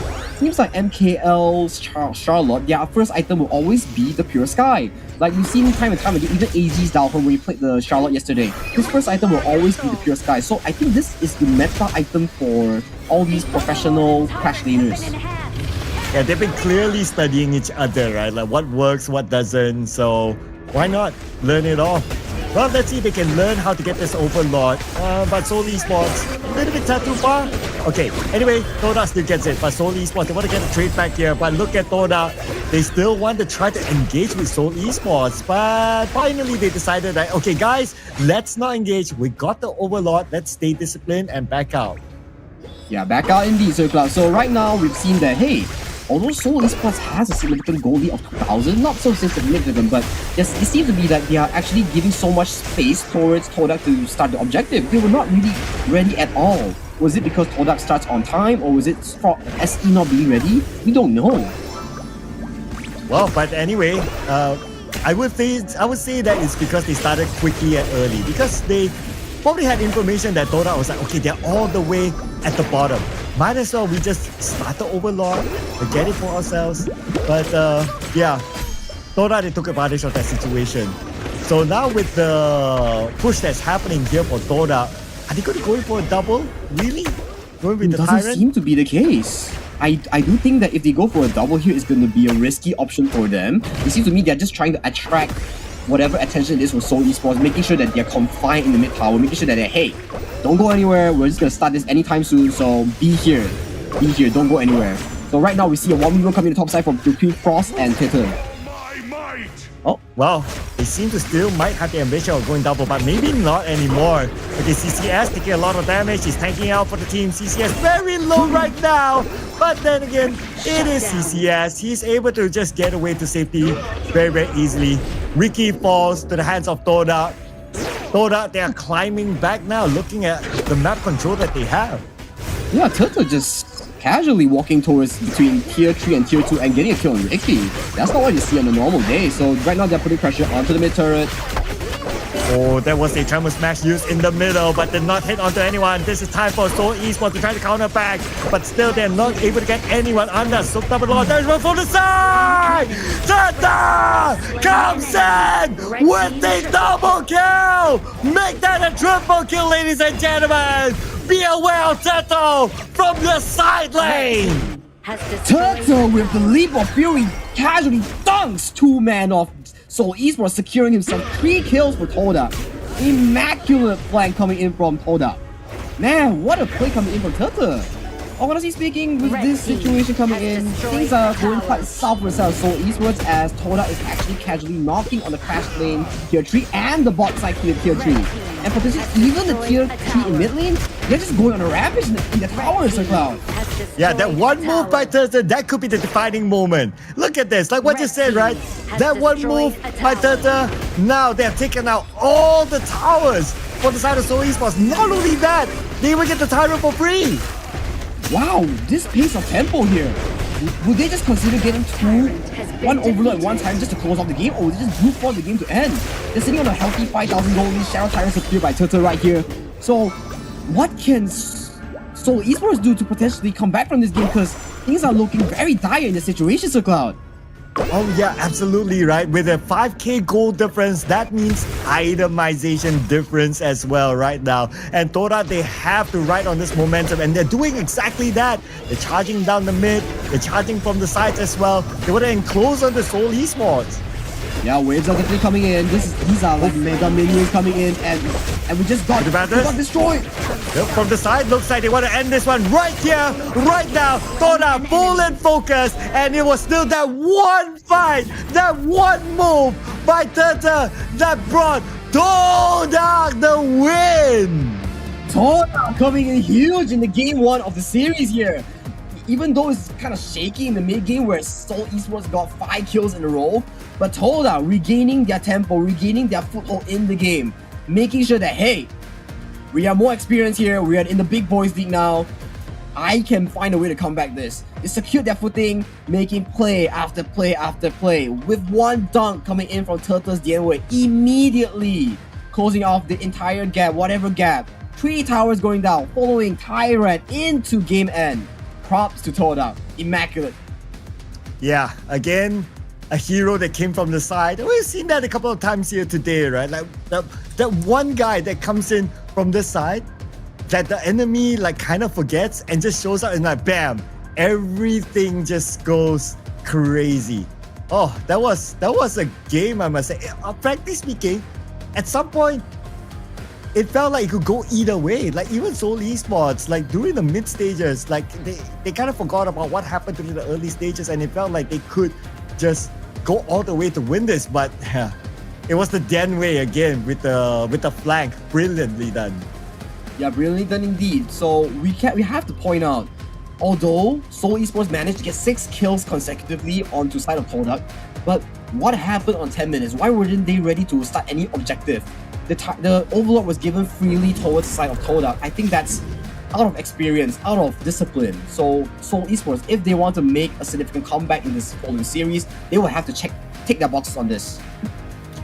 And for Seoul Esports, they didn't check the boxes onto getting at least 10k goal above. Like OE during the early phase, yeah, suffered a lot, not able to hit the 10k. Yes, able to get some of the important items in, especially the Sparkforge dagger.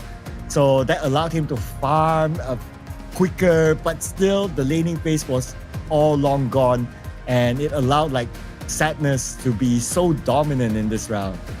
Yeah, props to Sadness and CCS. Utilizing their picks, although Sadness was fighting a losing matchup on the side, but he still solo killed JK in the farm lane with the long. And CCS utilizing his winning matchup, making sure that, hey, I'm on a winning matchup, I will win you in that lane.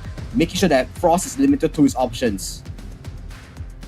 Oh yeah, I mean, looking at the itemization, there definitely is a gap. At some point, we did point out that, okay, 5k gold difference. So that's quite significant between these two teams at some point. So that's why we can see Todak, they know that they have the 5k gold different item gap, and that's why they were very confident in running down Seoul Esports.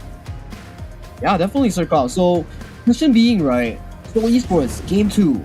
Are you guys gonna make a comeback, or how is it gonna be? So let's check out the stats for a bit. Gui in the jungle as a monkey, dealing 72,000 damage and taking 86,000 damage. That's some pretty interesting stats on Seoul Esports jungle here. Yeah, I would expect like the Monkey to not deal that much damage. Damage taken, sure, right? Because he's the best tank for the team. But if we look at some of the other damage dealers that were expected by Seoul Esports, like JK, not much, 44k. Frost maybe, also not much, 35k. Ricky, yeah, because he's a mage. Also not that much if you can't think about it, only 58k. So they were not able to really deal a lot of damage to Todak. Yeah, but we still have to revisit this pick onto JK's Hoi. Of blazing burning sun arrows, but when it matters. So if this pick gets more focus, gets more mastery, we can see better and better burning sun arrows. We just look at the goal graph here, right? Todak actually casually getting a pretty good goalie until that one burning sun arrow landed on Sadness Long. That's where the game actually flipped into the side of Seoul Esports. But at the 10-minute mark, to no avail, Todak secured their vanguard. Todak's casually just pushing down the goalie, securing everything, winning fights after fights, DNWay with the dunk, and then securing all 3 outers and a tyrant, and concluding the game at 40-minute mark. Yeah, we can say that pretty much at the 10-minute mark, that is where the dunk happened. The dunk happened, it just goes all the way down to Todak. So yeah, again, another great work here by one individual player that made a huge gameplay. Today we have a lot of individual highlights, I must say, and this time is definitely the DNWay here. Now, is he going to be the MVP? In my opinion, he should be the MVP. Yeah, definitely. He did have a lot of interesting plays.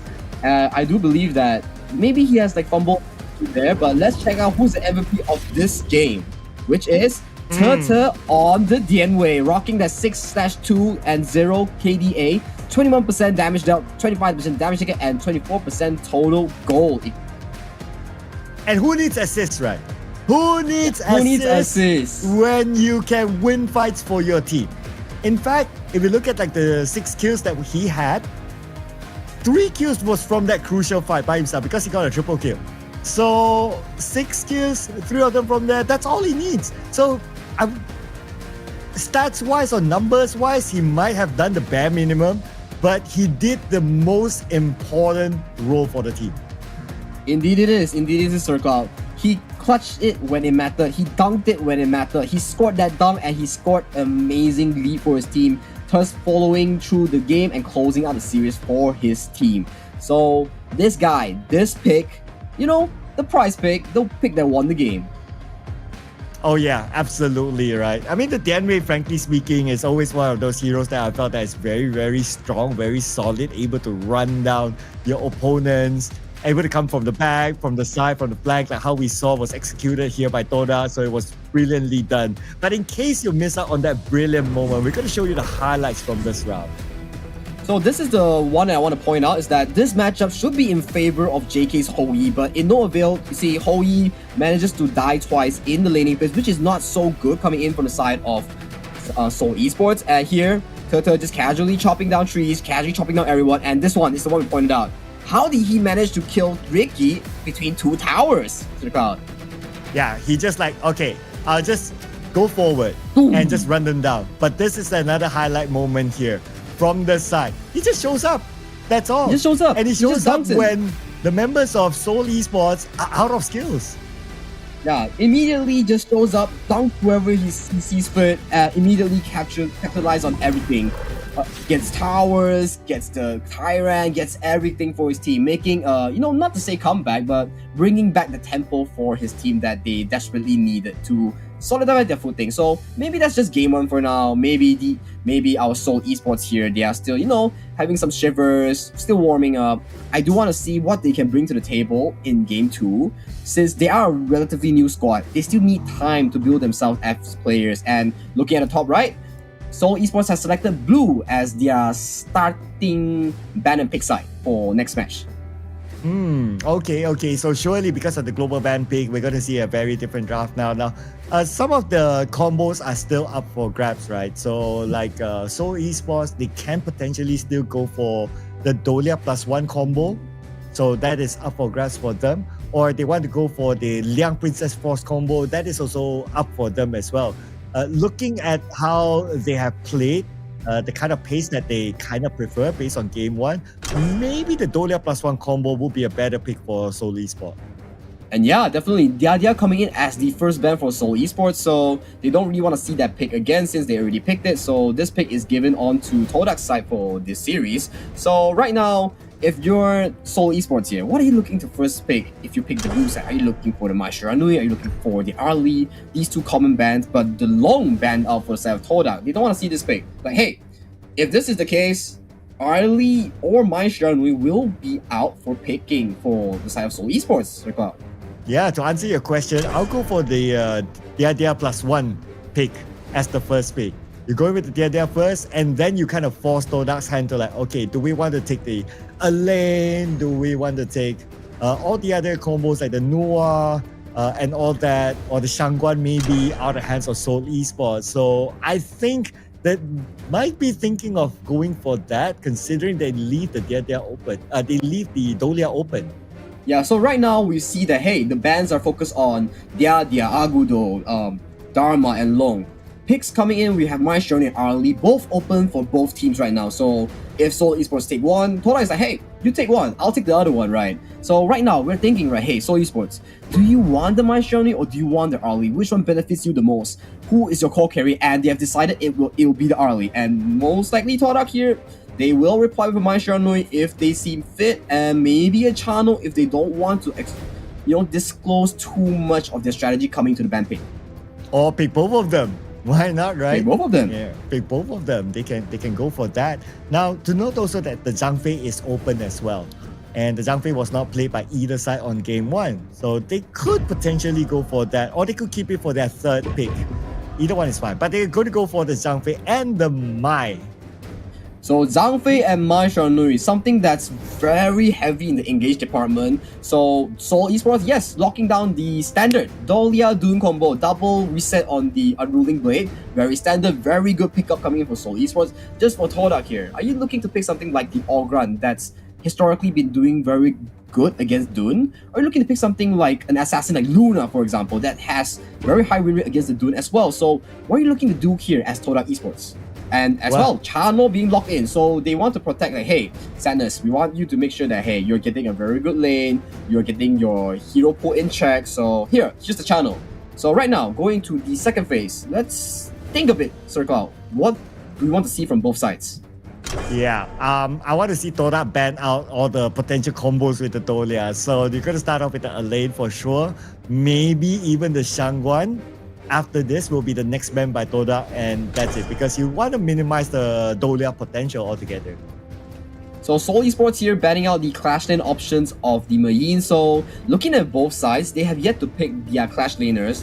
Dune historically does do better in the jungle and more preferred in the jungle. So it's already been 3 bans, Dharma, Mayin, Elaine into the drafting phase. So Clash Lane pools are getting smaller and smaller with the likes of Charlotte, which has already been picked already from the side of Seoul Esports, if I'm not mistaken. So Yi Xing being the last ban for Todak here. So what does Seoul Esports have in retaliation on this ban?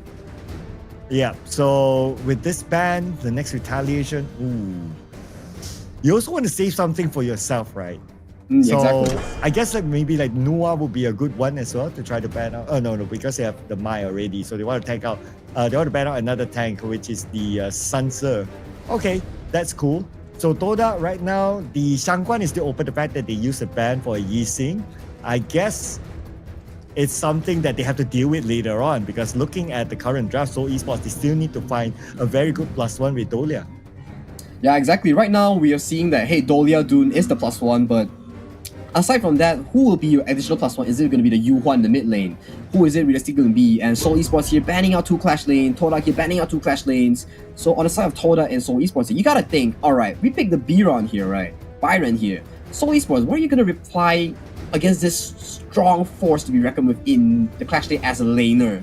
So your options are not a lot. Maybe they want to revisit the pick just now that Todak did, the Miyue pick in the Clash League. Or are you trying to look for something that's out of the blue, not so commonly picked? So what is Seoul Esports' plan coming to this?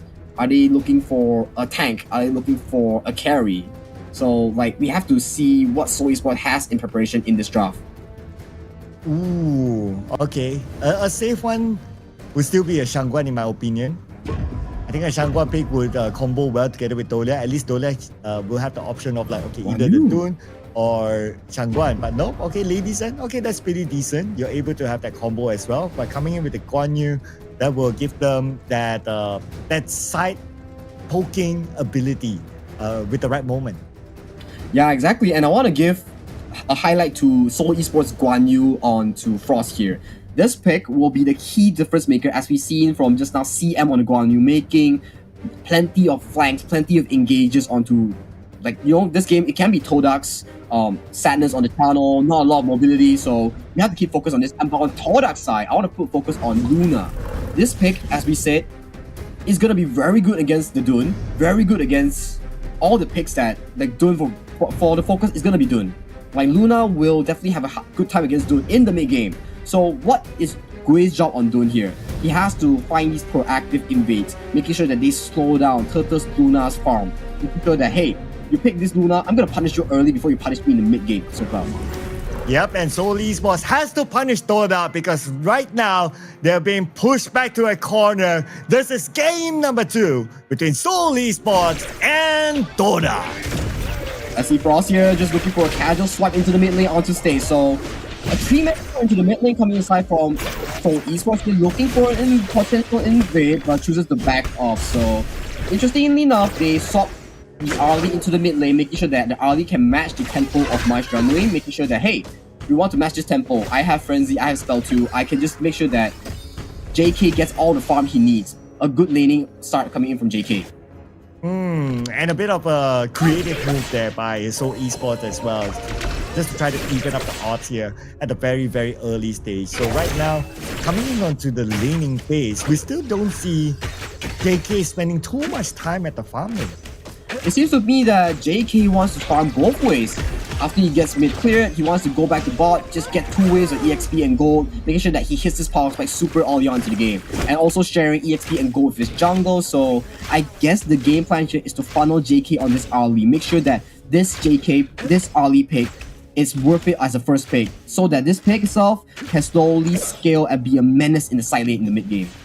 Yeah, and Sadness playing the channel is also a very pokey sort of hero at the lane, right? So you don't want to stay too much in the lane, just going back and forth with him, and then your health just goes down for nothing, and then you're forced back to heal, and then that will slow down your progress. So I guess like what you said, right? You kind of like want to find that balance between like the farm lane and also the mid lane, so that you don't take too much in as well. But speaking about taking a little bit in, okay, it's good, but yeah, still early for him to go down. Yeah, River Strike top side here getting contested by the side of Todak's Turtle and CCS, so they successfully snatches it and forces Gui to puff into the mid side and in preparation of the blue buff. So overall, a very standard start coming in from the side of Seoul Esports and Todak, but Todak comes in on top when it comes to securing neutral objectives as well. Right now, maybe JK might spend a little bit more time at the farm lane since he has had a good time at the mid and somewhere in between as well. So he has to give something back to Ricky. You cannot just leave Ricky alone because he has to scale as well. But because Ricky is going up against a Mai and now together with Anda with Stay, Ricky won't have a good time at the mid lane. So he has to play this very patiently. Yeah, indeed, I agree as well, Sirka. So 3-man strong coming to the mid lane, funneling farm for Gui onto the Dune, a catch onto Stay. Stay moves out perfectly. So nothing too crazy so far in the early game. Both teams just farming whatever they can, trying to set up for that 4-minute mark Tyrant, Sirka. So looking at both drafts, Sirka, realistically speaking, how would you want Todak's draft to be played out? Ooh, I want to see more team fights from Todak. Yeah, more team fights from Todak because of the capability that they have. They have Stay, who can go in and out of fights very well. You have Sadness, who works well in team fights. And speaking about team fights, Unbridled Outburst by Todak. This is what I'm talking about here. Using your abilities to the best and scoring the first blood. Yeah, a beautiful Unbridled Outburst coming here from the side of Anda, catching off JK off guard, making sure that Sadness gets an amazing laning phase, bodyguard by Stay and Anda. So right now, Sadness having a field trip in the bot side, securing whatever he can, all the gold running into his pocket. Oh, this is not going to be good for Junyoung. Alone, 3 players from Todak around him underneath the tower. He's not going to be able to survive this. But hey, for some reason, he's able to hold on still. Wow. He's pretty tanky for a roamer, so that's a lot of spells being burned out on the bottom side. And right now, Seoul Esports putting their focus onto the Tyrant, and based on the map, Turtle doesn't want anything on this Tyrant. He just wants to, you know, farm his buff, make his camps, make sure he secures the next blue buff, as it'll be a very crucial breaking point coming to the mid game. So right now, this Luna There's no disturbance in the early game. There's no disturbance in the blue buff right now. This Luna will be a key factor in Todak's march to victory, Circle. But Seoul Esports, at least they got the Tyrant, so they even up the odds a little bit, though there's still a 1k gold difference. By the bottom, Sadness receives a decent amount of damage, but as long as you're with the Zhangfei, you have a good bodyguard there. Oh, and so the buff. Yeah, Turtle just casually stealing with the buff, making sure that, hey, wait, I told you, you don't invade me in the early game, I'm gonna punish you for whatever you're doing, so this is exactly what's happening so far, and it's all level lead. So a 1 level lead for Turtle, but that is slowly gonna march up into a significant goal lead. So 4-man strong coming, flying to the bot side, Circle. Yep, looks like they are trying to shoo away the members of Todak, but what catch do they have at this point? Not much. Yes, you have Guri, the Dune, but the Dune needs to be in a melee sort of position for him to come out with a good catch. So with that sort of walk in, Todak has the information. They just need to stay away. Yeah, and especially just now where Turtle and CCH casually taking down the top turret, making two sides of Seoul Esports simultaneously dropping the turrets. That's a big win coming inside of Todak, a painful loss coming inside of Seoul Esports, Circle. So Turtle, yes, securing the Shadow, the Overlord, making sure that all the neutral objectives are secured by him before going to the buffs. So right now, Todak, healthy lead going to the mid game, and Turtle, unstoppable, having a 2 level lead against Gui right now. Okay, Sagi, I want to put this out as a point of discussion. What does Seoul Esports have to lock in Turtle? Turtle is super slick. It's super hard for them to lock in. So, yeah, have a think about that while we check out the fight in the middle. Unbridled Outburst will be used by Anda to save himself, and he's okay for now. But keep your eye on the Frost as well. Coming in from the back, charging in, pushing them back to the front, but not far enough. And he got punished for it. An engagement that Seoul Esports was not ready for. Wow, Sadness just ankle breaks the Frost Razor Cavalry there, making sure that Frost missed out the fight. Oh, Turtle hit into trouble, but all in all, it's still fine. But Sadness just casually just juking Frost, making sure Frost cannot get the kill onto his channel. So back to the question on how Seoul Esports, who can realistically lock down this Luna? I gotta say, it's only available on the early pick, where the early has the Maple Dance to block up projectiles coming from Luna. But it's gonna take a lot of reaction time coming on this. Yeah, and you want to keep like the early to be able to deal damage to the others as well, right? So it's gonna be pretty difficult for them to execute that. But sometimes it's all about opportunity, it's all about positioning as well, depending on the scenario. But the scenario right now is that Todak, they managed to breach the top, and they're gonna get T2 at the top as well. Yeah, very early tier 2 at 7 minutes right here. So Todak here is securing themselves a 4,000, almost 5,000 gold lead circle into the 7 minutes of the game. This is an insurmountable amount of gold lead right here. So looking at the side of SE, how can they come back from this game? It has to be Frost, it has to be good. Looking for those immaculate engages on the back line of Todak. But realistically speaking, do they even have damage to follow up with these crazy engages circle? Yeah, and with the fact that now Todak, they have the Unbridled Outburst, it's going to be even more difficult for Seoul Esports to make the first move engagement. You go in, the counter engagement will come in with the Unbridled Outburst, and everything will reset back. Todak can make a U-turn. So right now, Seoul Esports, maybe they need to find a way to try to bait out the Unbridled Outburst. Yeah, that's the case, but the jungle is just getting so much invasion from the side of Seoul Esports. Todak is just not letting Seoul Esports breathe at all. Looking at Turtle, he's secretly just snatching away the red buff, going onto the Tyrant 8-minute mark. So right now, Seoul Esports, you have to find an opportunity if they do make a blunder when they're securing the mid tower. That's your only chance right now to come back into the game. With this 6,000 gold lead going to the side of Todak, I gotta say, Sir Cloud, things are not looking good for the side of Seoul Esports. Well, it did not look good for them in the previous round during the early phase, and they somehow is able to control the middle a little bit. But speak about control, in the middle, Stay definitely in control. He gets the kill, but he got killed back underneath the tower of Seoul Esports. Seoul Esports, they fight back, but we have Turtle coming in, and Gui gets a trade back, but Seoul Esports, they're losing so much in this fight as well. Todak is still not letting go of Seoul Esports. They got Gui in the process. 3 for Todak. Todak wins the engagement. Oh, but not so much. Actually, SC trades 3-3 in terms of this fight. So if it's a 3-for-3, it's actually beneficial for the side of Esports. JK here getting most of the kills, most of the resource coming to this fight, even getting the shutdown onto Turtle.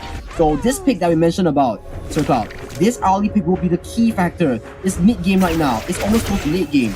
He's going to be a force to be reckoned with in side lane. He's going to be a nuisance towards the side of Todak. Alright. So that could be the winning factor here. But they have to keep JK alive as well. That's something they need to consider. And they need to be careful of Stay, who can potentially go directly for JK. Yeah, exactly. I do agree with you as well. So lots of pressure coming from JK. Looking at the Luna, looking at the Chano, looking at the Mai Shiranui. Lots of pressure. He has to play in immaculate early to be able to carry his team forward, potentially pull even the series circle. So this Tyrant is starting off by the side of Koda. And Seoul Esports looking to engage. Now they won't have the time. Todak gets the Tyrant. Seoul Esports, they have to back out of this. They cannot continue the engagement with Todak right now. So Todak, they're not engaging as well because they know that they don't have the Unbridled Outburst yet. Yeah, no Unbridled Outburst yet. Slowly but steadily, they're looking to chunk down this mid turret. No minions so far. So good defense coming in from the side of Seoul Esports here. So realistically, can you hold this on for more? But does your scaling match against Todak scaling? So that's the question you have to answer. The early probably gets outscaled by Sadness Channel. So that's one department you have to go. When is the go button for the side of Seoul Esports? Yeah, the go button is maybe now because now the Unbridled Outburst will be used. Seoul Esports underneath the tower, it will not protect them enough. And at the same time, Anda, he absorbed the damage from the tower, he's still alive. But here comes from the side, Frost to try to get a trade back, but Frost in trouble the moment JT shows up, he goes down, Toda wins the mid fight. Man, what a good fight coming in from Todak. Things were actually looking good for the side of Seoul Esports at the end of the fight where Frost came in for the three-man engage, but Todak just going in and collecting kill onto the side of Frost. But here's the thing, if this keeps on happening, your window of coming back for the series is just getting smaller and smaller on the side of Seoul Esports here. But good news on the side of Seoul Esports here. Your early is slowly approaching to the 4th mark, which is the Daybreaker. Probably will see it in maybe the 12 minute 30 seconds mark, but right now, Toda starting off the Shadow Overlord. Just utilizing this as we see time and time. Many teams utilizing this just want to end the game in one push as well. And look at this. At the same time, in the middle, DT, he's just like going in and out. He's like, he doesn't have a care in the world because he kind of knows that who's going to catch me. Exactly, Sir Cloud. He's just toying with his opponent using Luna's ultimate New Moon. In and out, just making sure that, hey, you want to catch me? Hey, I'm here again. You want to catch me? I'm back again. That's just how it is for the side of Todak Turtle. Just good BP, good last pick Luna here. Oh, and here comes him again. Into the game, into the fight. Just to try to bait out a few skills out of Seoul Esports. And Seoul Esports, they're not biting the bait yet, but I think they have to let this tower go. They cannot stay here because the position of Todak, they're all around Seoul Esports. Now, one Unbridled Outburst will push them to the front. Yeah, and waves are just being a big pressure coming inside of Seoul Esports right now. 3 waves all coming in. Okay, engage coming in. Oh no. Oh, Anda takes a lot of damage. Anda with the Unbridled Outburst. Now it's time for Todak to make that U-turn onto Seoul Esports. Seoul Esports will get quick in the process, giving the double kill towards DT. And right now, Todak, they have managed to push Seoul Esports back into their base. At the same time, they will take the bottom tower down. Todak, they lost TCS in the process, but it's okay. They can continue on. And then it might just be game circle. They are knocking onto the crystal right here. A kill onto JK and a kill on Junior. And that just game. GG. GG! This is Todak winning 2-0, kicking off their season with this win against Seoul Esports. Congratulations, Todak, for securing a clean 2-0 win over Seoul Esports here. Although, yeah, Seoul Esports do have some of their moments right here, but Todak in the driver's seat, calm, collected, making sure that, hey, you do have some of your moments here, but we are always in the driver's seat. Hey, like, we got you. Todak fans, we got you. Yep, and I would say that Seoul Esports didn't have an answer to DT. That's correct. Would you say I so? do believe that, yeah. The Luna pick really was a big issue. If you will look at the draft, there was realistically no one that's being able to consistently stop Treaty and his dashes all around the map. Like, he can go in, he can go out, he can just toy around you. You don't have a crowd control spell like Dong Huang, Zhang Liang, you know, all these lockdowns that can potentially stop this Luna from wreaking havoc onto your backline. So this comes to the question, the draft from Todak really just outshined it in terms of the last pick Luna. And he was the last pick. I remember that. Correct. Yeah, he was the last pick. So they saw the entire draft and then they thought, oh, how are you going to stop me? So it was an easy pick for them, and they just went rampant across the map. Now let's check out some of the stats here from the previous round. And looking over the numbers, no crazy numbers as compared to what we saw in the first game. But hey, Todak, very steady numbers here. Yeah, very steady numbers here. Sadness not dropping a single death, 2-0-11. Maybe not the best KDA for a marksman that not getting kills, but you know, it's still a very solid gameplay coming aside of Sadness. Multiple times dodging death from the side of Frost backline accesses, but props to Sadness, playing really well, and props to Anda as well. Beautiful unbridled outburst so far, catching multiple members off guard on the side of Seoul Esports, setting up the tempo, setting up the plays for Todak to slowly escalate into a very large lead circle. Yeah, and this is what I like about Anda and his unbridled outburst, right? Like, he not only like has to protect like his cores, like Sadness, for example, but he tries to go for flanks. He positions himself all the way to the front, behind towers in certain situations, and he just uses his unbridled outburst at the right timing. Beautifully executed. And from that execution, of course, it is translated into these numbers here.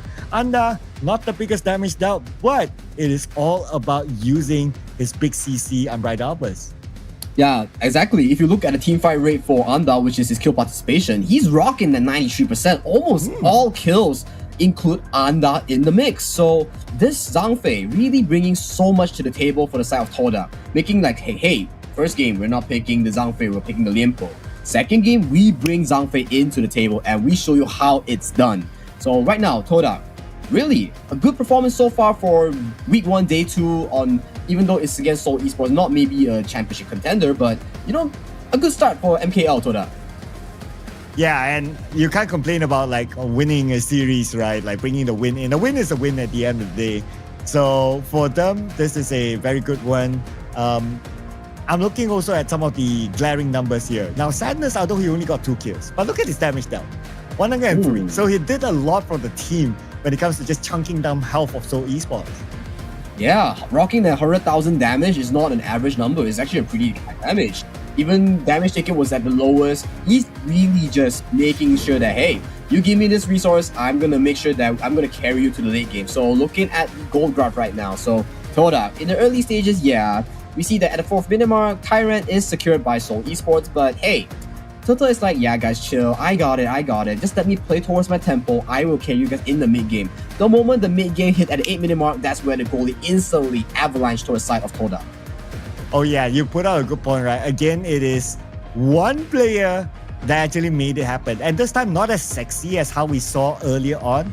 This is more of like him doing the things. Like he's just like, oh, I'll be in the middle, I'll show myself, I'll go back up, opening up just one hero, opening up the space for 4 other heroes to secure the Shadow Overlord. And that is where Todak, they know how to be super flexible in how to play their lineup.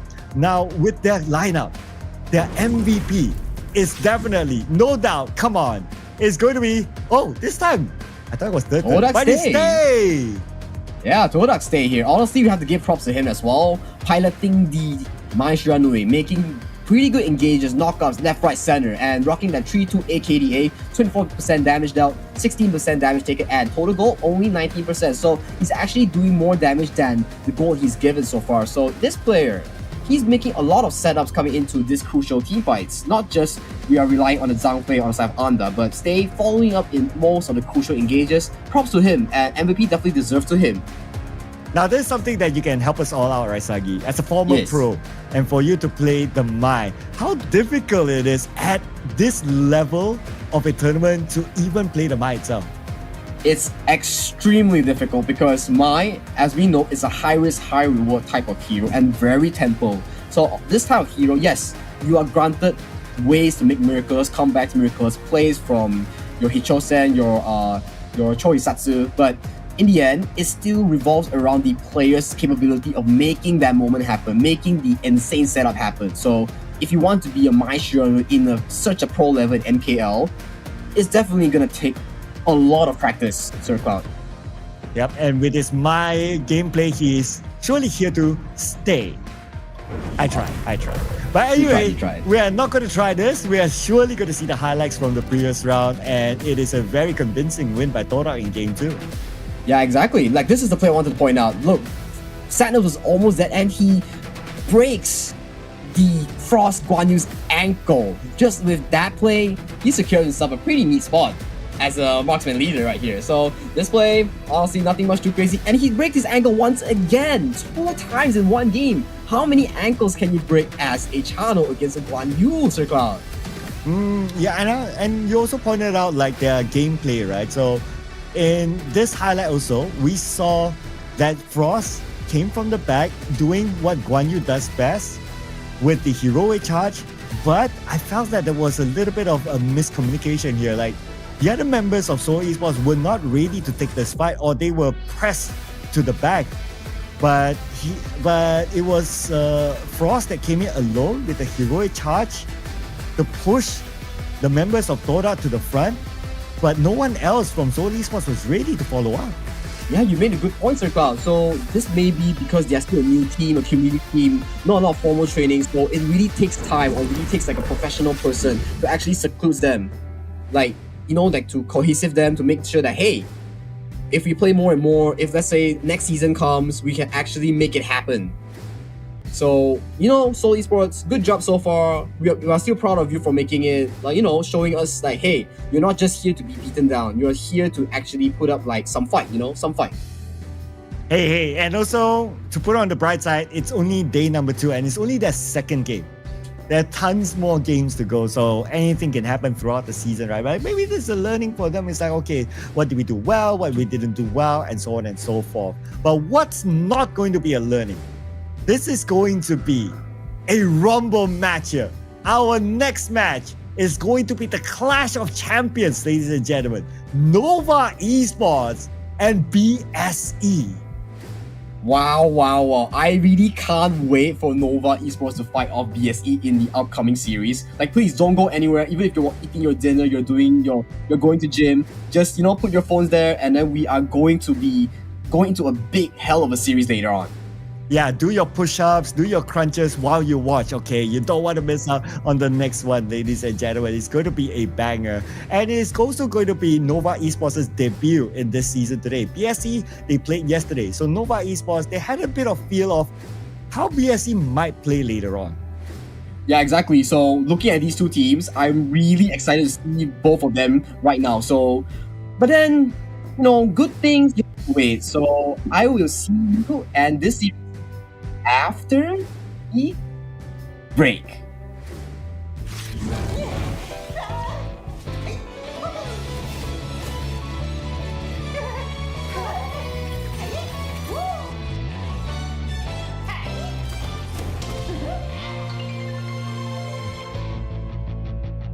An unyielding soul, an undying will, an ageless heart. That's what it takes.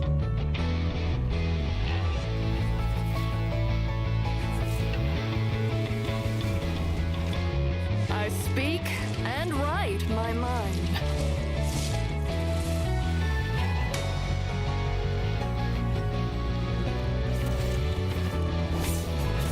Let's enjoy today and not worry about tomorrow.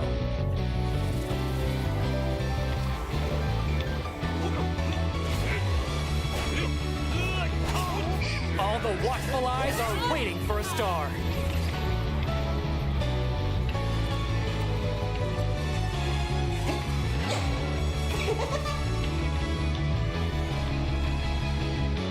An enlightened heart cannot be extinguished easily.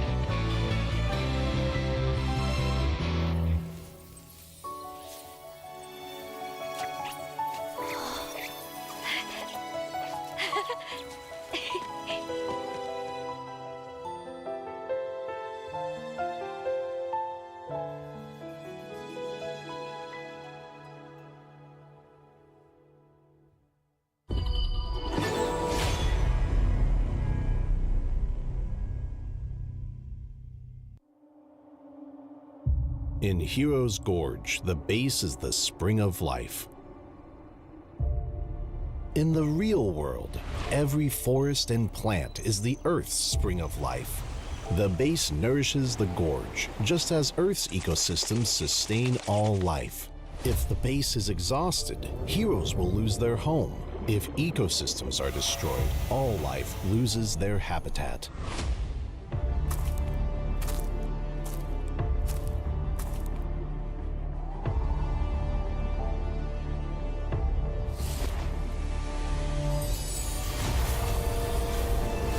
Honor of Kings is working with players worldwide to support real-world environmental causes and protect our planet's future. By participating in Protect Nature, Protect All Life, all efforts in the event will contribute to real-world causes, protect the environment, and let us defend the honor of our planet together.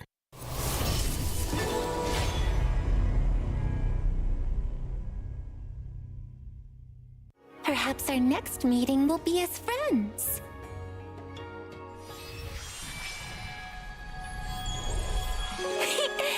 A single thread of silk connects faraway friends.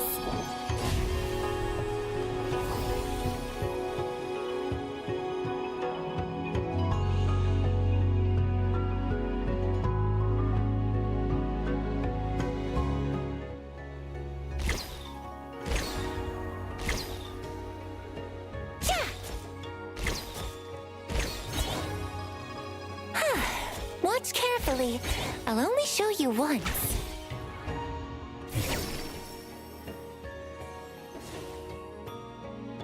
Trees bear tender mulberries.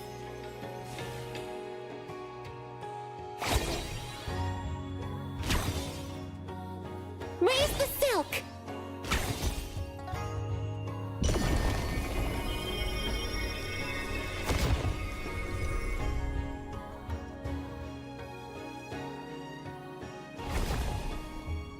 Thousand wishes make thousand threads.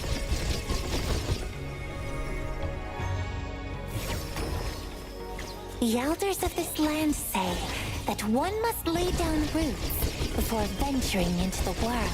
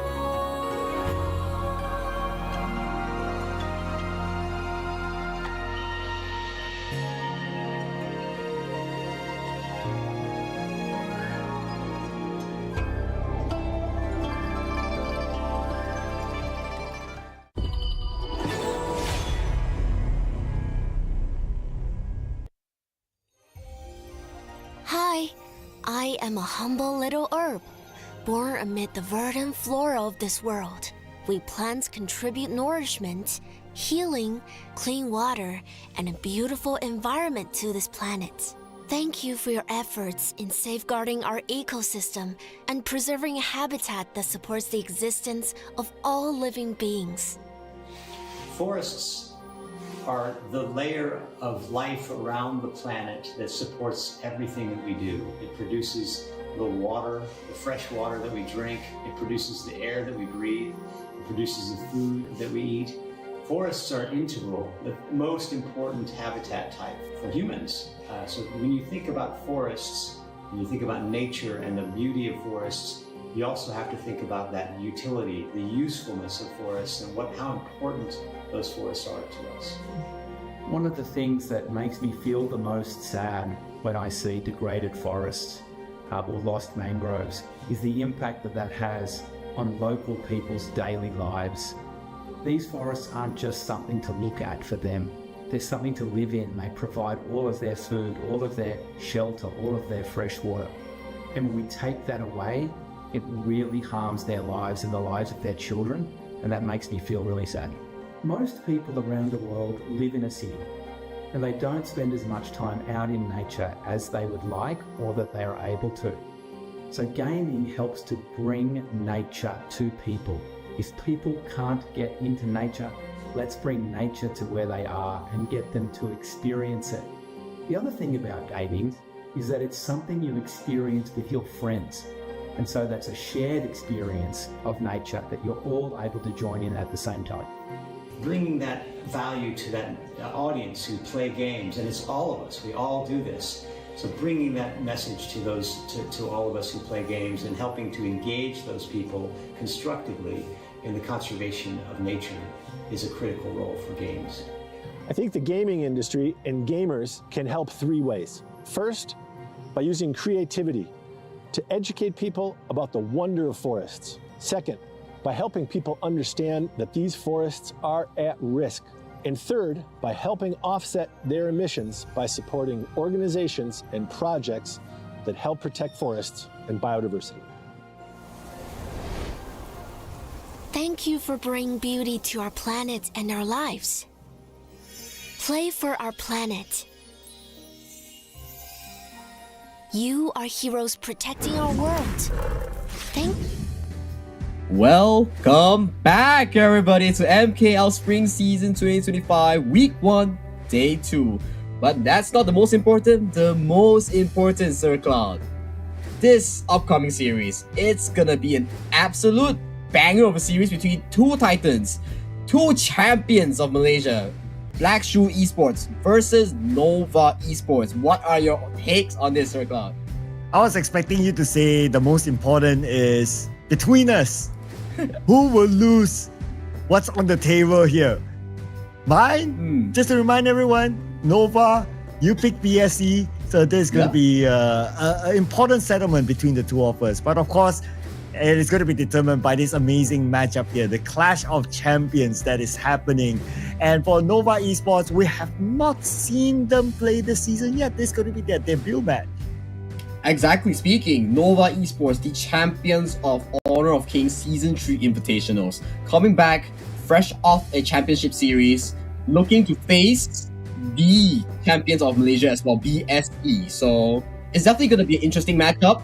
And let's see the team for both rosters. So in Nova Esports, we have Nova Straight in the Clash lane, Nova CY in the jungle, Nova Wendy as their mage mid lane, Muchi in the farm lane, and Waypit as their roamer. And for Black Shrew Esports, Musang King, the Golden Boy in the jungle, BSE Zihong in the mage mid lane, Xiang as their Clash lane, BSE Dian, the newcomer of their roster, in the roamer, and JR in the farm lane. What do you think, Sir Cloud? Yeah, I mean, these two teams needs no introduction, right? But for BSE, they had a roster swap, like what you mentioned. Dian is being introduced into the team, and not only on the forefront, right? On the coaching staff as well, they had a swap. Last we saw them, they had Mopo as their coach, but this time they have a different coach for BSE. So at least two different changes here. Whereas for Nova Esports, they retained the same lineup, the same coaching staff. Arguably, you can say an inclusion of a new player, Noel, in the lineup as a sixth player. Yeah. So I want to put this out there, right? Noel is officially a player, sixth player. At some point, I want to see Noel play. Come on, Noel. Can you grant us that wish? Yeah, can you grant us that wish, Noel? I do think that a lot of viewers will want to see our first Noel playing her first game in MKL. That would be amazing. It will be a lot of talking points. People will be excited over it. But just for some update, Nova will be picking the red side and BSE will be choosing the blue side for the first game of the series. So this will impact a lot as both are giants of Malaysia, titans of Malaysia, championship owners. So these two teams, if it comes to side selection, it may contribute to how the end score would be. Usually in every game that we play, there's always a more favorite side in terms of win rate and stats. So maybe this will be the case for BSE in this case, or will Nova showcase off their, championship prowess after winning a intense series in HOKS3? Yeah, so of course if we talk about like recent result, Nova Esports is doing better than BSE, but of course that was like the latest was in S3, and during their S3 journey as well, they obviously went to become champions. They beat some of the best teams around the world as well. So Nova Esports on paper, they're looking really good against BSE. But then again, we only had one series that we get to observe how Dian plays together with BSE. Now, how far of an upgrade is Dian to BSE might also be answered in this series, because if they are somehow able to overcome Nova by having Dan on the lineup, and if Dan comes up with big individual plays against Nova Esports, then that is a big statement for BSE. Exactly, and I'm very excited to see these two teams clash. I want to see at the top level of MKL Spring Season 2025, the two teams, the top of Malaysia, what kind of showcase, what kind of mechanical prowess, macro prowess can they show to us and the viewers? It's gonna be definitely a sight to behold, Sir Cloud. Oh yeah, absolutely, right? And when it comes to hero pool, I mean, no doubt there's two teams, their hero pool is super deep. But we're going to jump straight into the draft, ladies and gentlemen, just to see what sort of strategies we'll put up in game number 1. And we're going to see Mai being banned out, Guan Yu, Dharma out as well. So some of the common picks like the Arlie is still available and immediately picked up by BSE. Yeah, I want to point out as well, BSE putting those respect bans, Dharma and Guan Yu, onto Nova's MVP and captain of HOKS3, which is Shrew. So Arlie being the signature pick of JR being picked up, and as a counter, as an answer, Mayin and Zhang Fei being picked up simultaneously for Nova Esports. Which leaves us to the case, BSE, what are you looking to plan here? Are you looking to pick up something that revolves around the Arlie? But instead they pick up the Dun Dolia, very similar draft for the game 2 between SE and Todak, which is, the standard. This is what SE picked just now, so maybe it's also the optimal coming in for the game 1. So Nova Esports, how will you answer this, Nova Esports? Yeah, this will be the question, right? So number 1 is potentially to take out some of the other combos with BSE, like maybe taking out the Shangguan so that the combo doesn't happen. So that might be one. They went for the Direnji instead. Okay, maybe they're keeping that for the ban now to ban out the Shangguan instead. So blocking in Direnji and Zhang Fei here, one could think, is BSE looking to lane swap the Arlie into the mid lane or potentially the clash lane, providing JR a more sufficient time and space to farm up into the Doomsday first item before 4-minute mark. So looking at the bans, Nova Esports respecting the Dolia pick, banning out the Elaine. So as an answer, BSE banning out their signature Agudo. Yes, it makes sense because Dune has already been picked by BSE, so they already have their jungle. They're locking out choices on the side for CY. Now the Outground is still open though. So that could be a pretty hot pick here for Nova Esports. Having an Outground will give them a double tank combination, so they will allow them to absorb more skills. So because they have to think about like Dolia refreshing whoever, right? And for the potential of absorbing more skills, having an Outground would be pretty nice. Yeah, definitely. Having an Outground will definitely give more space on the side of Muchi on this DNJ to further push up to the battlefield, further push up and chase down the side of BSE. So a Pei being a respect ban towards the side of CY, respecting the fact that, hey, if you pick Pei, the tempo is going to be too fast for the side of us, so we have to lower it down so towers don't go down too fast. As we know, why the Agudo, why the Pei, they have one thing in common. They tear down towers super quickly in the first 4 minutes. So I do think that with this, they're looking to provide a very good space for JR to finally enter the mid game with a Doomsday. Okay, Yixing. Okay, they don't want the combo of Yixing with Todak as well. Don't want to deal with that. So that's absolutely fine. But the Shangguan is still open. That could be an option for BSE. Not banned, not picked by Nova Esports. They can go for that. Or if they want to go for Noah, that's not too bad as well. That will provide a lot of control, especially towards Mayen, who might be jumping all around the map doing team fights.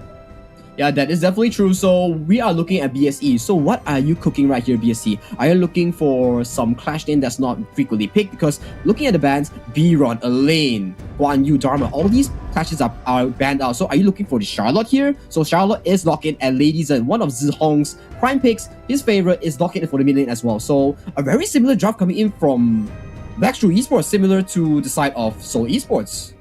So Nova Esports now, most likely they'll pick a jungle. Outgrun, absolutely up for grabs. Could be a potential that they might pick that one. If it's not Outgrun, if they want to go for a slick assassin like a Lam, maybe they could go for that to try to just put priority on the early.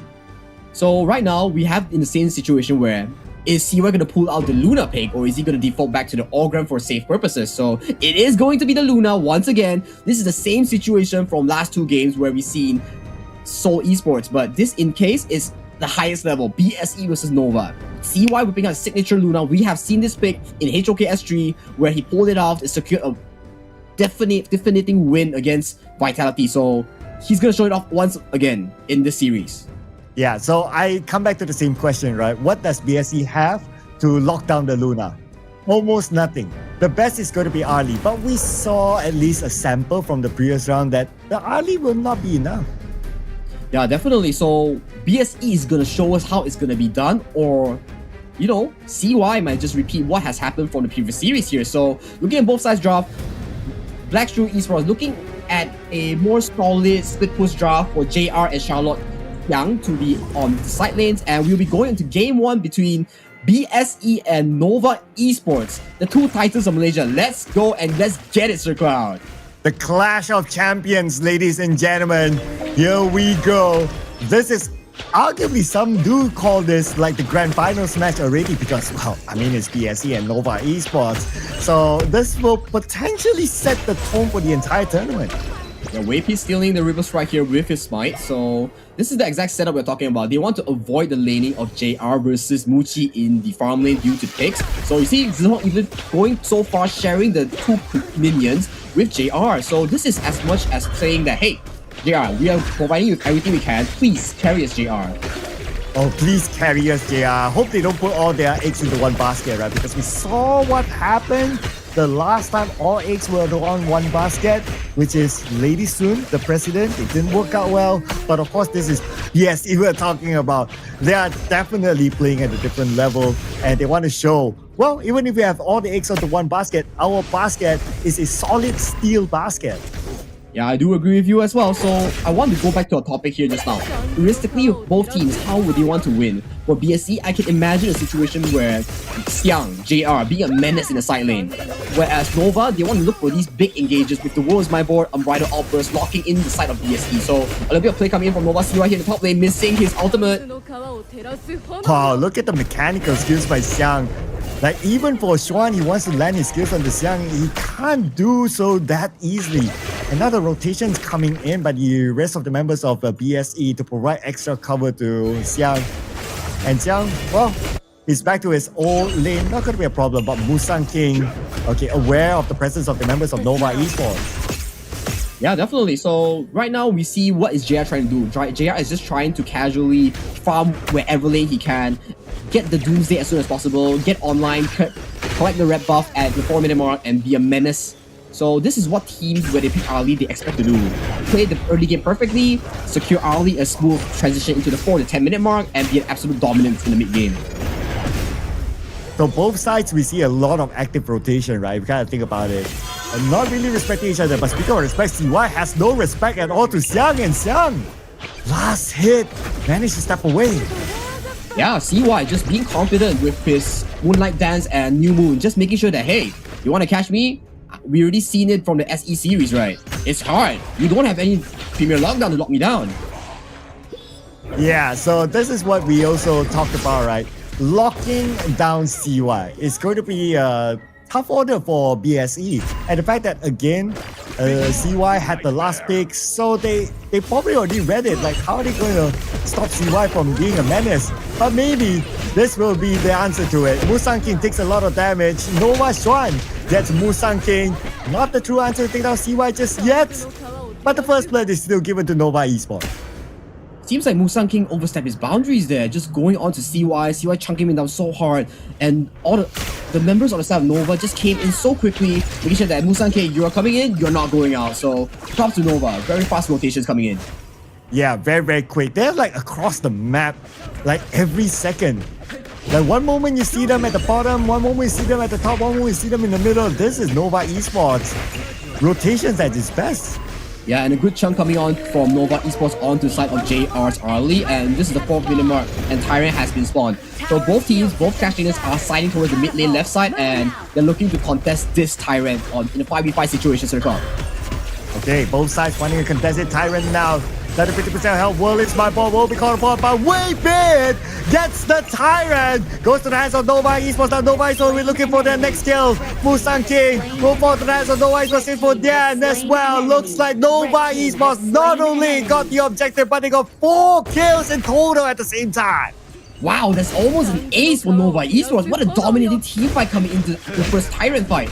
Even Wave is securing the Tyrant for his team and getting a 4-0. That is crazy stuff coming from Nova Esports, and currently they are trying to take away the blue buff of Musang King right now. This is so much damage being caused in one fight. That is almost 3,000 gold shift in the span of 1 minute, Circle. One fight, 3,000 gold shift. That is insane. And not only that, they got the Tyrant. They can continue to press BSE. And yeah, looking at Nova's rotation right now, they are trying to choke off this Charlotte off the top side. They are trying to get this tower, making sure that, hey, we already destroyed JR's heaven at bot side. We are looking to destroy yours as well, Xiang, at the top side. So no one's going to be farming safely after this. Has destroyed a tower. Ooh, and now they took down the top tower. Nova Esports, they have access into the top area of the jungle. And that is the area that they want to control. They don't want BSE to go near the Overlord at all. Yeah, exactly. Yeah, that's what I'm speaking right now. So, in no ways the BSE is in the way of like fighting right now. Okay, Bullet Spot is down, and yeah, Nova just casually getting the mid-turret for free. Yeah, it's objective gameplay, right? Where's my bot? Patch 3, but they are disciplined enough to like, okay, there's the tower still there. We'll take it down first. We'll think about the 3 later on. Yeah, this is what teams they should be learning right now. It's like, hey, if you get an engage, remember where we're coming from. Kills are not the most important. It's the objective that matters. Yeah, and that is how you actually win games, not by just getting kills in the pocket. And speaking about kills, Nova Esports, they already have 5 kills and BSE could not even find their first. Yeah, exactly. And look at the seamless transition from mid to bot, and right now trying to chunk out the bot side tower into the wrap-up secure. This is insane macro rotation coming from Nova Esports. What a masterclass in display, and the fight breaks up. Oh, Musang King in trouble! Taken out by Muchi, and now they will find Xiang. Xiang at the bottom, all alone. Xiang tries to get Muchi, but not able to! Muchi has his bodyguards, Waypin and CY together with him, and BSE still fails to get their first kill against Nova Esports. Wow, 6 minutes in. Almost 6,000 gold lead right now. 0-8. If you were to tell me Nova Esports is fighting BSE, I would not believe this right now, Sir Cloud. This is absolute domination in Game 1 from Nova Esports side. This is arguably the biggest domination at 7 minutes so far we have seen in this tournament.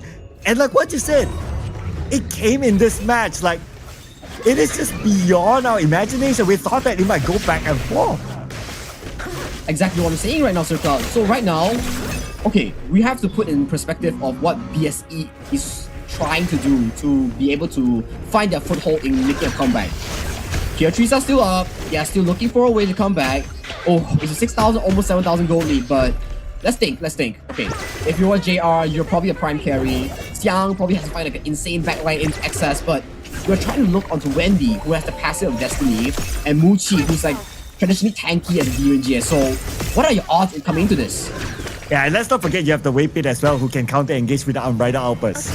So, even if you jump in, you need to make sure the Unbridled Outburst is used first. If the Unbridled Outburst is still being kept, then you can't really go in and engage yet. Yeah, especially right now, the World is my board being casually laid down and the Luna going in. OCY wanted to go all the way in. His trusty sidekick, Whippet, is there together with him to provide him extra shield, and he just steps away casually. Yeah, just 8 minutes in, and the tier 3 at the bottom side is already down, securing the bottom side once again for the jungle camps, and right now trying to move towards the top side and securing the blue buff as well. The entire jungle is nowhere to be seen for BSE. They're just getting constantly invaded, engaged.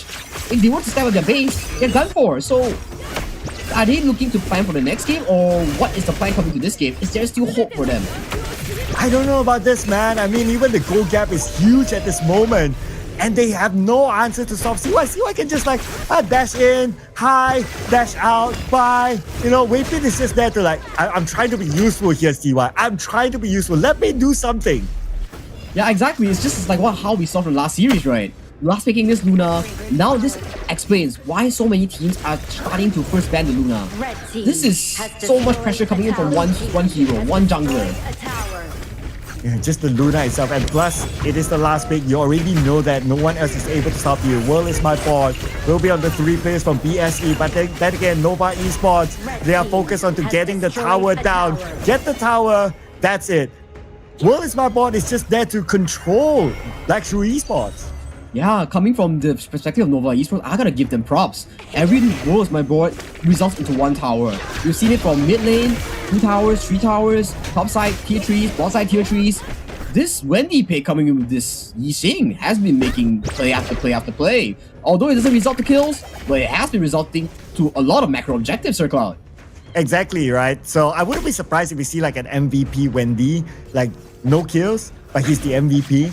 And for us to justify that, we have to look at his plays here. And like what you pointed out, every time he comes out with a World is my board, a tower goes down. That is absolute value. Yeah, and looking at the map position right now, be it Nova is trying to secure the Tyrant and simultaneously maybe trying to secure the Overlord as well. So this is Nova's statement. Hey, game 1, I'm going to take both objectives right here, right now, and close out the series and close out the game in a game-winning push in the next 2 minutes. Oh, okay, 2 minutes, right? Okay, so that's about 12 minutes, 30 seconds. All right, correct. All right. We'll keep that in mind. We'll keep that in check.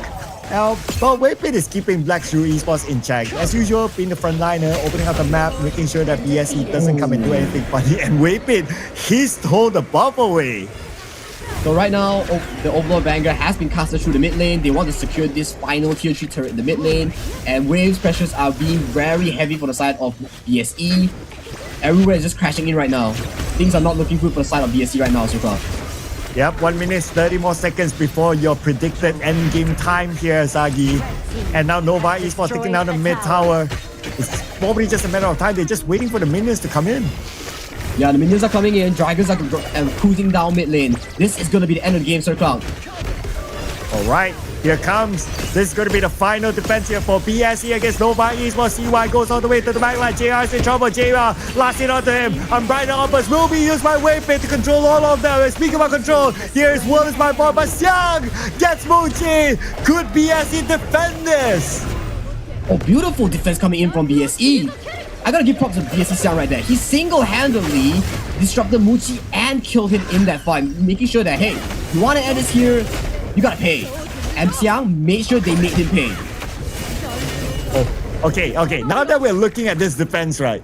And finally, after almost close to 12 minutes, BSE scores their first kill. That took them a while. Can they make this comeback?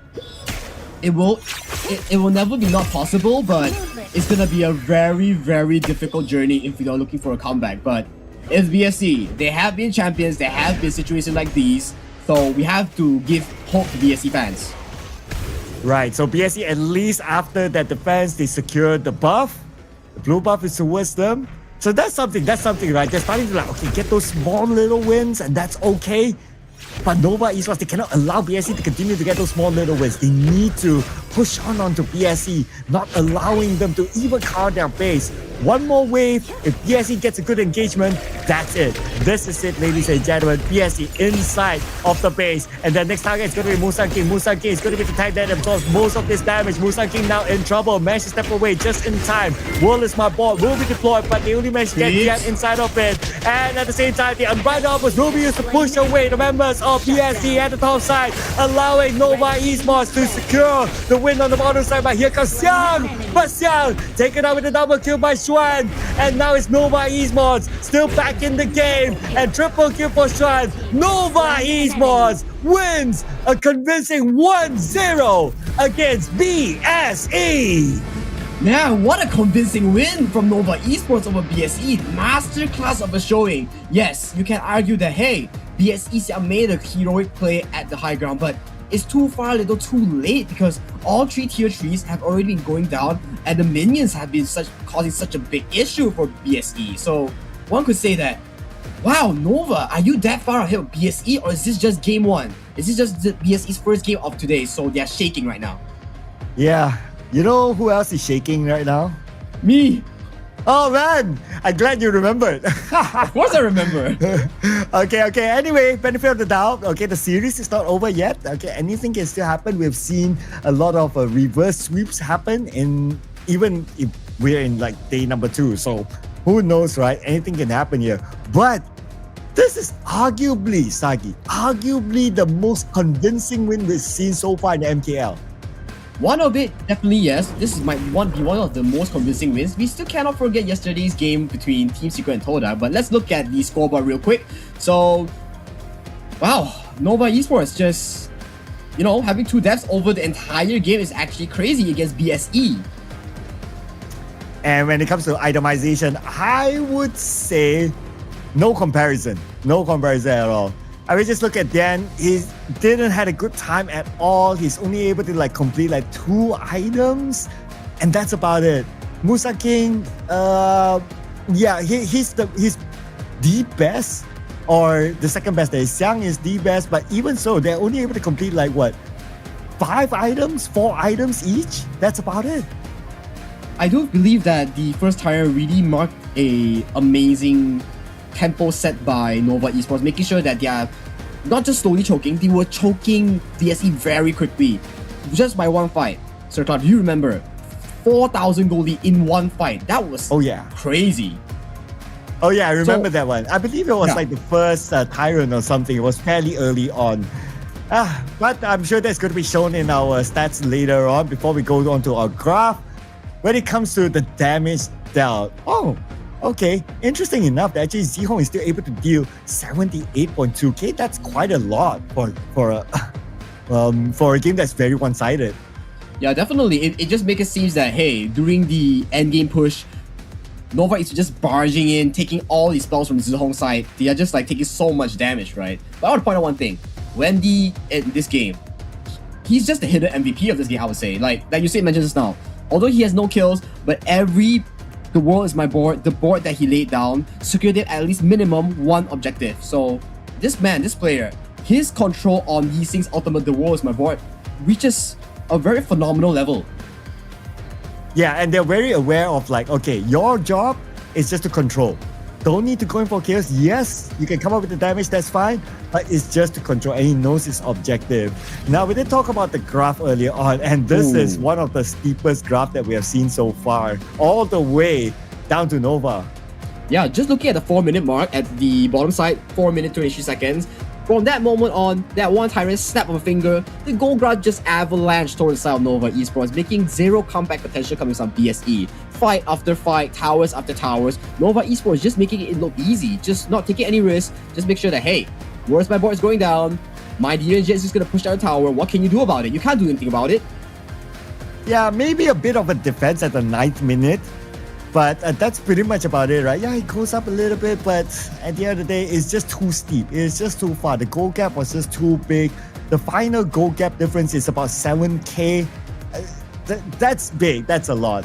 But a lot of them can be MVPs. But we can only award it to only one player, and it will be CY. Yeah, CY on his signature Luna pick. I have said this many times before. He showed this Luna pick back in HOKSG, and he had a festival, a big festival on this pick. He was doing so well that when we saw him pick in this game, I knew for a fact that this guy, he's coming in for a show on this Luna pick. And from the draft just now, this Luna last pick has to be answered somehow. I feel like coaches or drafters, they have to keep in consideration that if you pick such a 0cc composition, who's gonna realistically handle this Luna pick? Yeah, and plus it was the last pick.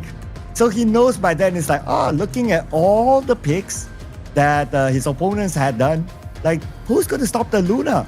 So it was an easy pick for him to like, okay, just go for the Luna.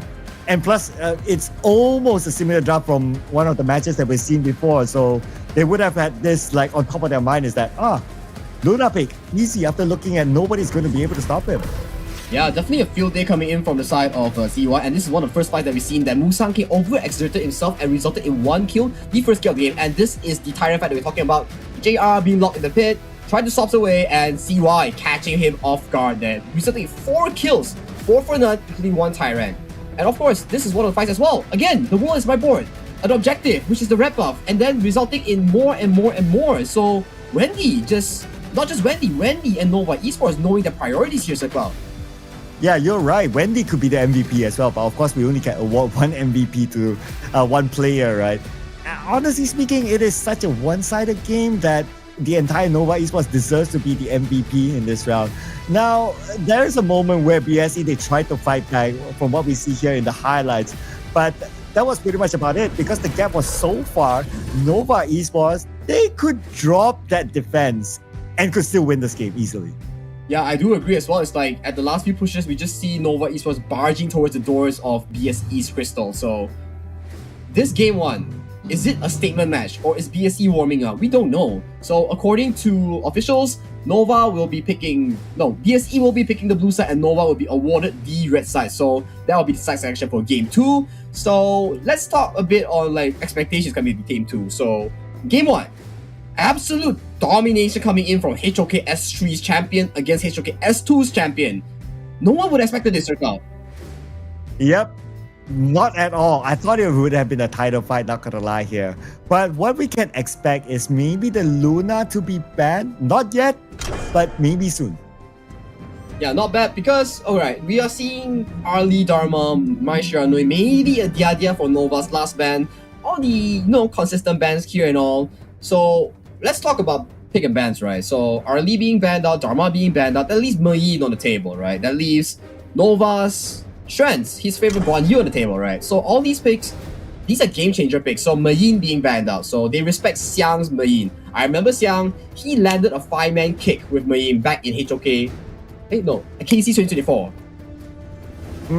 So you want to show some respect, right? Plus they do have the first pick anyway, so you're gonna take that out. Okay, but what that leaves us now with, right?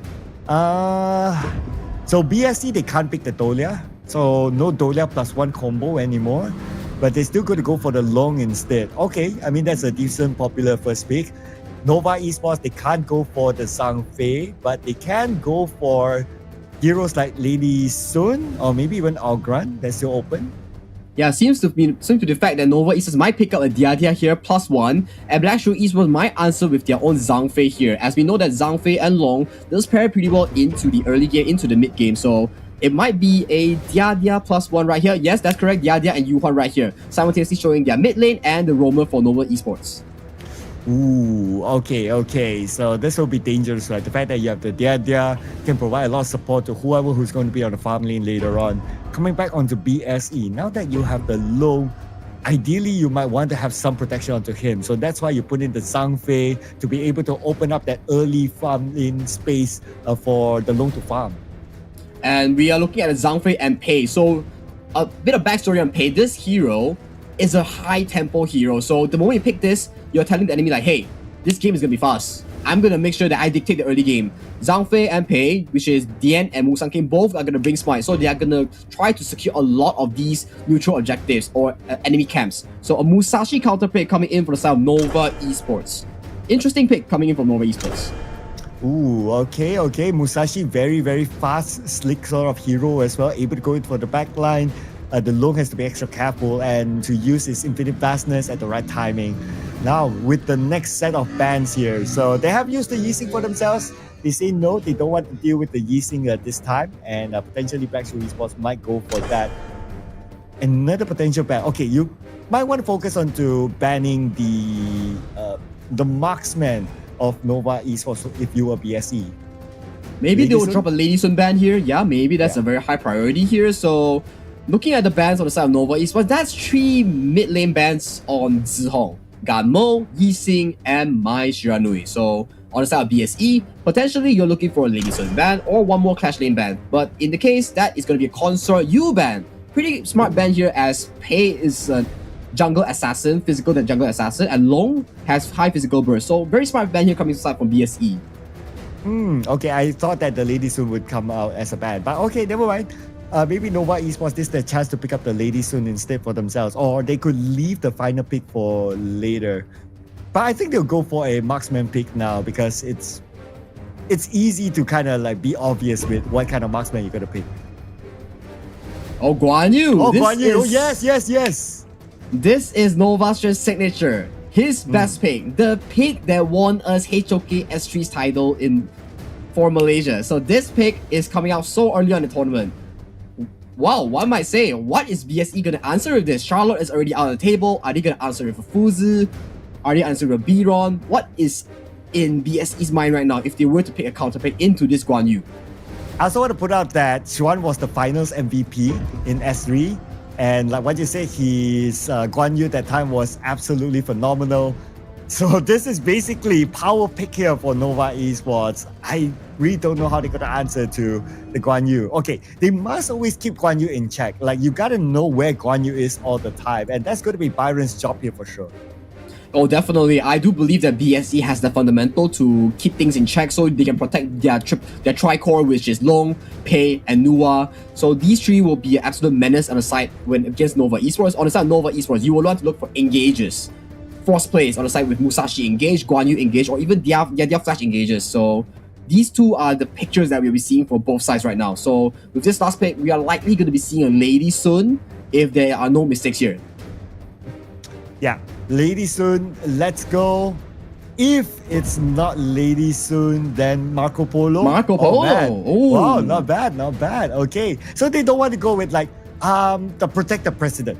They don't want to think of like, oh, I have to take care of my Lady Sun. No, don't worry. Marco Polo can go in and out of fights, can kind of save himself as well when he needs to. So Marco Polo is a more sustainable, independent pick for Nova Esports.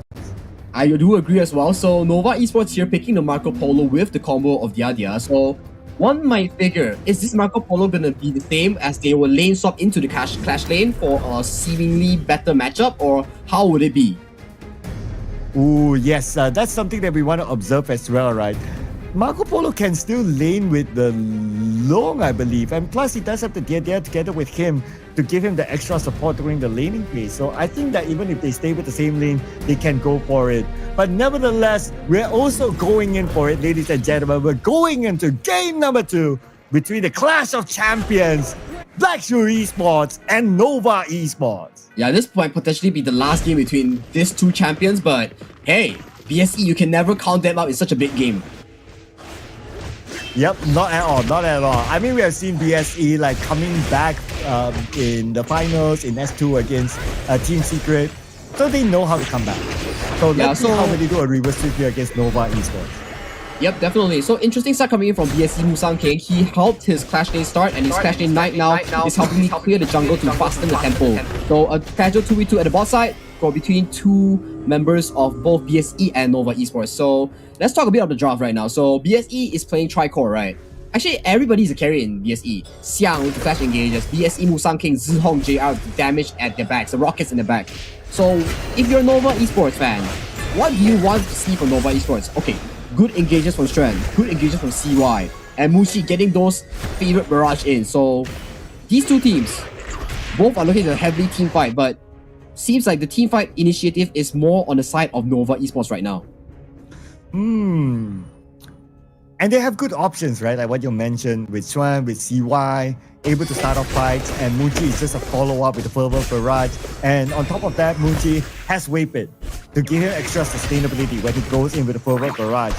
So that would be something that Nova Esports can also use to engage and also disengage from fights because of the options that they have. Yeah, exactly. The only down thing that Nova Esports' composition is that their range is not as far compared to BSE's lineup, where you have Zihong, the Nua, Musang King on the pace. So these 2 things these two heroes will probably provide a certain level of harassment coming to this. So a beautiful freeze coming aside of BSE Xiang. So a bit of a lane trick coming in here and there. So all in all, BSE is looking to find a footing in game 2. Can they bring it back to game 3? I'm not sure, but let's see. So far, both teams are very tight in the early game. Yeah. I'm looking at like who's kind of like winning their lanes by the lane itself. Looks like the farm lane so far, BSE is doing so far so good.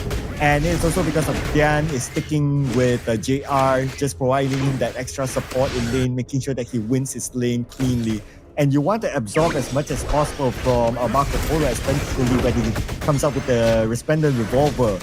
So if he's able to absorb that on behalf of JR will have the space to farm. Yeah, exactly. So right now, BSE again doing a very good job babysitting. Actually, both Romans are doing a good job babysitting their marksman, making sure that they have a seamless transition into the mid game.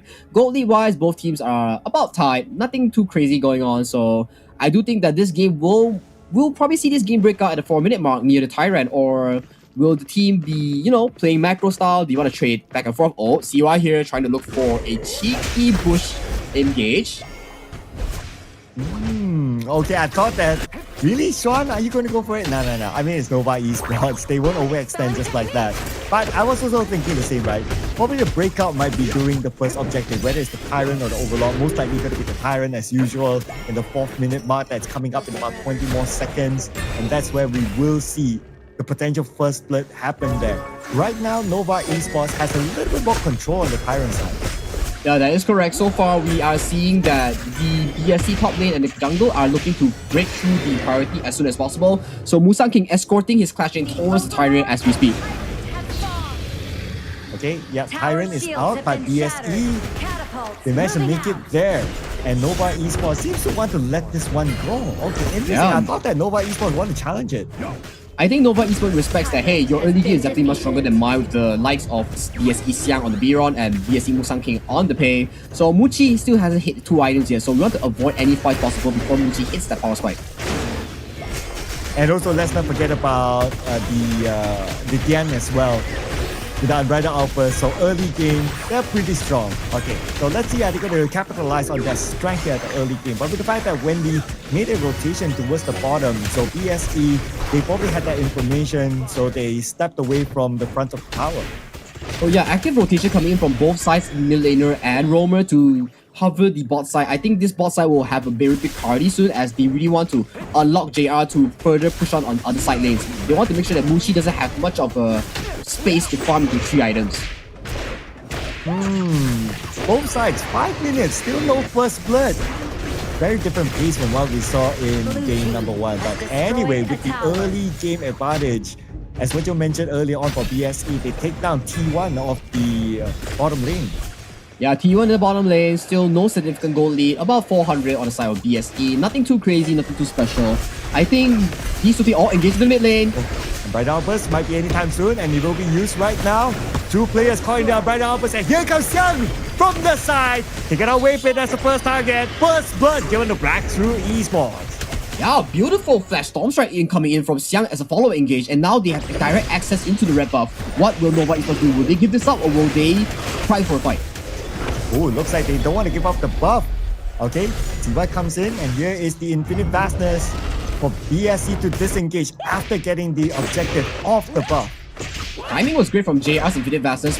Correct timing, perfect timing to dodge out the deal to the death from CY, escaping death and also securing the blue buff on the side of BSE's jungle. So right now, things are looking pretty good on the side of BSE.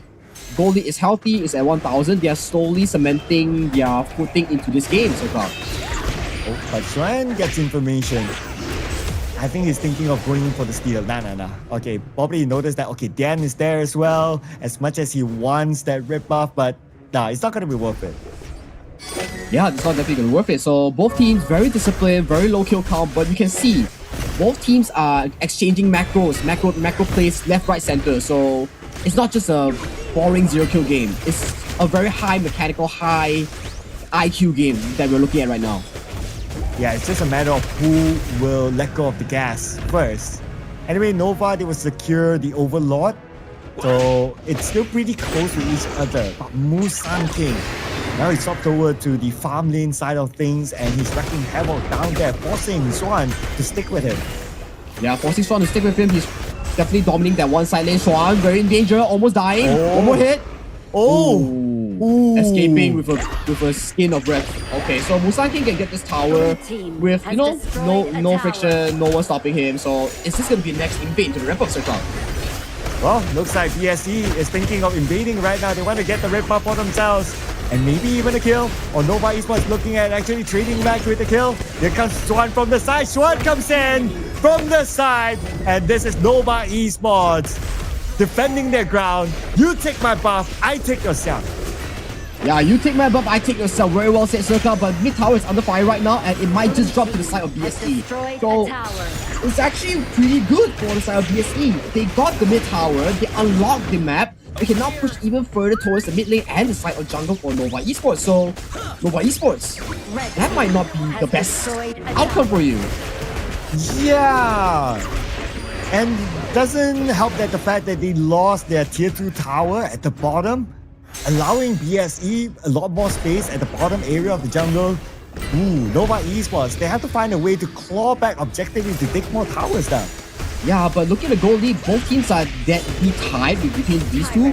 So it's just up to that one big play. As we stay circle, maybe the 10-minute mark, maybe this top push. We have to find out what is the breaking play into the series. Not yet, not the top push as well. Both sides very disciplined with their moves. They see the target, but they don't exactly go all in until they have a clear indication that they can win team fights. Team fight might break out here in the middle. And Dian is ready for it. He does have the Unbridled Outburst ready. He's trying to bait out the members of Nova Esports, or at least give back information to his team. And Nova Esports, they're not biting the bait at all. Yeah, BSE trying to invade this rep up once again, denying the rep up from Marco is very huge. So will they start the fight here?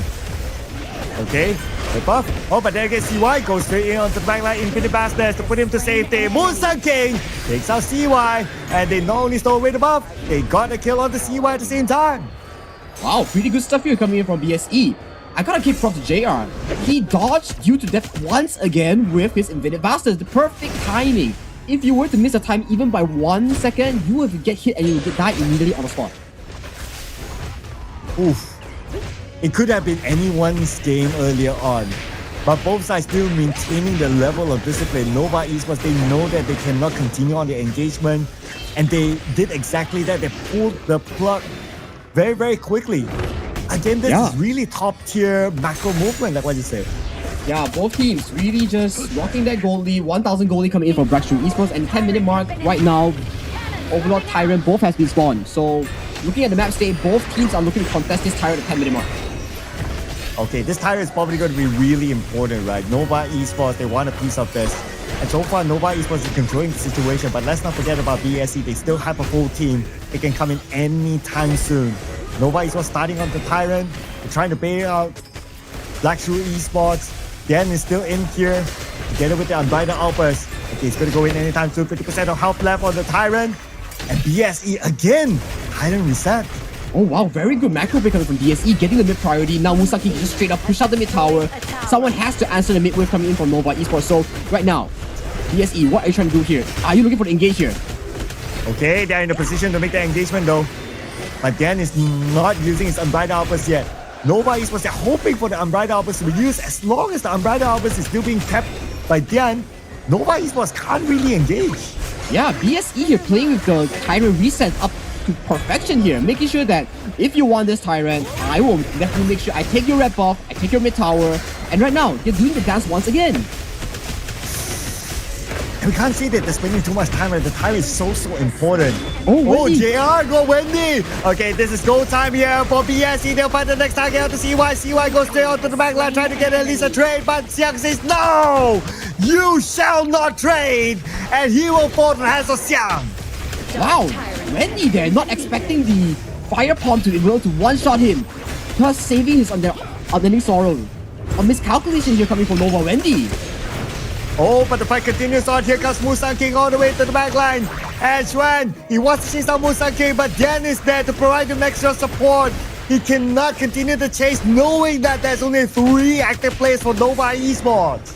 Musang King is just so slippery on this pay, making so mechanical good plays. Even Shen got such a nice Razor Cavalry, he still got out alive. Gotta give props to BSE, making sure that their jungler has no form of dying. Just making sure that, hey, he got engaged, we're gonna appear in a moment. Momento instanto. Momento instanto. I like that. But right now, what will be the instanto moment for Nova Esports to actually make this comeback? I will definitely be banking on Nova Shen to be finding a perfect backline access onto the side of Zhong and Musang King. So keep an eye on Nova Shen. He's going to be the definite playmaker to bring Nova Esports a potential comeback. But so far, BSE have been keeping him in check. They know exactly where his movement is. They know if he's trying to do something funny. And so far, we haven't get to see the best of Xuan yet. But maybe with this position, Xuan positioning himself at the bottom lane. But when he's there, BSE, they move themselves to the top lane. So they know that they're keeping Xuan in check all the time. Yeah, props to BSE Xiang, really just marking Xuan, making sure that he has no way of accessing to the back line of BSE. And right now, BSE starts off the Shadow Overlord, and right with this Overlord, BSE might just look to close out the game. Ooh. It's going to be real hard for Nova Esports, but the bright side for Nova Esports, at least the goal difference is not that far. About 2k, that's still okay. Not as big as like a 7k like how we saw earlier on. So one good engagement by Nova Esports, they could turn things around. Of course, especially it's a high ground defense. High ground defense usually favors the side of Nova Esports, where they have a lot of proactive plays, proactive engages. They have to look at Xuan, they have to look at CY, and definitely Mushi right now level 15, almost full sorted. So both sides, this one might be game changing for both sides. Okay, they're hoping for Dian to use his Unbridled Outburst again, but Dian is keeping his Unbridled Outburst tight to his chest for the right moment, even though he received this amount of damage. But he does not receive enough for his Unbridled Outburst to be forced out. Yeah, that's correct. So props to Dian as well. He has been playing an immaculate game on this gameway, making damage calculations, making baits, making so many of the positional plays. So well, so good. Right now, they're trying to siege the top turret. Okay, at the same time, the mid is being sieged down by Xiang, and they're putting a lot of pressure onto Nova Esports. They will get the top. Now all-in objective to get the mid. Everything's been taken out by BSE at this moment. BSE still very much in control, and the Unbridled Outburst is still not being let go. Yeah, very good play coming from BSE. Very disciplined, very macro-centric. Right now, they just clear the jungle and say, hey, we're not gonna fight you. We're just gonna go get the Tyrant, and we'll see you in 1 minute, and we'll see your crystal go down. You know what? Right now, Dian is just playing emotional damage. As long as he does not use his Unbridled Outburst, Nova Esports, they cannot engage. It's hard for them. It's definitely hard for them as well. Dian being the sole wall, the first wall that Nova has to break through, but who realistically can break this wall? No one. Look at this, Sagi. They got Xuan in check. Xuan wanted to try something interesting. He wanted to go in for the flank, but they saw Xuan, so they got him in check, and Xuan cannot proceed further. Yeah, definitely. Look, once Musang King travels to the mid lane, immediately BSE Xiang blocks up, make sure that Xuan is in check, no backline access. This is very good team play coming in from BSE. Engage coming in. Oh, CY takes a lot of damage. Now he's in trouble, but he's still amongst them. CY steps away to safety. Gets extra support by Waypit. They all still survive at this moment, but the fight continues on. They got Dian! Dian is out! This is potentially go time for Nova Esports, but they lost Xuan in the process. Too many casualties up on this fight here. One each so far, with Tyrant still open. But look at the top! The minions! Ooh, CY coming in clutch defenders. Once those he would have lost it. Oh, Tyrant prepared by BSE. So timers are safe for both sides. But BSE has wave advantage, so they can just play the wave and the game circle out. So right now, if you are a Nova fan, can they stop them outside of their base? That's the question right now they have to answer. Oh, I am a Nova fan, for reasons that is. But can they? It's hard, right? Look at this. The minions are pushing it hard and fast. Now they have to deal with the bottom lane. Exactly. Just now, Muchi, he got a perfect fever barrage, but that was not enough as well to close out BSE's B. So that makes me question, in what scenario can BSE actually use Nova in this teamfight right now? I might be jinxing myself, but let's see. It's coming around right now. Yeah, it's frankly, objectively speaking, it's still going to be hard for BSC to drop this. I mean, it's BSC that we're talking about. We don't expect them to make a silly mistakes that will cost them the game, right? All they need to do is just to push Nova Esports. If Nova Esports makes the first engagement, BSC could potentially win this. And speaking of engagement, this is what exactly they're doing right now. And Wendy is in trouble. Wendy managed to step away thanks to his other teammate, CY. It's now blocking BSC from coming any further. But the first kill is still not out yet. And finally, we see Schwan getting it. But the trade-off is that Schwan will go down as well. BSC continue to fight, but Nova Esports, the defense. This could be the defense of their lifetime. Yen takes a lot of damage. Is there a chance to take out Yen? Finally, Yen goes down after all that. Wow, JR versus Invented Bastards. Too aggressive there, my friend. I think he wanted to go back door, but there was no minions to back up for the backdoor protection there. So JR did a great mistake there, making sure that Nova Esports has another chance to beat here. Looking at Nova Esports actually winning for 2,000 right now. If they secure this overall Vanguard, they're winning in the bush! They're winning in the bush! And see what? Did not expect that! Oh no, this could be bad for Nova, but then again, the rest of Nova came just in time to secure the Overlord. Woo! Okay, that is fine, For Nova, that is still fine. If CY drops, but they secure the Overlord Vanguard, that is still fine. So right now, realistically speaking, alright.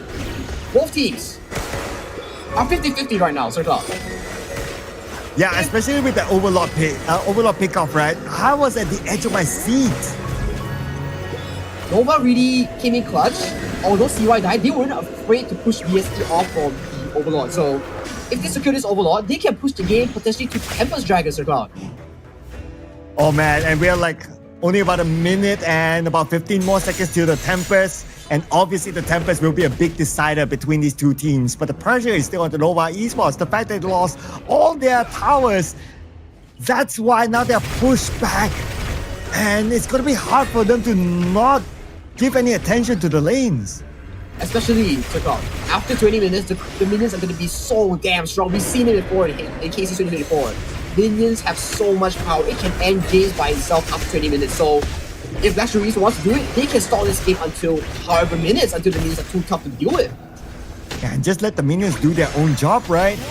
Man, it's gonna be so hard for Nova Esports. But I applaud Nova Esports for just trying to hold on and not giving up. Whatever opening that they can get, they will capitalize on it. Alright, so right now, Nova Esports trying to find an engage in the mid lane. They see Musaki top side, engage going on too long.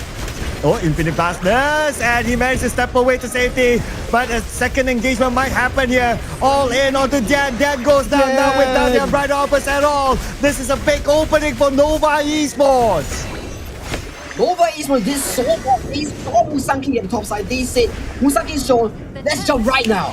And they did. And now DN is 30 seconds short. No unbridled outburst even if he comes out. So right now, if Nova can secure this Tempest Dragon, things are going to go so south for the side of Black Shrew Esports. The final battle begins here, ladies and gentlemen, all the way onto the back! Wendy! Got Musaki! And Mochi got Xiang! Nova Esports! This is the opening, the potential comeback that they're looking for! A beautiful flashborn for Temple coming in for Wendy to just close out with BS Musaki. He knows if this guy doesn't get involved in Tempest Dragon, there's no way of BSC coming back right now. So, oh, Annihilation, he blocked. Okay, so Nova secures this Tempest. The game is still 50-50, but in terms of team fight, Nova seems to be on the upper hand right now, Circle. Oh man, it just swung towards Nova Esports now. Oh, Sagi, this is crazy. This is the match that we're talking about here. But BSE, they could still do it because the minions are still very strong on the lane, forcing Xuan to take out one lane by himself. Now Xuan is permanently on the top side, but keep in mind, Tempest Dragon has been spawned, so, and if you're looking at BSE, they have no reliable engage tools right here, so even if they see Xuan on the top side, they can't engage, so what can BSE do to relieve the situation? Oh man, they have to find an opening. They have to find a very good pickoff right now because the pressure is now on the BSE. If Nova Esports takes down all three towers, that's it. They could potentially snowball towards a win. Yeah, right now they are looking to pressure the mid side, and Musang King cleared the Tempest Dragon on the bot side. So 2 waves coming in. Defense duty is doing really good on the side of Black Shrew Esports, so no towers going down first. Oh yes, and they managed to clear off the minion wave. before the mid tower goes down. The bottom tower is still well and healthy as well. Top tower cleared off by the minions themselves, and you did mention about how strong the minions are. The minions can deal with the waves. Exactly, minions can deal with the wave. 10 seconds left for Tempest Dragon buff. So right now, yes, you just have to hold on this wave right now. So after this wave, you can look for fires, you can look for backdoor. So what is the call here, BSE? Oh, looks like Nova will go straight in. And BSE might be caught off guard here. BSE, they try to defend the ground. Musaki is pretty long. He needs to back off. Resurrection on the Wendy. Wendy continues to survive. At the same time, the tower's been taken out by the minions themselves. And here is Nova Esports fighting back on the BSE. BSE, Musaki coming back onto the fight with a full health. Nova Esports are aware of that. And they disengage. What a nail-biting team fight, Sir Cloud. Both teams back-to-back, using all their active spells, using all their Essential Sanctuary. Who is going to come out on top right here, Sir Cloud? Oh, the tower goes down. Not yet. Last hit on the tower. The tower goes down. It is now open for Nova. He's about to go in. They almost got second in the process. Martial managed to step away. Waypin is pretty low as well. He can't do much, but Wendy went down. And BSE, this is the fight that they're looking for. The defense of their lifetime against Nova Esports. And it's all over there. JR gets one. But here comes Musaki on the Waypin. CY's in trouble as well. And CY goes down. Ace for BSE. That's not just an ace, Sir Cloud. That's 5-0. There's one wave going to the top side, Sir Cloud. That might just be game for BSE. What an insane team fight coming from BSE. 5-0, Sir Cloud. How did that happen? Oh man, exactly. How did that happen? Nova is supposed to be in control. But now because of that, they will lose this round against BSE, bringing us to game number 3, ladies and gentlemen. This is Black Shrew Esports with game number 2. Black Shrew Esports clutching that series, bringing it to 1-0. Man, Black Shrew Esports, you guys are insane. Surviving the Tempest push, pushing off Nova's push. Immediately, JR once again using the Infinite Vastus, dodging death due to the death from the Musashi. Man, this guy does not miss under this pressure situation, Sir Cloud. Oh yeah, this is the craziest fight that we've seen so far. This is insane. It could honestly been anyone's game. It could honestly be Nova towards the end as well. Like the chronological order of this thing. BSE securing such a healthy lead. Proceed to throw at the high ground. Nova giving such a masterclass of defense. Getting so much gold impact. Was up 10,000 at the end of the game. But still, getting Tempest Dragon was not enough to fend it off for the series. Pushing to the high ground. BSE dancing until Tempest Dragon wears off, putting up a masterclass of a team fight, securing 5-0 and ending the game series. What a masterclass performance from both teams, Sir Cloud. Man, this is BSE and Nova Esports, ladies and gentlemen. This is like watching the grand finals, the last game, the decider match of a grand final sort of feel, Kiyosaki. That is crazy. Okay, how crazy it is, we still have to look at the crazy numbers here, ladies and gentlemen. And it was a really tight match. Oh yeah, definitely tight. Look at Muchi. He's rocking 19,000 gold single-handedly. Who else is close to him? Musaki, 18,000 gold. This is at most a 22-minute game, and these two players rocking one death only out of 22-minute game, Sir Cloud. That is nuts. Are you kidding me? Only one death? That is insane. Well, another insane thing is that I really want to see like the damage absorbed by Dian earlier on. It was a lot. Yes, he died like 3 times, but he was like tanking everything by himself. So I can't wait to see the numbers there later on. And looking on Nova Esports side, CY as a Musashi is not able to get a single kill. Do you think that number is glaring? I think that's still fine because Musashi as a pick, he's trying to use his spell to block off projectiles coming from JR, so that explains it. But looking at damage dealt, Zihong rocking with 200,000 damage with 22k damage taken. That is an insane stat, Sir Cloud.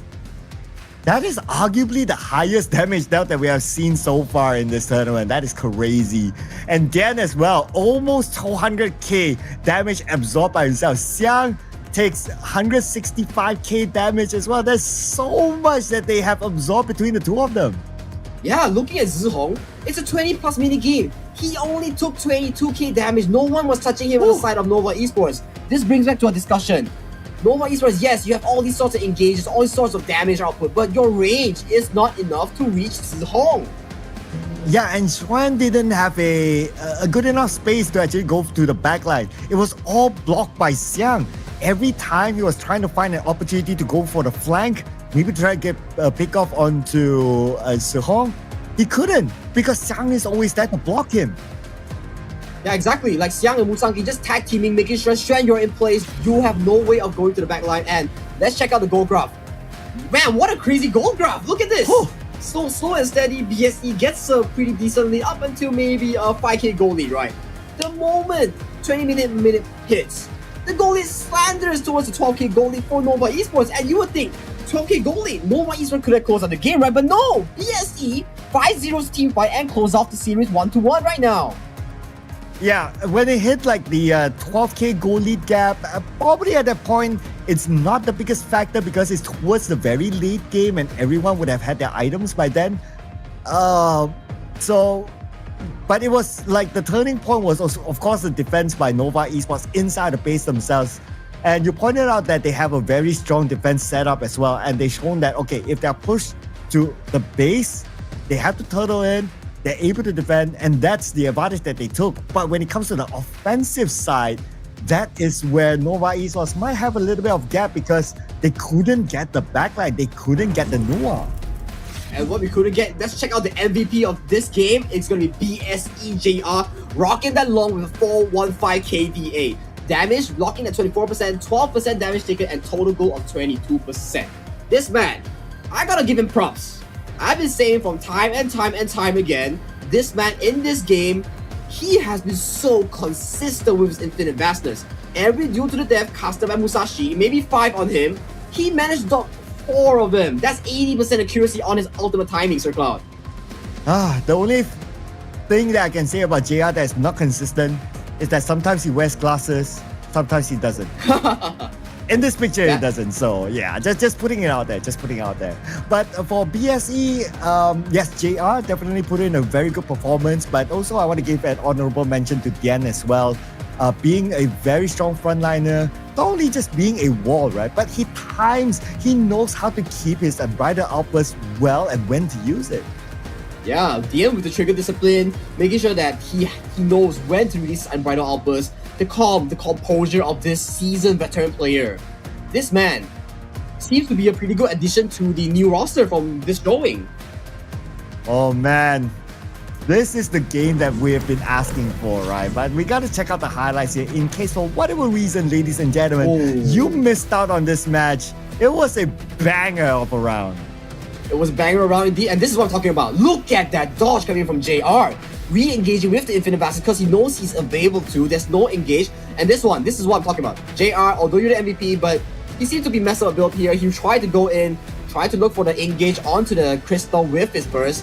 And this one, although CY did drop to the side of BSE, but Wendy and the Cavalry coming in to secure the buff. And this is one of the last fights I believe that secured BSE the 5-0 empty win. Yeah, it was the second last fight, I believe. Yeah, it's the second last fight here. The last fight came after, but this was a very long fight as well, if you gotta think about it. And with the, this is the final fight. And with the defense coming in from BSE, man, everything just happens at a flash. Like the mechanical skills of all these players, they are just next level, if you ask me. Yeah, not just mechanical skill. I'm talking about team fight positioning, how to fight as a team. These two teams really showcase what it's like to be the best team, the top teams in MKL, or even globally. So right now, we're looking at Game 3 between Nova and BSE. The cards are out, the hands are warm. Stakes, is it high? Maybe in the terms of like being a boasting stake. But for us, me and you, the stakes are high, Sir Cloud. Oh yeah. It comes down to game number 3 between us, that is. And of course, between the teams as well. Okay, Nova Esports will be on the blue side. So they will have the first pick after this. Now, for being a first picker, there's still a lot of options that they can go for. For Nova, they have not gone for a Dolia +1 yet. Yeah, that's a confirmation. They have not picked a Dolia yet. So that could be potentially what they're going to go for. And especially I want to point out that throughout these bans and these picks, BSE no longer has the Arlie, and Nova still has the Arlie, still has the Mai Shiranui. So BSE, are you going to open up the Arlie and Mai Shiranui both together so each of you can get one? Or are you going to ban both together? What is the plan coming in from BSE's coaching staff right now? And Nova, what are you trying to plan here? Are you going to put our MVP, our FMVP, the captain of Nova Esports, on another engaged hero? Or are you going to put him on an enabler? What are you looking for right now, Nova Esports? Well, just to give the emotional damage to BSE, maybe Nova could still put him as one of the engager type of heroes as well. Although BSE, they know how to manage him, especially with him on the Guan Yu earlier on. But you kind of force your opponent to like separate like maybe one or two heroes towards the side, not being together with the rest of the team. So maybe they might be looking at doing that again. Yeah, maybe indeed. So right now, BSE, maybe we'll look at a signature Musang King Agudo pick right now, or a signature CY Allground pick right now. These two have been with them throughout their journey to becoming champions in KC 2024 for BSE, or for HOK S3 for CY, for example, Game 7 Allground, right? So these picks will come in very handy in the best of 3 final game series. So we kind of have to see, are we looking at signature picks or are we looking at meta right now? Oh man, let's not forget about the Outgrun as well. It's also open and up for grabs for all these teams. Okay, we're gonna get our answers really soon, ladies and gentlemen, as we observe the draft. The Mai is still not bad. The Dolia is still not bad. Potentially, Nova Esports might go for the Dolia if it's not taken up by Black Shrew Esports. Yeah, and also there's still Ali on the table, there's still Chano on the table. So we're thinking, okay, Liang is banned, so they are trying to remove the potential of Liang with Princess Frost or Liang with Ganmo, right? And Ali being banned out, that's 2 marksmen banned on the side of Nova, of Black Shrew Esports. Nova Esports, are you looking to pivot into the Lady Sun? Are you looking to pivot into the channel? What are your thoughts right here? Or is it Mai Shiranui? It is going to be Mai Shiranui for Wendy. Yeah, looks like it. And they know that BSE, they can't pick the Dolia. So no Dolia +1 that they need to be worried about. Instead, they go for the Dharma. The Dharma provides them the level of flexibility that they would have wanted as well. Being able to like shove waves out very quickly, split push, even jab from the side, coming in with flanks. So the Dharma is what Nova needs to be able to manage, and looks like they're going to manage it with the Pei and also the Sansa. Yeah, looking at a very offensive lineup coming in from the side of Nova Esports, it spells Mai Shiranui Pei, super high tempo, Wendy with the Mai Shiranui. He is known for being the best Mai Shiranui in Malaysia right now. So this player on Mai Shiranui is gonna be a menace, an absolute monster. And the draft itself for Nova Esports, it spells what? It spells aggressive. It spells hyper aggressive. Sun Che, Pei, Mai Shiranui, we want early fights, we want early tempo. And Black Shrew Esports, they answer with what? Team fight, Yi Xing Dharma, multiple man engages, truthful mantra coming from Dharma. So we are painting the picture right now. If Black Shrew Esports can survive the first 10 minutes of the game, they have a very good hopes of going it far. And a third marksman ban coming in from BSE. Oh man, I'm scared now for this draft, right? This is the draft that will decide everything here. Okay, but understandably, because Nova Esports, they have not picked a marksman yet, so to ban out the marksman is cool. Taking out the Concert U. So what other marksmen are available? They have used the DTE, so the DTE is out. There's still the channel, there's still Marco Polo. No, Marco Polo Nova has already picked it last game. There's still the channel, there's still the Alessio, there's still Fang. Fang is historically well known to be played as a weak side.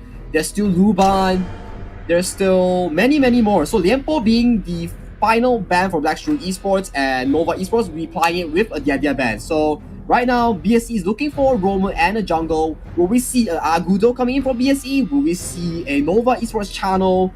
There might be a certain trap that's laid by BSE right here. And they can leave the jungle pick for last because Nova Esports is no longer going to pick a jungle.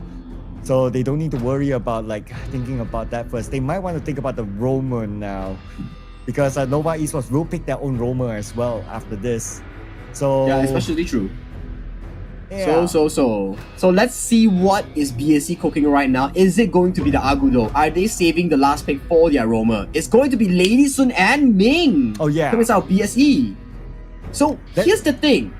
BSE drafting Lady Sun and Ming into a Sun Che Mai Shiranui. that is a very dangerous maneuver. Yes, the damage may be insane, damage may be crazy, but can you withstand the engage coming in from Wendy and Swan on these enablers?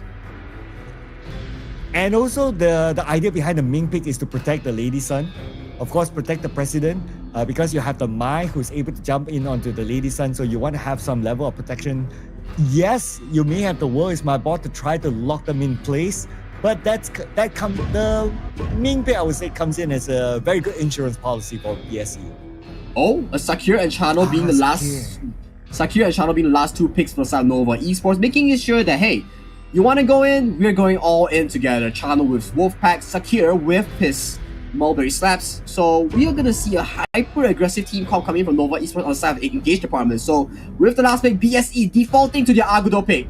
Yeah, what made them known, what made Musaki the FMVP of KC224, this is the pick.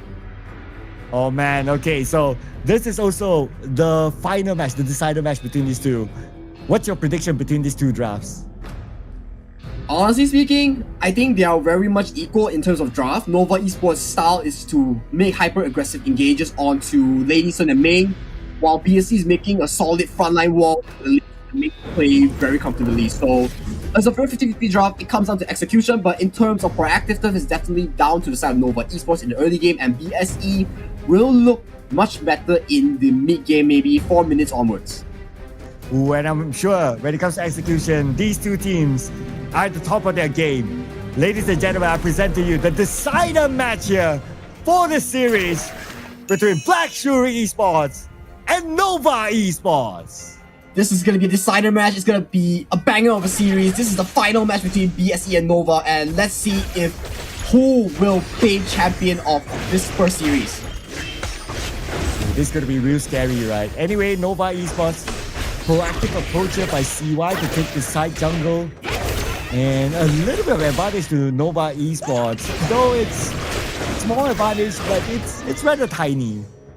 Yeah, BSC here with swapping JR and DN into the mid lane, making sure that this duo can exert dominance onto the side lane, making sure that hey, I can do invades like this, I'll chunk you our resources, because letting Yi Xin sit alone in the bot side, yeah, it's pretty fair. You make sure that Yi Xin can sustain the lane alone, while JR can wreak havoc onto the side lane. Yeah, and right now, we can still see that the farm lane, Chano, played by Muji, is still being left alone for him to absorb as much experience and goal as possible. He doesn't need to worry about Xihong that much at the early stages of the game. Yeah, so technically, BSC wants to set up tempo for JR and DN onto the map, while it does give up Muji to have a very suitable lane, but it's still, you are trading lane for tempo on the side of BSE, so they are looking to exert something on early game to the map. Still playing around the middle for the most part for both sides, including Waypit still here as well. He wouldn't be able to find a Mulberry Power moment yet, but maybe now. I want to engage onto Musang King, but still not the right moment with the fact that the rest of BSE, they are around him still. Yeah, definitely. So right now, 2 minutes in, nothing too crazy going on. So, okay, 2 men strong on the top side, maybe catching out Xiang. Okay, it's just a attempt, nothing too crazy right now. So yeah, back to our topic. 2 minutes in, both sides are looking very consistent. So Nova, a recap, their comp wants to go aggressive. They want to use set sail, they want to use Maestro setup to get maybe BSE JR in the backline, right? So for BSE, you have a pretty solid wall. You have the Warriors my board. You have Musang King on the Agudo. So it really comes down to execution, Sir Cloud, on whoever can execute their team fights perfectly.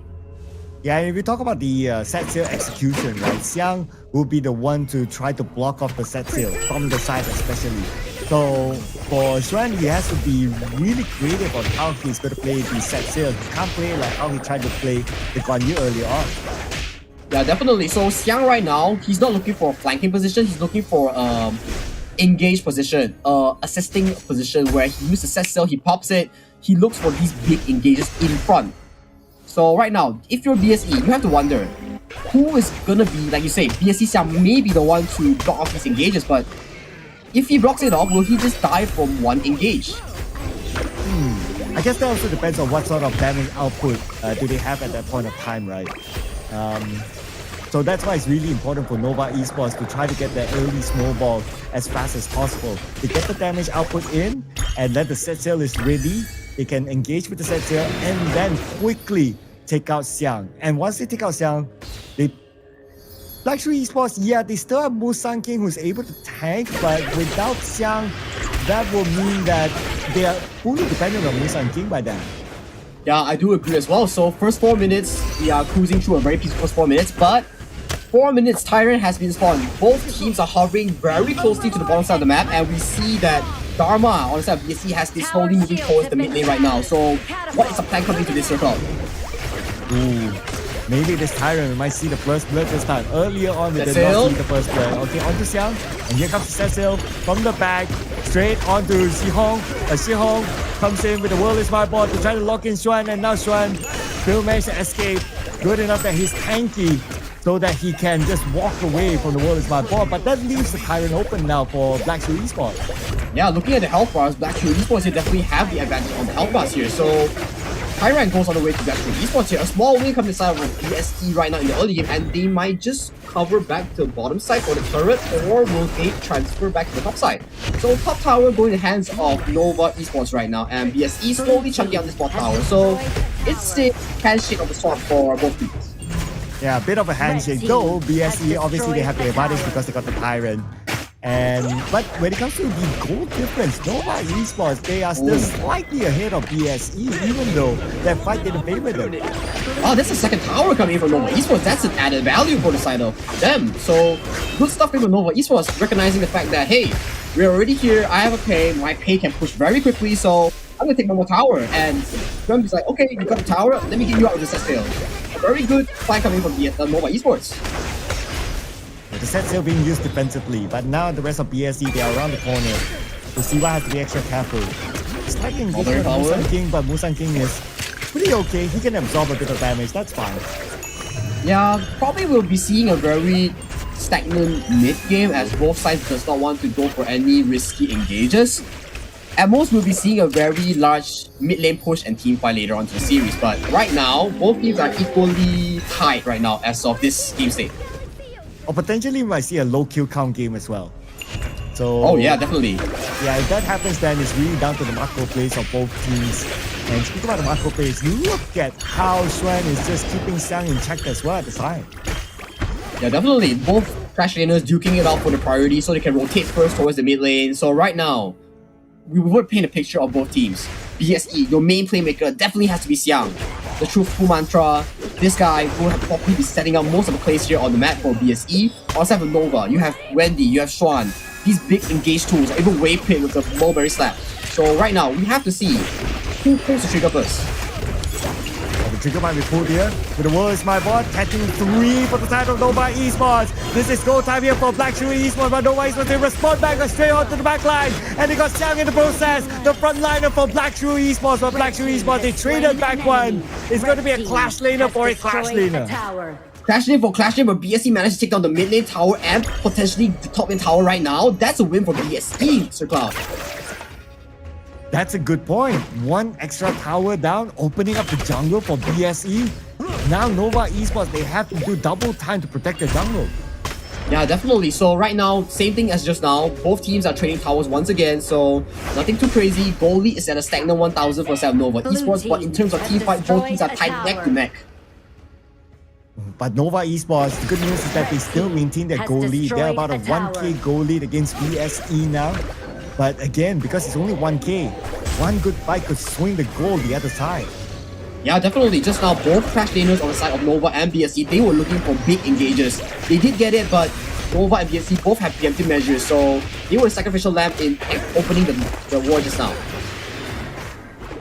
Again, Nova Esports, they clear out the mid, they're looking for an opportunity to take down the mid tower, but then again, Xihong is there, Musang King is there, they only need these two players to just control the mid, not allowing Nova Esports to easily take down the tower. Yeah, the goalie is like irrelevant at this point. It's like 1,000, but it's slowly creeping up for both sides, so 8 minutes in, both teams looking to contest the mid priority. Both Clash lane has shown on both of the side lanes, so nothing too crazy will happen here. I do think that both teams are waiting patiently for the 10-minute mark for the Empowered Tyrant. That will be a game changer right there if a full-fledged teamfight were to break out. Okay, this is where we'll see how long will Nova Esports spend on the mid lane. Are they going to overextend? But looks like the answer is not really. They're starting to shift over to other sides or other lanes. At the same time, forcing BSE to come back and show themselves. And Musang King dropping dangerously low before the objective here, so he has to be careful with all these mulberry power stacks coming in from Waypit. And Musang King, okay, they're probably going to start the Tyrant right now. Okay, BSE is going to start it off. Then again, they're going to leave it, allowing Nova Esports to come back in, not challenging at all. Yeah, I gotta give props to Waypit and the team, chunking out Musang King, making sure that he's low, and BSE not daring to fight a deficit fight where Musang King is like half health. So props to these small mechanics, small chunks coming from Nova, making sure that they win this Tyrant hand to hand. And that's a good point, right? Sometimes you don't really need to force the fight or force the kill. If you're able to get your opponent down to half health and below, that's sometimes good enough because they cannot get involved with the fight and your team can actually take control of the situation. That's correct, Sir Cloud. So right now, 9 minutes 40 seconds in, 20 seconds timer onto Tyrant and Overlord, the empowered version, ladies and gentlemen. So this will be a game changer if both teams decide to contest on one side of the objective, but let's see how it pulls out. So 10 more seconds before both objectives comes up. You can see that both sides seem to be interested in the Overlord, especially Nova Esports. They're around the area of the Overlord right now, but they're going to let go of the Tyrant. You see Musang King, they took their help. They see Shihong. And Shihong, that was a close one. The world is my ball being called upon onto Waypit as well as Swan. And looks like Black Shrew Esports, at least they managed to push Nova Esports back. Doesn't seem like Xiang wants to visit this Tyrant here. Okay, Tyrant resetter. Xiang managed to push one more wave, securing top priority here. So if you're Nova, you have to attend the top wave if Xiang continues. So Xiang right now, out of the vision. Both teams trying to secure this Tyrant. When the Tyrant's very low and the engagement comes in together with the set sail from the back by Swan. Getting one player out of BSE that's going to be dead currently down. World is my boy, what we call upon. 2 players inside World is my boy, but that's not going to stop Nova Esports to continue to get another kill, this time against Xiang. Man, this is what I'm talking about. Nova Esports, they have the engage tool. Wendy with the flash engage, Shrew with the follow-up. These type of plays make it so hard for BSE DM and BSE JR to actually pivot around the team fight. So, okay, this is still fine. It's 1 for 2, objectives for both, but set sail coming in. Okay, it's still fine for Musang King. But Red Buff has to be forfeited towards the side of BSE towards Nova Esports. So, 2K goalie coming in for Nova Esports, Sir Cloud. This is still a very 50-50 game, Sir Cloud. That could really still go to anyone's game right now. At this moment, Black Shrew Esports, they're starting to lose a little bit more grip if you ask me, because the goal difference is already 2K now.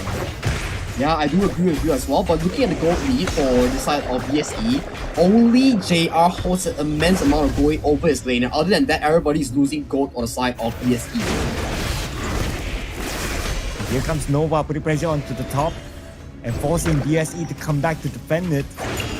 But BSE, they also need to defend their mid tower, the one that's still standing on the outside. Yeah, one thing to point out, Shuan's item build, he went for a Siege Breaker. That's a lot of damage from a Sunche.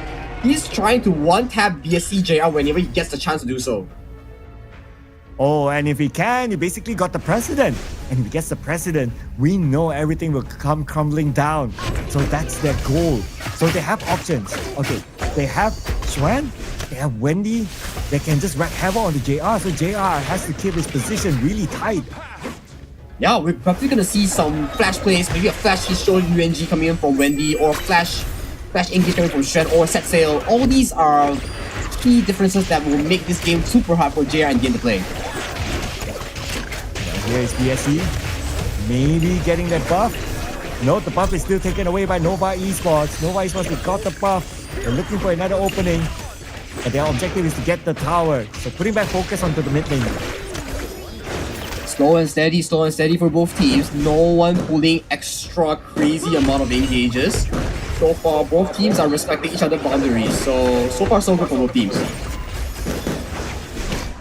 And for BSE at this moment, they're being pushed back onto their own jungle. If you kind of think about it, as Nova Esports, they have control. Not total control yet, but as long as they're able to put BSE back into their own place, Nova Esports, they can continue to snowball and scale. Yeah, that's definitely correct, SirCloud. And looking at the item list once again, JR. Is he going for a Pure Sky or is he going for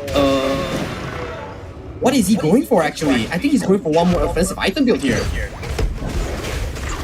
Oh, but check out the mid.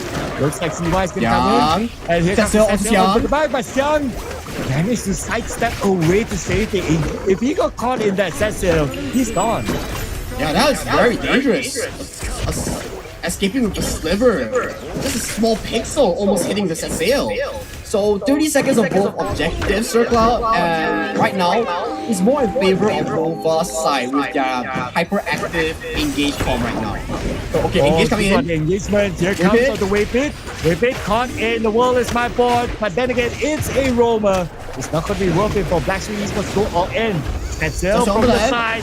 And he managed to get Musaki. Musaki is in the trouble position. Musaki will dish out a lot of damage onto him. Musaki JR goes down as well. That's going to be a big damage dealer down for the side of Black Shrew Esports. Nova Esports. That's the opening that they're looking for.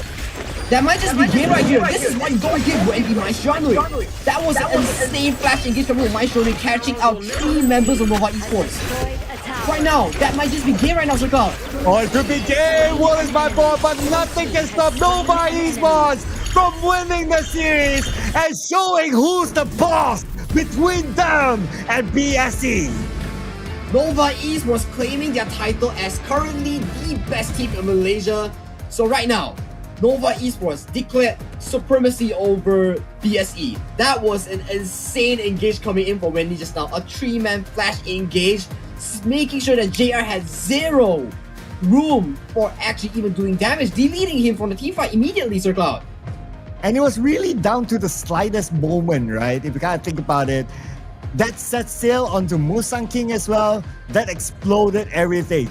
And for BSE, they felt that, oh, they need to save Musang King. And when they went in to save Musang King, Nova Esports was like, that's the bait that I'm looking for you guys to make the U-turn so that we can take out all of you together. Yeah, exactly. So far we've seen B-set sail coming in on the side of Musang King, making the formation of BSE scattered across the map. BSE Xiang was also late to the fight. Immediately, Wendy was like, I saw the situation, I saw this entire from my POV. Flash engage going in. Immediate closing out the game. Oof. Very, very technical game if you ask me. May not be the most exciting to people just passing by and see, oh, the kill count is very low. But then again, if you really look at the macro plays, it is just crazy, these two teams of how they execute stuff. Now, looking over at some of these stats here and the numbers. So, looks like we don't see the big numbers because we didn't play that long as compared to game number 2. But for Nova Esports, okay, CY with 11k, Muji with 10k.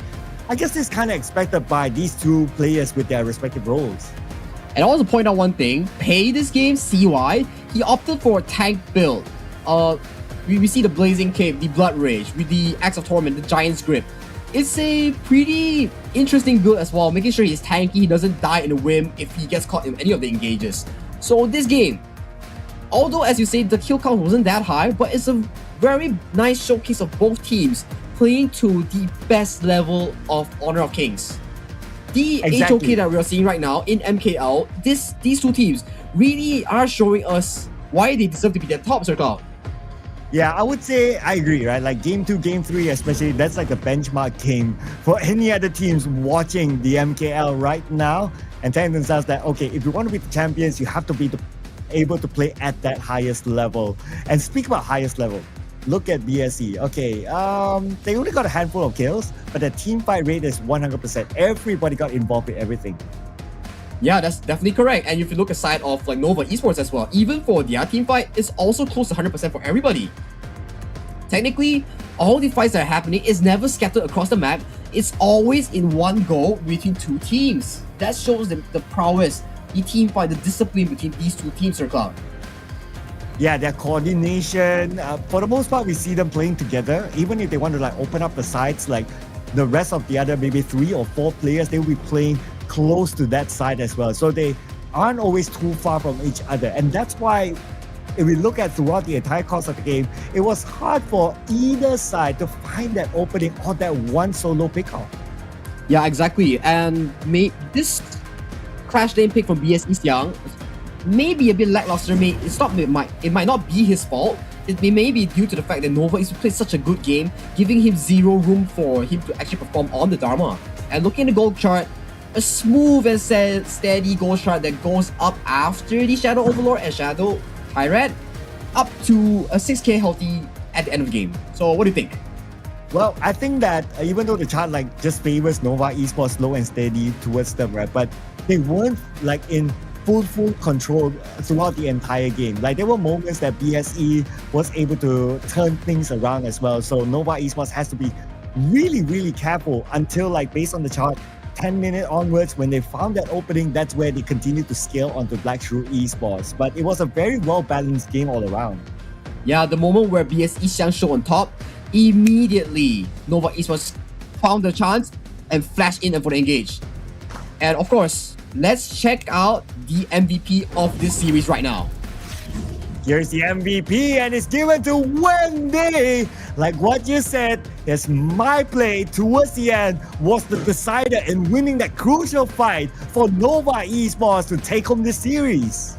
Of course, time and time again from all these tournaments, we've learned one fact: don't give Wendy Mai. Even if you go to Ultimate Battle Game 7, you know for a fact this man, he's gonna pick the Mai's journey because he's that confident. He knows the moment he gets his hand on this hero, he's gonna be making play after play after play when the moment matters, Sir Cloud. Yep, the only Mai that Wendy should get is My Love. Because he is amazing in this round. Not the sexiest of KBA 215, but then again, it's those crucial moments that he gets involved with. And for us to relieve the best crucial moments in this round, we'll check out the highlights. Ooh, what an engage coming from Wendy, and set sail on the 2-man, making sure that the backline of BSE has no way of doing damage here. So these are the setups that we're talking about for the Nova side. The activeness, the proactiveness is always on the hand of Nova Esports, and this was the game deciding play. So Musang King got capped off, and immediately Wendy saw the opportunity, flash Hicho-sen into two people, making sure that they close off the fight easily for a 5-0. Yeah, the moment they got JR, the moment they got Musang King, they know that that's it. They could close up the game towards the end, bringing them their win against BSE. And with that, Nova Esports starting off their campaign with a win against BSE, putting them up at second place. But to be fair, of course, they only played one game as compared to AG Global. Yeah, that's definitely true. And looking at the 5, 6, 7, 8 rank of the standings right now, we have Team Secret, Todak, O2 Esports, and Seoul Esports. Sadly for Seoul Esports, not a good start for the week 1 of MKL, but slow and steady. I hope they do improve as we progresses into the weeks. And for the top 4, we have a bit of a tie coming in from 3rd, 4th, 5, and 6. Everybody tied at 3-2, 2-2, and 1-1 win for match win and lose. So it's gonna be a very interesting start going for the entire standing circle. I'm really looking forward for more and more games coming into the days and weeks.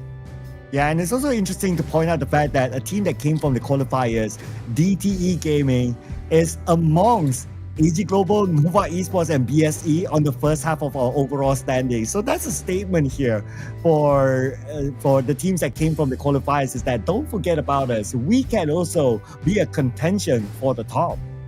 Oh, definitely. With their performance today against O2 Esports, the comeback that they did, after losing a comeback from AG yesterday, they just proved that, hey, we are with the big boys now. We have what it takes to, mess up the equilibrium of the top 4.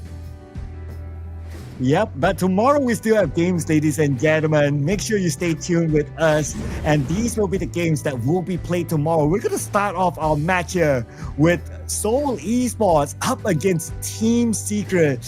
Ooh, another anime big boss that they need to face off against. And we're going to see again Nova Esports, this time going up against O2, and Todak will be facing off against AG Global. Wow, I'm kind of worried for Seoul Esports. First week in, you have to fight all these giants, BSE, all these giants. It's kind of a very stressful situation for you. I do hope that they have more growth into this league, but being beaten down like this is quite demotivating. So I do hope that they find their footing coming into this league. So right now, Sir Cloud, man, what a day. 4 series, and lots of the series were back to back with crazy comebacks, crazy reverse sweeps. Man, what a day, Sir Cloud. Yeah, a lot of very, very close, tight games as well, right? And it's great to get to see like the match between Nova Esports and BSE. Some people call this like the grand finals match, although we're only day number 2. And let's not forget, ladies and gentlemen, because this is a double round robin, meaning that they will be meeting each other again later in our season. Correct, that is the double round robin format, so they will be meeting each other twice. So we will see another Nova versus BSE. Maybe at that time we'll see a fully ready BSE or even a better Nova Esports. We don't know. We're still at week 1, and week 1 has been a pretty good run so far. This is just day 2 of week 1. We still have tomorrow, Sir Cloud, and so far so good. It's been quite an interesting MKL series so far. Oh, absolutely, right? Absolutely. What a day has been, ladies and gentlemen. Again, tomorrow, make sure you tune in to MKL because you don't want to miss out on all these amazing games. We'll be signing off for now. My name is Sir Cloud, together with the amazing Sagi. We'll be seeing you again in the future. Bye-bye. Bye-bye. See you guys. Ever-changing, some chameleon, blood, sweat, and tears. We'll never make it if we fall to everything that brings us down. With a comeback is now. Blood, sweat, and tears. Fight for what we want. Doesn't matter the cost. Every day, put in work. Blood, sweat, and tears. Nothing comes overnight. Strength in numbers start to line. We don't bow to fear. Blood, sweat, and tears.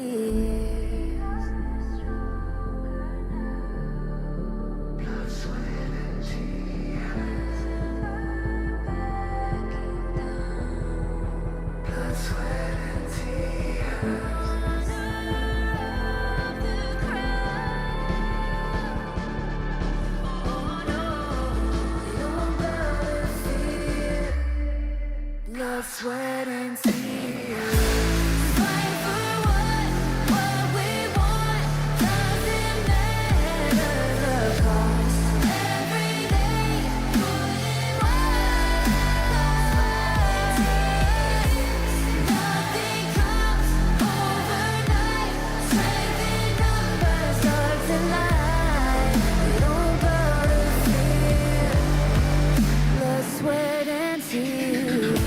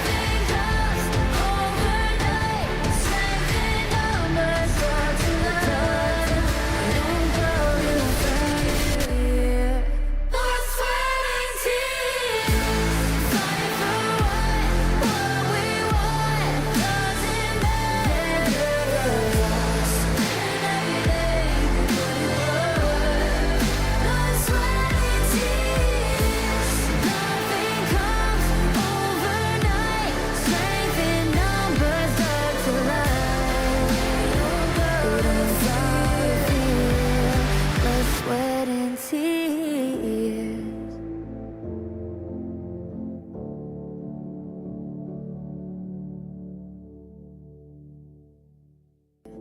Ever changing, some chameleon. Blood, sweat, and tears. We'll never make it if we fall to everything that brings us down. With a comeback is now. Blood, sweat, and tears. Fight for what we want. Doesn't matter the cost. Every day, put